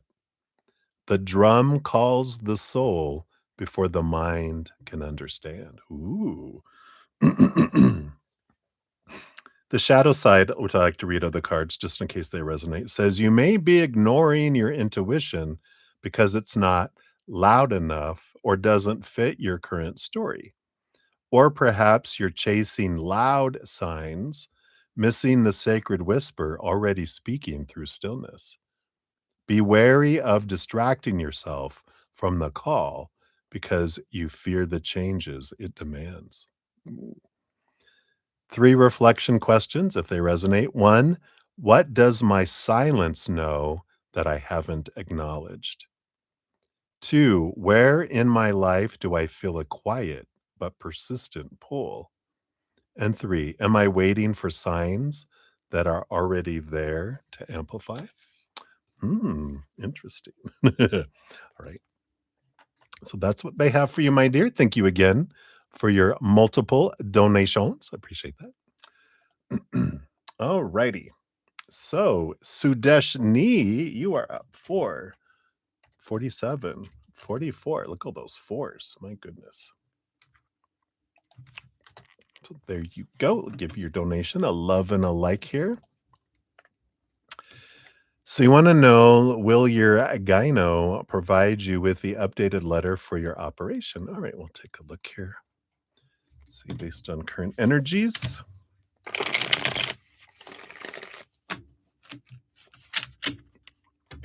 right. All right, we got that there. And what else do you need to know? Got those and those and that here too. All right. All right. So will they? Ace of Swords, new communication. That's a positive sign there. Little rabbit. So that feels like a yes. Aces are positive cards, so it's a positive communication. And yours was about paperwork, right? Yeah, updated letter. So it's writing, new letter, new writing. What else do you need to know? Knight of Wands, Two of Swords. And Knight of Wands is fast moving energy. So I feel like it happens very fast for you. Two of Swords, I feel like it's important. The speed at which it happens is very connected to the story that you are applying to your situation. Meaning, if I focus in on gratitude and trust and energy, it comes in fast. If I focus in on, oh, this isn't going to work, or they'll do this, or What if they don't? And da da da. That slows it down, right? So being aware of your story helps draw things in. Gratitude is a winner. Fear is a slow downer. All right. Underneath the surface, you've got the star card, the magician. Yep. I got this beautiful energy, dreams come true energy, magician energy, which is, being aware of where you're focusing your energy. Your life unfolds by what you are emanating from you in thought, like we talked about already, emotion, energy, intention, and physical energy. So be aware of where you're investing your energy, and things can unfold very smoothly here. Yeah, King of Wands. This is telling you you're the ruler of your life. You're the one who creates your life through your actions and through your movements. You got some great emotional stability here with the Four of Cups coming into. So I feel like things are about to stabilize for you. But definitely important to be aware of where you're investing your energies. And we will also pull an oracle here, see what else they want to add in. But it seems positive, like your basic question. Yeah, they will. Let's see what your fortune cookie says here. All right, there it is. And you've got, the rise of the sapling, power number 22. And it says, promise in every leaf, the future growing quietly from the soil. So let's see here. So the invocation says, from the dark earth I rise, fragile yet fierce, reaching towards the sun's warm promise, carrying the dreams of roots yet to grow. So the rise of the sapling is the card of new beginnings, potential, and gentle growth. Symbolizes the tender stage where dreams and intentions begin to take root beneath the surface, unseen but vital. Things we all talked about in this reading. Like a sapling pushing through rich soil, your path is still forming, but the energy behind it is strong and filled with promise. This card invites you to trust in the process of gradual unfolding. Growth is not always fast or visible, but it is steady and sure. It honors the courage it takes to emerge from darkness and vulnerability into light. Though you may feel small now, you are destined to rise tall.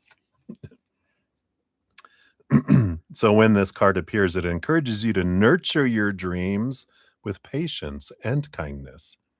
Protect your budding intentions from harsh winds of doubt or external pressure. That's that. Don't focus on the negative, but focus on the positive, right? Embrace the unknown future with quiet hope and steady faith. The shadow of this card, it warns you of impatience with the pace of growth, leading to frustration or burnout. It warns you of doubting your potential before your roots have formed. And it warns you of neglecting the foundational care your goals or spirit require. Beware of pushing too hard too fast or expecting immediate results. True growth takes time and quiet persistence. So I like this. It's about watching your energy, right? 3 reflection questions. What new beginnings are quietly growing beneath my awareness? How can I nurture my growth with patience and gentle care? And where do I need to trust the process rather than rush the outcome? Ooh. All right. So that's what they have for you, Sudeshni. Many blessings to you. Thank you again for your donation. All righty. So sorry. Excuse me. If you get one of those frogs that just doesn't want to leave, come on, froggy.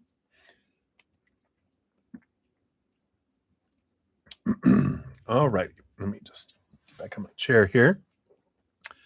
fallen off. All right, so we have one more donation left. Maria P, you are up for 54.29. So thank you. Oops, what was that? Hold on.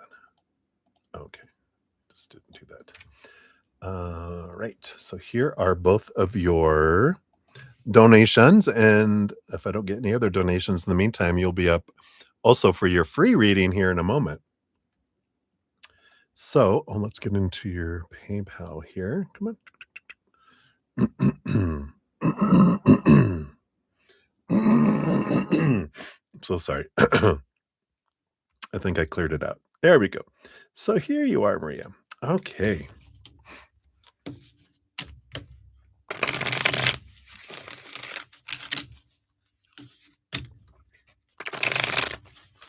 All right. So, message from Spirit to you. Okay. And then Dr. Bob's thoughts on you and work. Does Dr. Laura and Dr. B know about you and Wally dating? Dark side updates. What's going on? He seems very sad and upset. What's coming for you at work tomorrow and Friday? All right. So, message from Spirit to you. You got the High Priestess. It's important to take time to step back, see things from a higher perspective, connect with Spirit too. You know, you have a lot of spirit guides and this, creator themselves, and so many that want to commune with you and connect with you, and even people on the other side, that it's important to have some sort of daily spiritual connection, even if it's for 5 minutes, even if it's while you're brushing your teeth or putting on makeup or while you're showering, you know, some place where you're pocketed away where you can be quiet, and or if it's journaling, or if it's something, or if it's a little book that you read where you just read a little tidbit and connect to Spirit for a moment. Daily contact is important because that keeps you grounded and keeps you in that higher vibration, so that you don't get pulled as easily into the, fear amusement park that we're all in, right? Because if we're walking around unconscious, then we are letting our inner children, um,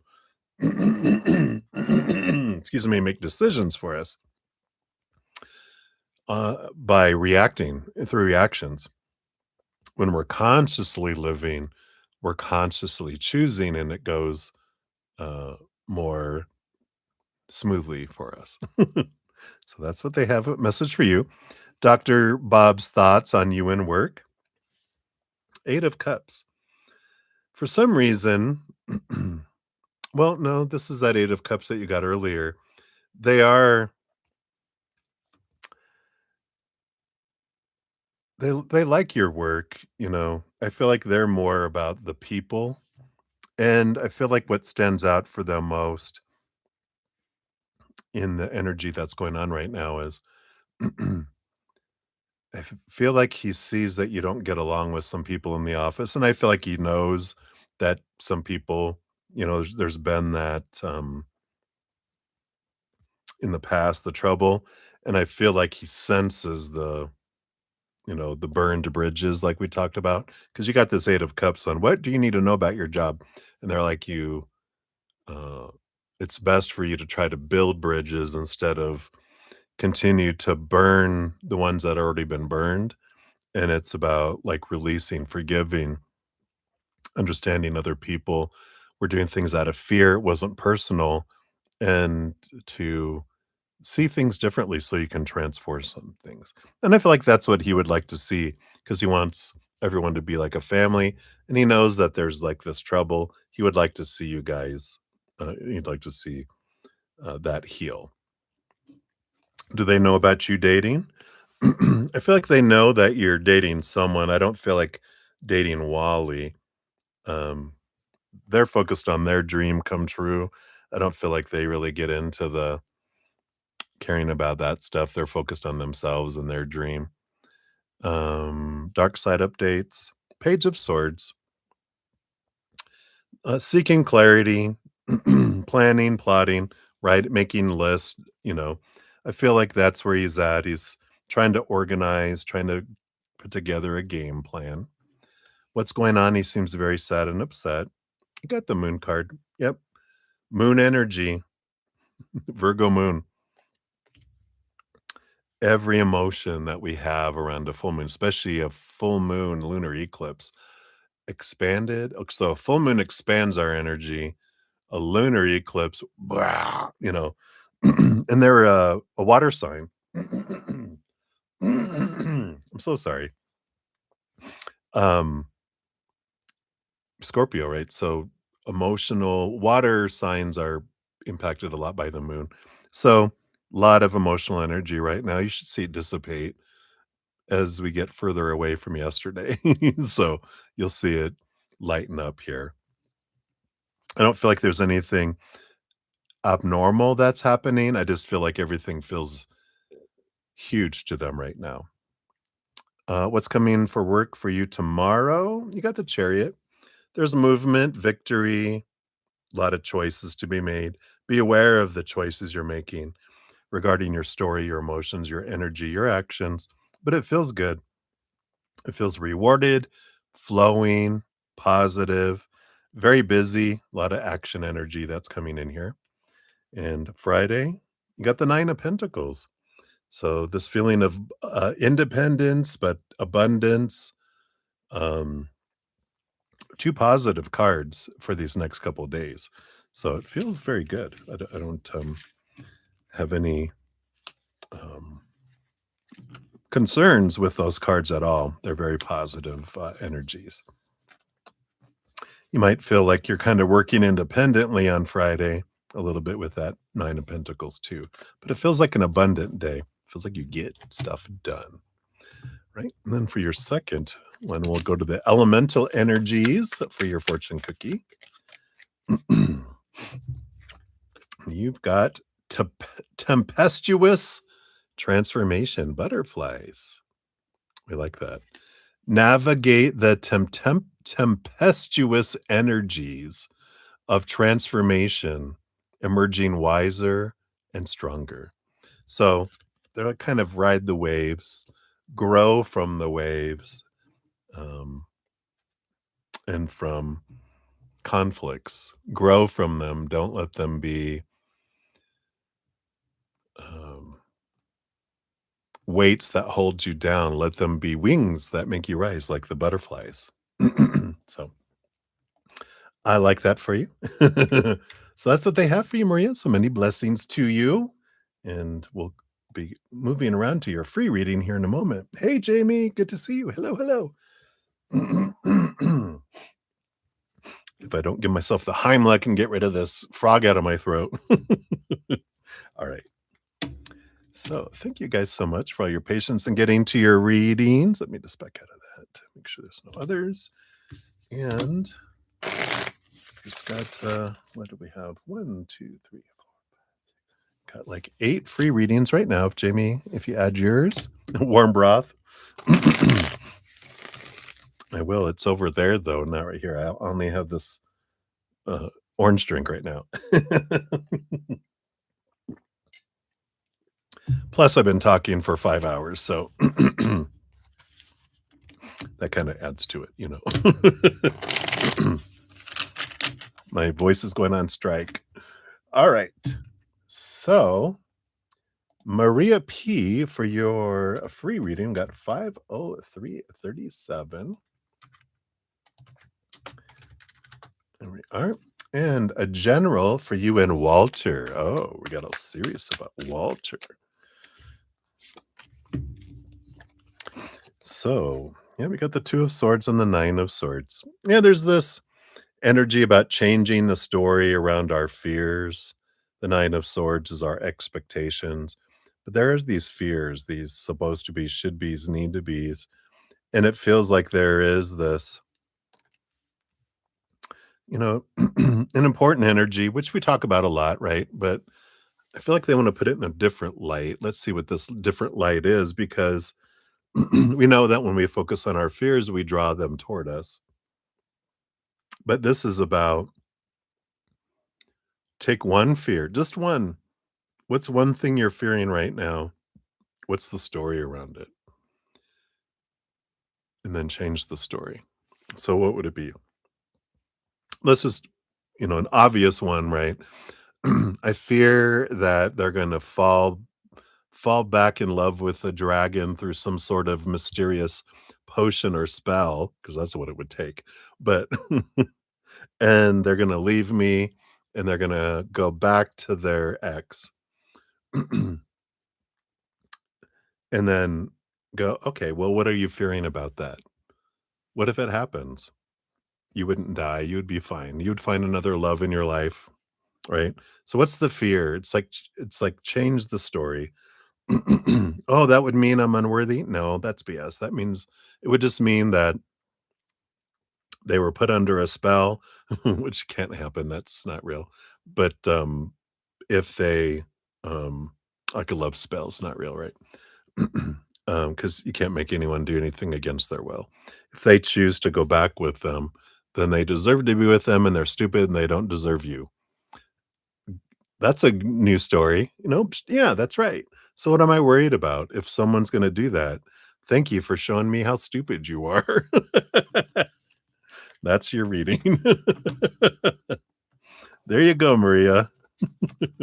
So you can take other fears and change your story around them and realize, yeah, yeah, see the truth of things, see your power of story, right? So that's what they have for you, my dear. Many blessings to you. Right. Cat Mia, you are up 50621. And what can you do to get the detailed answer on the three things that you're searching for? What can you do to get the detailed answer on the three things that you're searching for? Yeah. Yep. Queen of Cups. Trust your intuition. Ace of Pentacles is an new opportunity, but I don't feel like it's a new opportunity energy. This feels like looking at your worth from a different viewpoint helps you raise your love vibration so you can hear things more clearly. Because if we want detailed, clear answers to come through our being, we need to turn down the noise up here. We need to turn down the noise here. We need to down the noise in our energy. We need to turn down the noise in our physical world. Meaning fear less, unconditional love more. The Ace of Pentacles teaches us, if I'm defining myself by the outside world, by situations, people, like relationships with humans or things, if I'm defining myself anywhere out there, it's noisy. When I define myself inward and upward, then I don't have an urgency and there's not a loudness of like, I got to know these answers of these three things. If it's that way, if there's any of that energy, that's the noise. There's a fear about, something that's going on within us. Somehow we're defining ourselves by the outside world instead of, I've got everything I need right here inside of me, right? And so as you clarify your energy, as you step into that worthiness of everything is perfect as it is, I don't need to know anything else. I'm already perfect. I don't need anything else. That doesn't mean I don't want anything else, but I don't need it. If there's a need, then that means I'm looking outside of myself to define myself. But once I go inward and sit in this, wow, I have everything I need inside of me, and it would be fun to know it's that surrender that makes it so quiet that you can hear your answers. So that's what they have for you, Kat Mia. Hopefully that helps. Many blessings. I know I'm so dramatic. All right. Dream stays, you are up. 50928.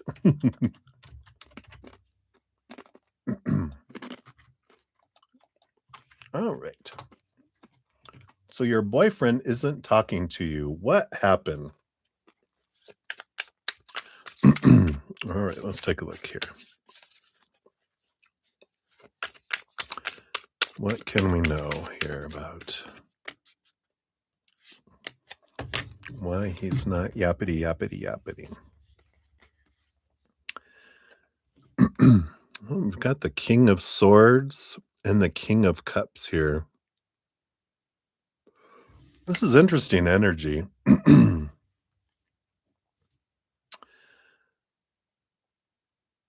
Why? For some reason, he thinks that you were talking to someone because he's really in his head with this King of Swords. He's like overthinking something. And this King of Cups is like this compatible person energy. But it's like, they're because it doesn't feel like they are doing anything. It feels like more they're reacting to something, like they feel like, you know, you were talking to someone. I don't know if it was an ex or someone that they're threatened by, thinking that they're more of a match for you than they are. And it just feels like there's something that unfolded here where they think that you were talking to someone, their competition. But that's the whole thing. And so I feel like they think you were talking to uh, another person or another persons, even with this, you know, King of Swords and King of Cups as two other individuals, that there was other people that you were talking with. So that's their perception of where it's coming from here. But keep in mind, this is all going on inside their head, and keep in mind that everything is a reflection or a projection too. That if we feel like people are flirting or cheating on me with someone else, there might be that inside of me. Uh-oh, but I don't feel like they've done anything or anything like that, but it feels like they're, you know, thinking that you were talking to one, or leaning towards two people, but one is really like you were just talking. This other one feels like you might have an emotional connection with, because it's both. The King of Cups is both mental and emotional. King of Swords is just 2 times mental, but I feel like they're insecure, thinking that you were, um, out chatting up other people. So, there you go. Hopefully that helps. Right? Many blessings. And Kita Moore, you are up 5, 12, 57. Thank you for your donation earlier. Here is your timestamp for your free one. And will you and A be good friends in future? And what kind of future, like maybe in months, year? All right, let's take a look here. So will you and A be good friends in the future? And then what kind of future? Okay.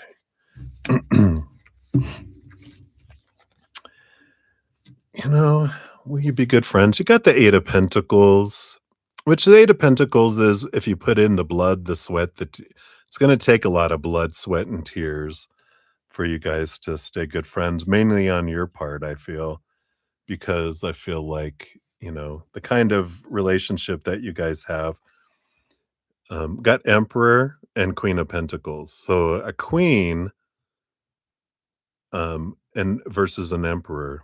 And this is this kind of energy of an emperor is on the same level as an empress. Queen is a step below. And for some reason, it's like what kind of future, it's like they will always feel like a difference in who each other are. And they've got this kind of I don't wanna say superiority complex, but they just feel for some reason that you guys are on different levels, um, and that's their mind, and it's not true, but in their mind, there's human character feels that they are looking for an empress, not a queen, and that's how they feel like you guys are on the same energetic level, and that's how they would look at it is, "Oh, yeah, you know, I'm not that I'm better than you are," kind of energy that, it's not that arrogant, but he just feels like what we want out of life is different, and that there's always that, there for some reason, that we don't want the same things, we're not the same kind of people, um, not that they're judging you, it's just I mean, they are judging you. We all humans judge each other,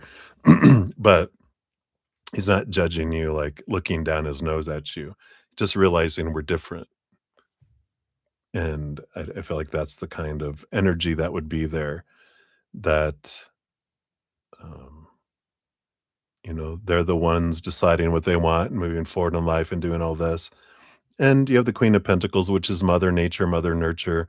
I feel like the relationship would be you always wanting more and them always hurting. They can't hurt you, but their actions would always, be triggering you to feel, "Oh, why am I not worthy?" And that's that unworthiness to where you feel that kind of energy, where you feel like, "You don't think I'm good enough for you," kind of energy. Alright, that's what they got for you, my dear. So many blessings to you.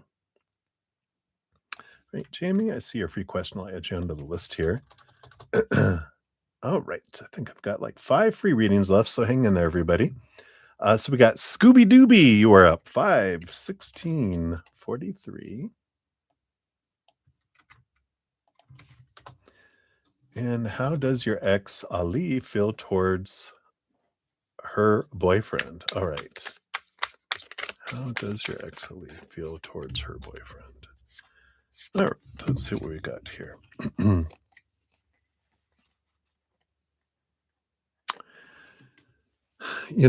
When we got the Eight of Cups and the Eight of Swords, there's this movement, transformative energy. The Eight of Cups is about leaving behind emotions and people that don't serve anymore. The Eight of Swords is letting go of thoughts and belief and mindsets that don't serve anymore. I feel like she feels like she keeps choosing the same type of situations over and over and over and over again. And these eights are, I feel like she's wanting to kind of leave the situation, but she feels like she needs to get rid of this mindset, whatever it is, because she knows I keep choosing the same type of relationships that are showing, which everyone's a mirror showing us what we're wanting to see about ourselves.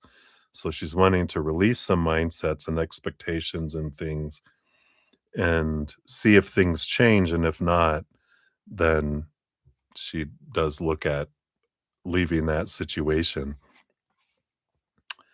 But I know it's kind of subtle in there. She feels like you're part of that repeating cycle. Because from her standpoint, everyone's been treating her the same way, but it's really how she's been treating herself. So she's got this transformation, to go through here, but I wouldn't have any hope in that they would return to you because um, she does feel like you're part of the cycle of several people that have all treated her the same. Again, everyone's a mirror reflecting back to her herself, so, you know, it's like but she won't be able to get out of her head, I feel, with these cards relating that to you, so I would, you know, not have a whole lot of hope in any kind of return, just so you know. I know, but It's good for you to know so you don't waste time and energy, hoping that they'll return. There's someone that matches your energy where you wouldn't have to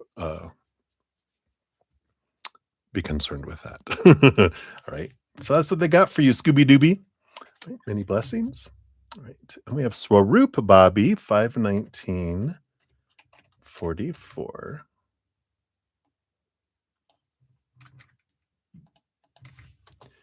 And coming week reading, please. What's coming towards you for the coming week? Let's take a look here. Get this one and like this one here. You've got the Seven of Wands and the Knight of Wands. Wow, a lot of fiery energy, a lot of possibilities that are out there. Seven of Wands is an energy about being true to your authentic self. Don't dim your light. Don't ask permission to shine. You don't need to defend who you are. Don't have to be mean about it, but you can just be true to your authentic self. The Knight of Wands is you're on a quest of stepping into your power, stepping up into your power, and being aware of your energy. What are you focusing on with your energy? Really, here with this Knight of Wands brings in a lot of things, big and quick and fast. So be aware if are my stories, my mental energy, is it of higher vibration or lower? My emotions, higher, lower? My intentions, higher, lower? My physical actions, are they from a place of higher or lower vibration? Because it feels like next week you have this really amplified energy that whatever you focus on comes in faster than normal, bigger than normal. And it's good to know that. Because if you focus on fears or wants or needs or lack, boom. But if you focus on gratitude, unconditional love, and joy and laughter and peace, then you have this, this beautiful energy that comes in there too. So that is what they have for you, Swaroop. So many blessings to you.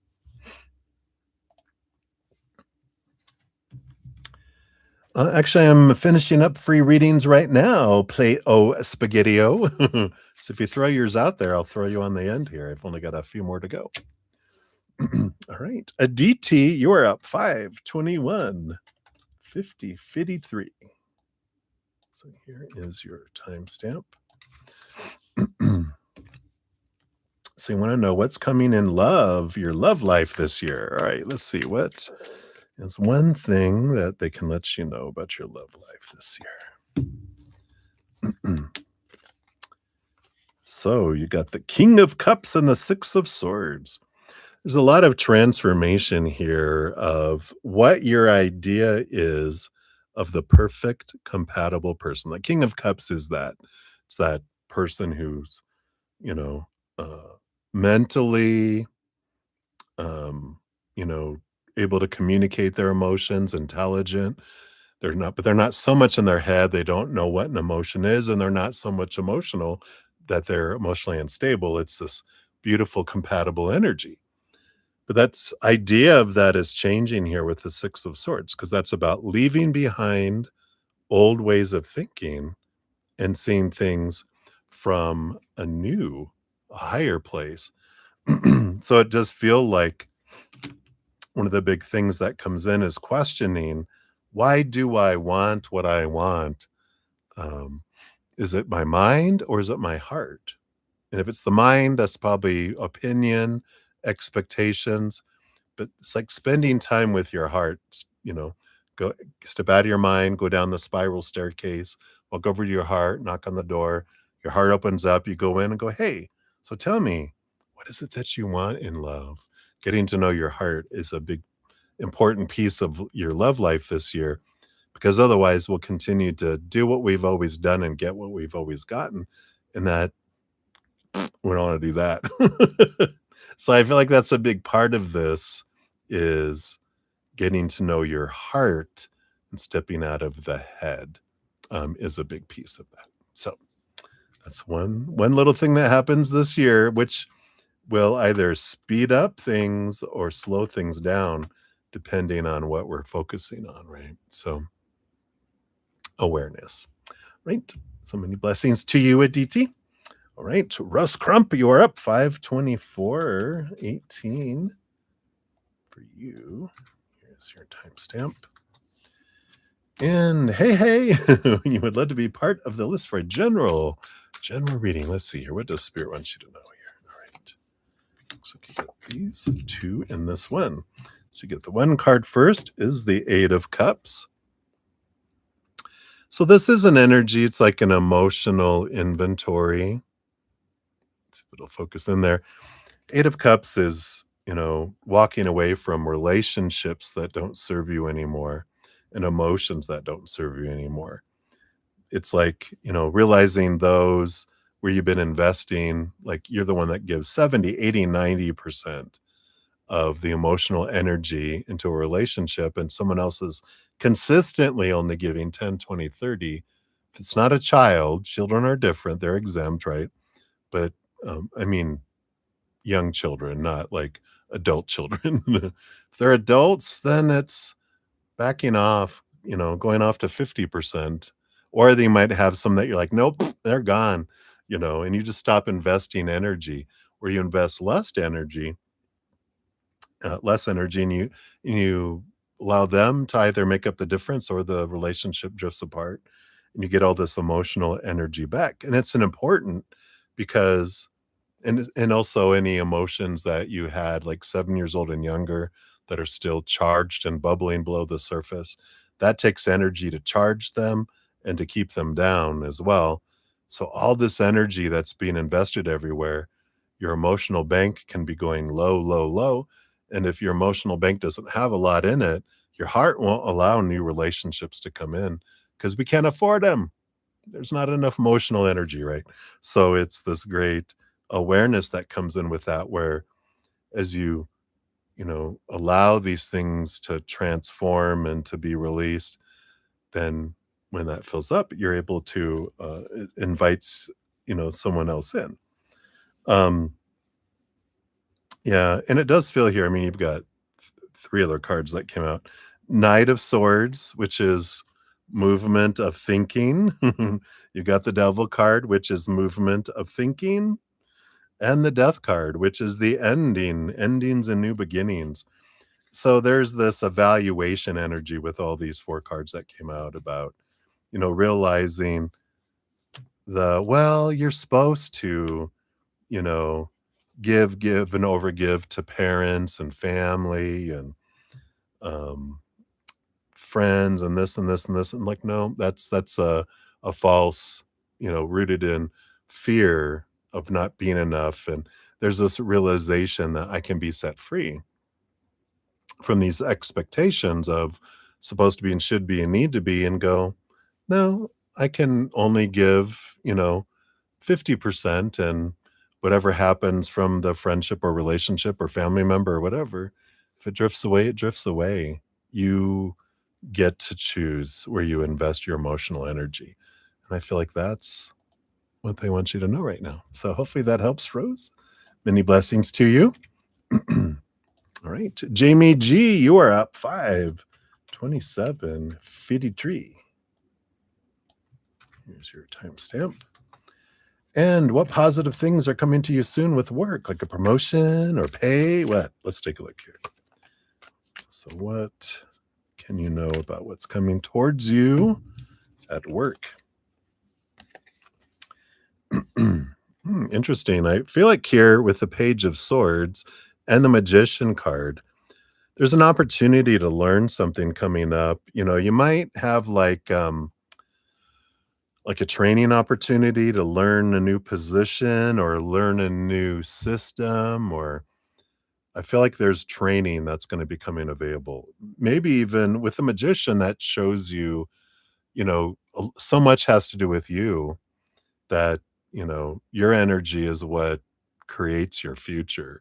So being aware of, am I focusing on gratitude for what I do have? Then you can have more like money come in, right? If you're focusing on what you like and love about your job, you'll have more things come in that you love and like about your job. If you're focusing on how it's lacking, what you don't like, blah, blah, blah, you get more of that crap. And we're like, that. So the Magician card, brings in that energy too. But I feel like the magician, I mean, they've got all this stuff in front of them on this bench up here, right? And I feel like there's something, like an opportunity that's coming up for you to expand, at work, and then there is stuff that comes with that. Um, there is like a raise or a promotion or, but I feel like it's coming up and or it's an opportunity that could be coming up, and it's important for you with your energy again to, uh, focus in on that gratitude and that higher vibration because that's what opens the doors. If we focus in on lack and what we hate and office politics, blah, blah, blah, we shrink and it opportunities shrink with it. But when we focus our energy on the greater, it opens up. I really feel it's important for you to keep an eye on like job posting areas at work because I feel like there's something, like I said, there's an opportunity or an expansion, and I feel like they're going to offer something um, to be certified in or trained in that allows you um, to do more work. I'm just kidding, right? Oh, but different work that brings different pay and different opportunities as well. So I like this. I like this for you. So that's what they have for you, Jamie. Hopefully that resonates. Many blessings to you. All right. Yay! I'm excited for you. All right, plate of SpaghettiOs. You're up 531:18. Here is your timestamp. And can you have a love reading for you and the new guy, William, are talking to? All right. William. All right. We got this and we got this here. All right. So you've got the Three of Cups energy here. It's a joy energy, celebration energy. We'll talk about what else here in a sec. But we got the Justice card here, which is Libra that rules over the house of relationships. And there's a bit of balancing energy that comes in here, seeing things from a higher perspective, cutting away some expectations. Um, and I do feel like things are balancing out. I do feel like um he's literally a Libra. Okay. Yeah. So there is this, energy here. Um, I just got to be honest with the Three of Cups, with the energy that's coming in with it, is that they're talking to a couple of different people, balancing it all out as Libras do, right? But I feel like they're just talking with some others, just trying to figure out what they want, what they don't want, who they are and who they aren't themselves. And oh, okay. Oh, okay. Okay. So you know about it then. Okay. So so that is there and that is a big part of it, coming out here in the reading. I feel like it's, you know, I mean, they're very open-minded and very open. I like that they're honest about it.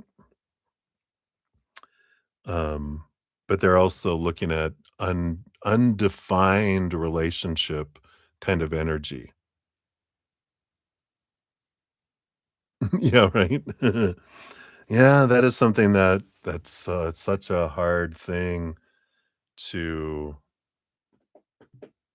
you know, be involved with. It allows you to grow because you do have to face those insecurities and face those fears that are below the surface. Um, yeah, I know, right? That's the thing, it's like they say, you know, it's difficult, um, because They people hope not to have a favorite person, but it ends up where there's connections, there's bonds, and they fluctuate too. That's the whole thing is that with every relationship, with everyone, friendships, lovers, whoever, things are always changing and the dynamics are always changing. So it requires a great amount of flexibility. That's kind of there, right? Yeah. Yeah, it's definitely gonna be a learning experience, a lot of mirroring that's gonna come up to show you a lot of what's bubbling below the surface there for you, but, I feel like that they're bringing in that's the most important thing is they're not gonna change, you're not gonna be able to convince them not to be, because they're really in this energy. I wonder if they have an Aquarius moon or big Aquarius energy in their chart because I feel like they're trying to break the rules and the structure of relationships. Libra energy, you know, um, they rule over that area, but I feel like they've got this rebel energy that's with them too, that's, wanting to break that old, you know, restrictive boundaries. They have this nature to not want, that. There's something wrong with all of us. It's called being human. They're unique. They're definitely unique. I got this Aquarius, rebel vibe around them, which I'm an Aquarius sun. Weird, weird. Um, but we're more than just, certain things of it, right? You'll definitely grow through it, but, I feel like that's gonna be the focal point of this energy between the 2 of you, 2 plus, because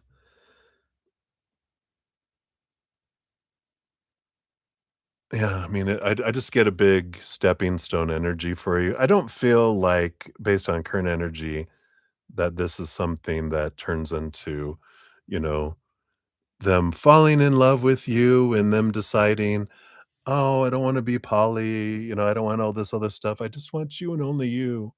It's like, "Nope." There'll be like, "I was up front in the beginning, I'm telling you this is what I want, and I won't change that."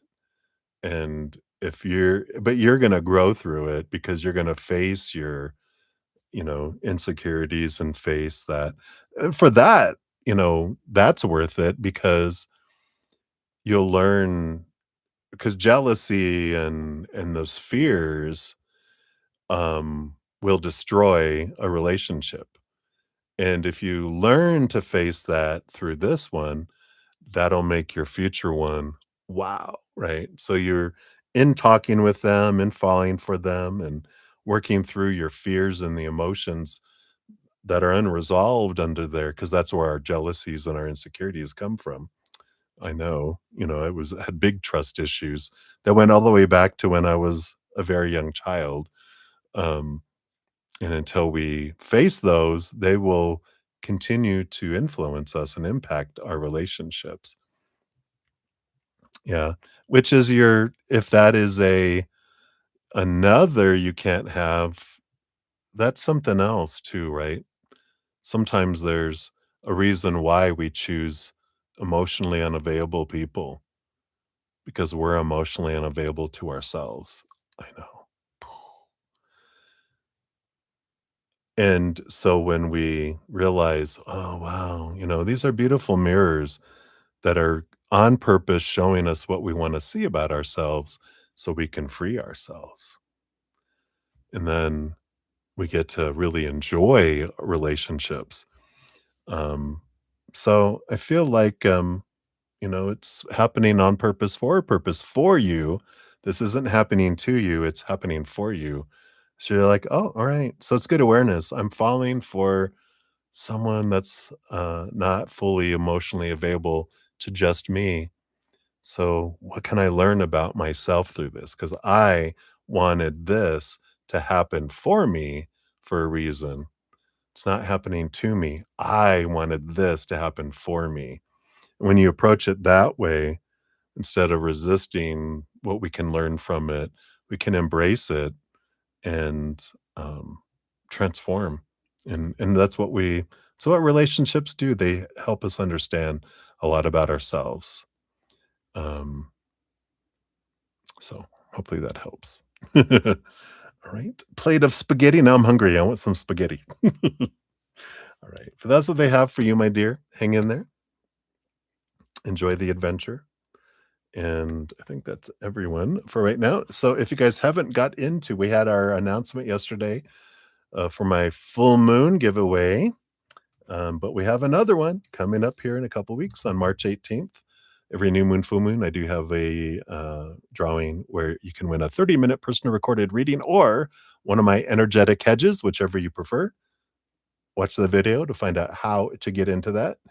And if you didn't know, we had a Virgo full moon lunar eclipse yesterday. I'm sure everyone felt it. But if you want to know more about making the most of that full moon energy, check out that video. It's free. It tells you how to make the most of that release energy and also the affirmations that you can do. And if you want to have an easier path in this life, or at least get some information on how to make this life an easier path, check out my podcast. I'll have a new one here. Let's see. Yeah, I probably might be able to do it this evening, but it'll be out tomorrow sometime. If not, if I don't finish it tonight, but it should be tomorrow. Will be a new one, but the playlist is listed in the description area of the video stream here, and you can find out how to make the most of these amazing adventures. All right, everybody. That's what we have for now. I'll post a pinned comment here in a moment with all of the timestamps. And thank you for all the thumbs up. It does show me that you're enjoying these readings and the free readings. Help spread the Zen love. You're part of the love tsunami, and I'm so grateful for that. So thank you so much. And I'll be back tomorrow. I'm on Wednesday through Sunday evenings from 5 p.m. until I feel like I'm done, which I feel like I'm done right now. So I'm going to go. But have a great night. Dream well with all this full moon energy. Until I see you again, remember every second of every day of your life, you truly are eternally and unconditionally loved by the Mother and the Father of all things, our Creator. And of course, I love you too. So until I see you again, much love. Hang in there. Take care of yourself. Have some fun. As I say here, it says, life is just a game we play together. Try to have fun and enjoy it. All right. I love you guys. We'll see you soon.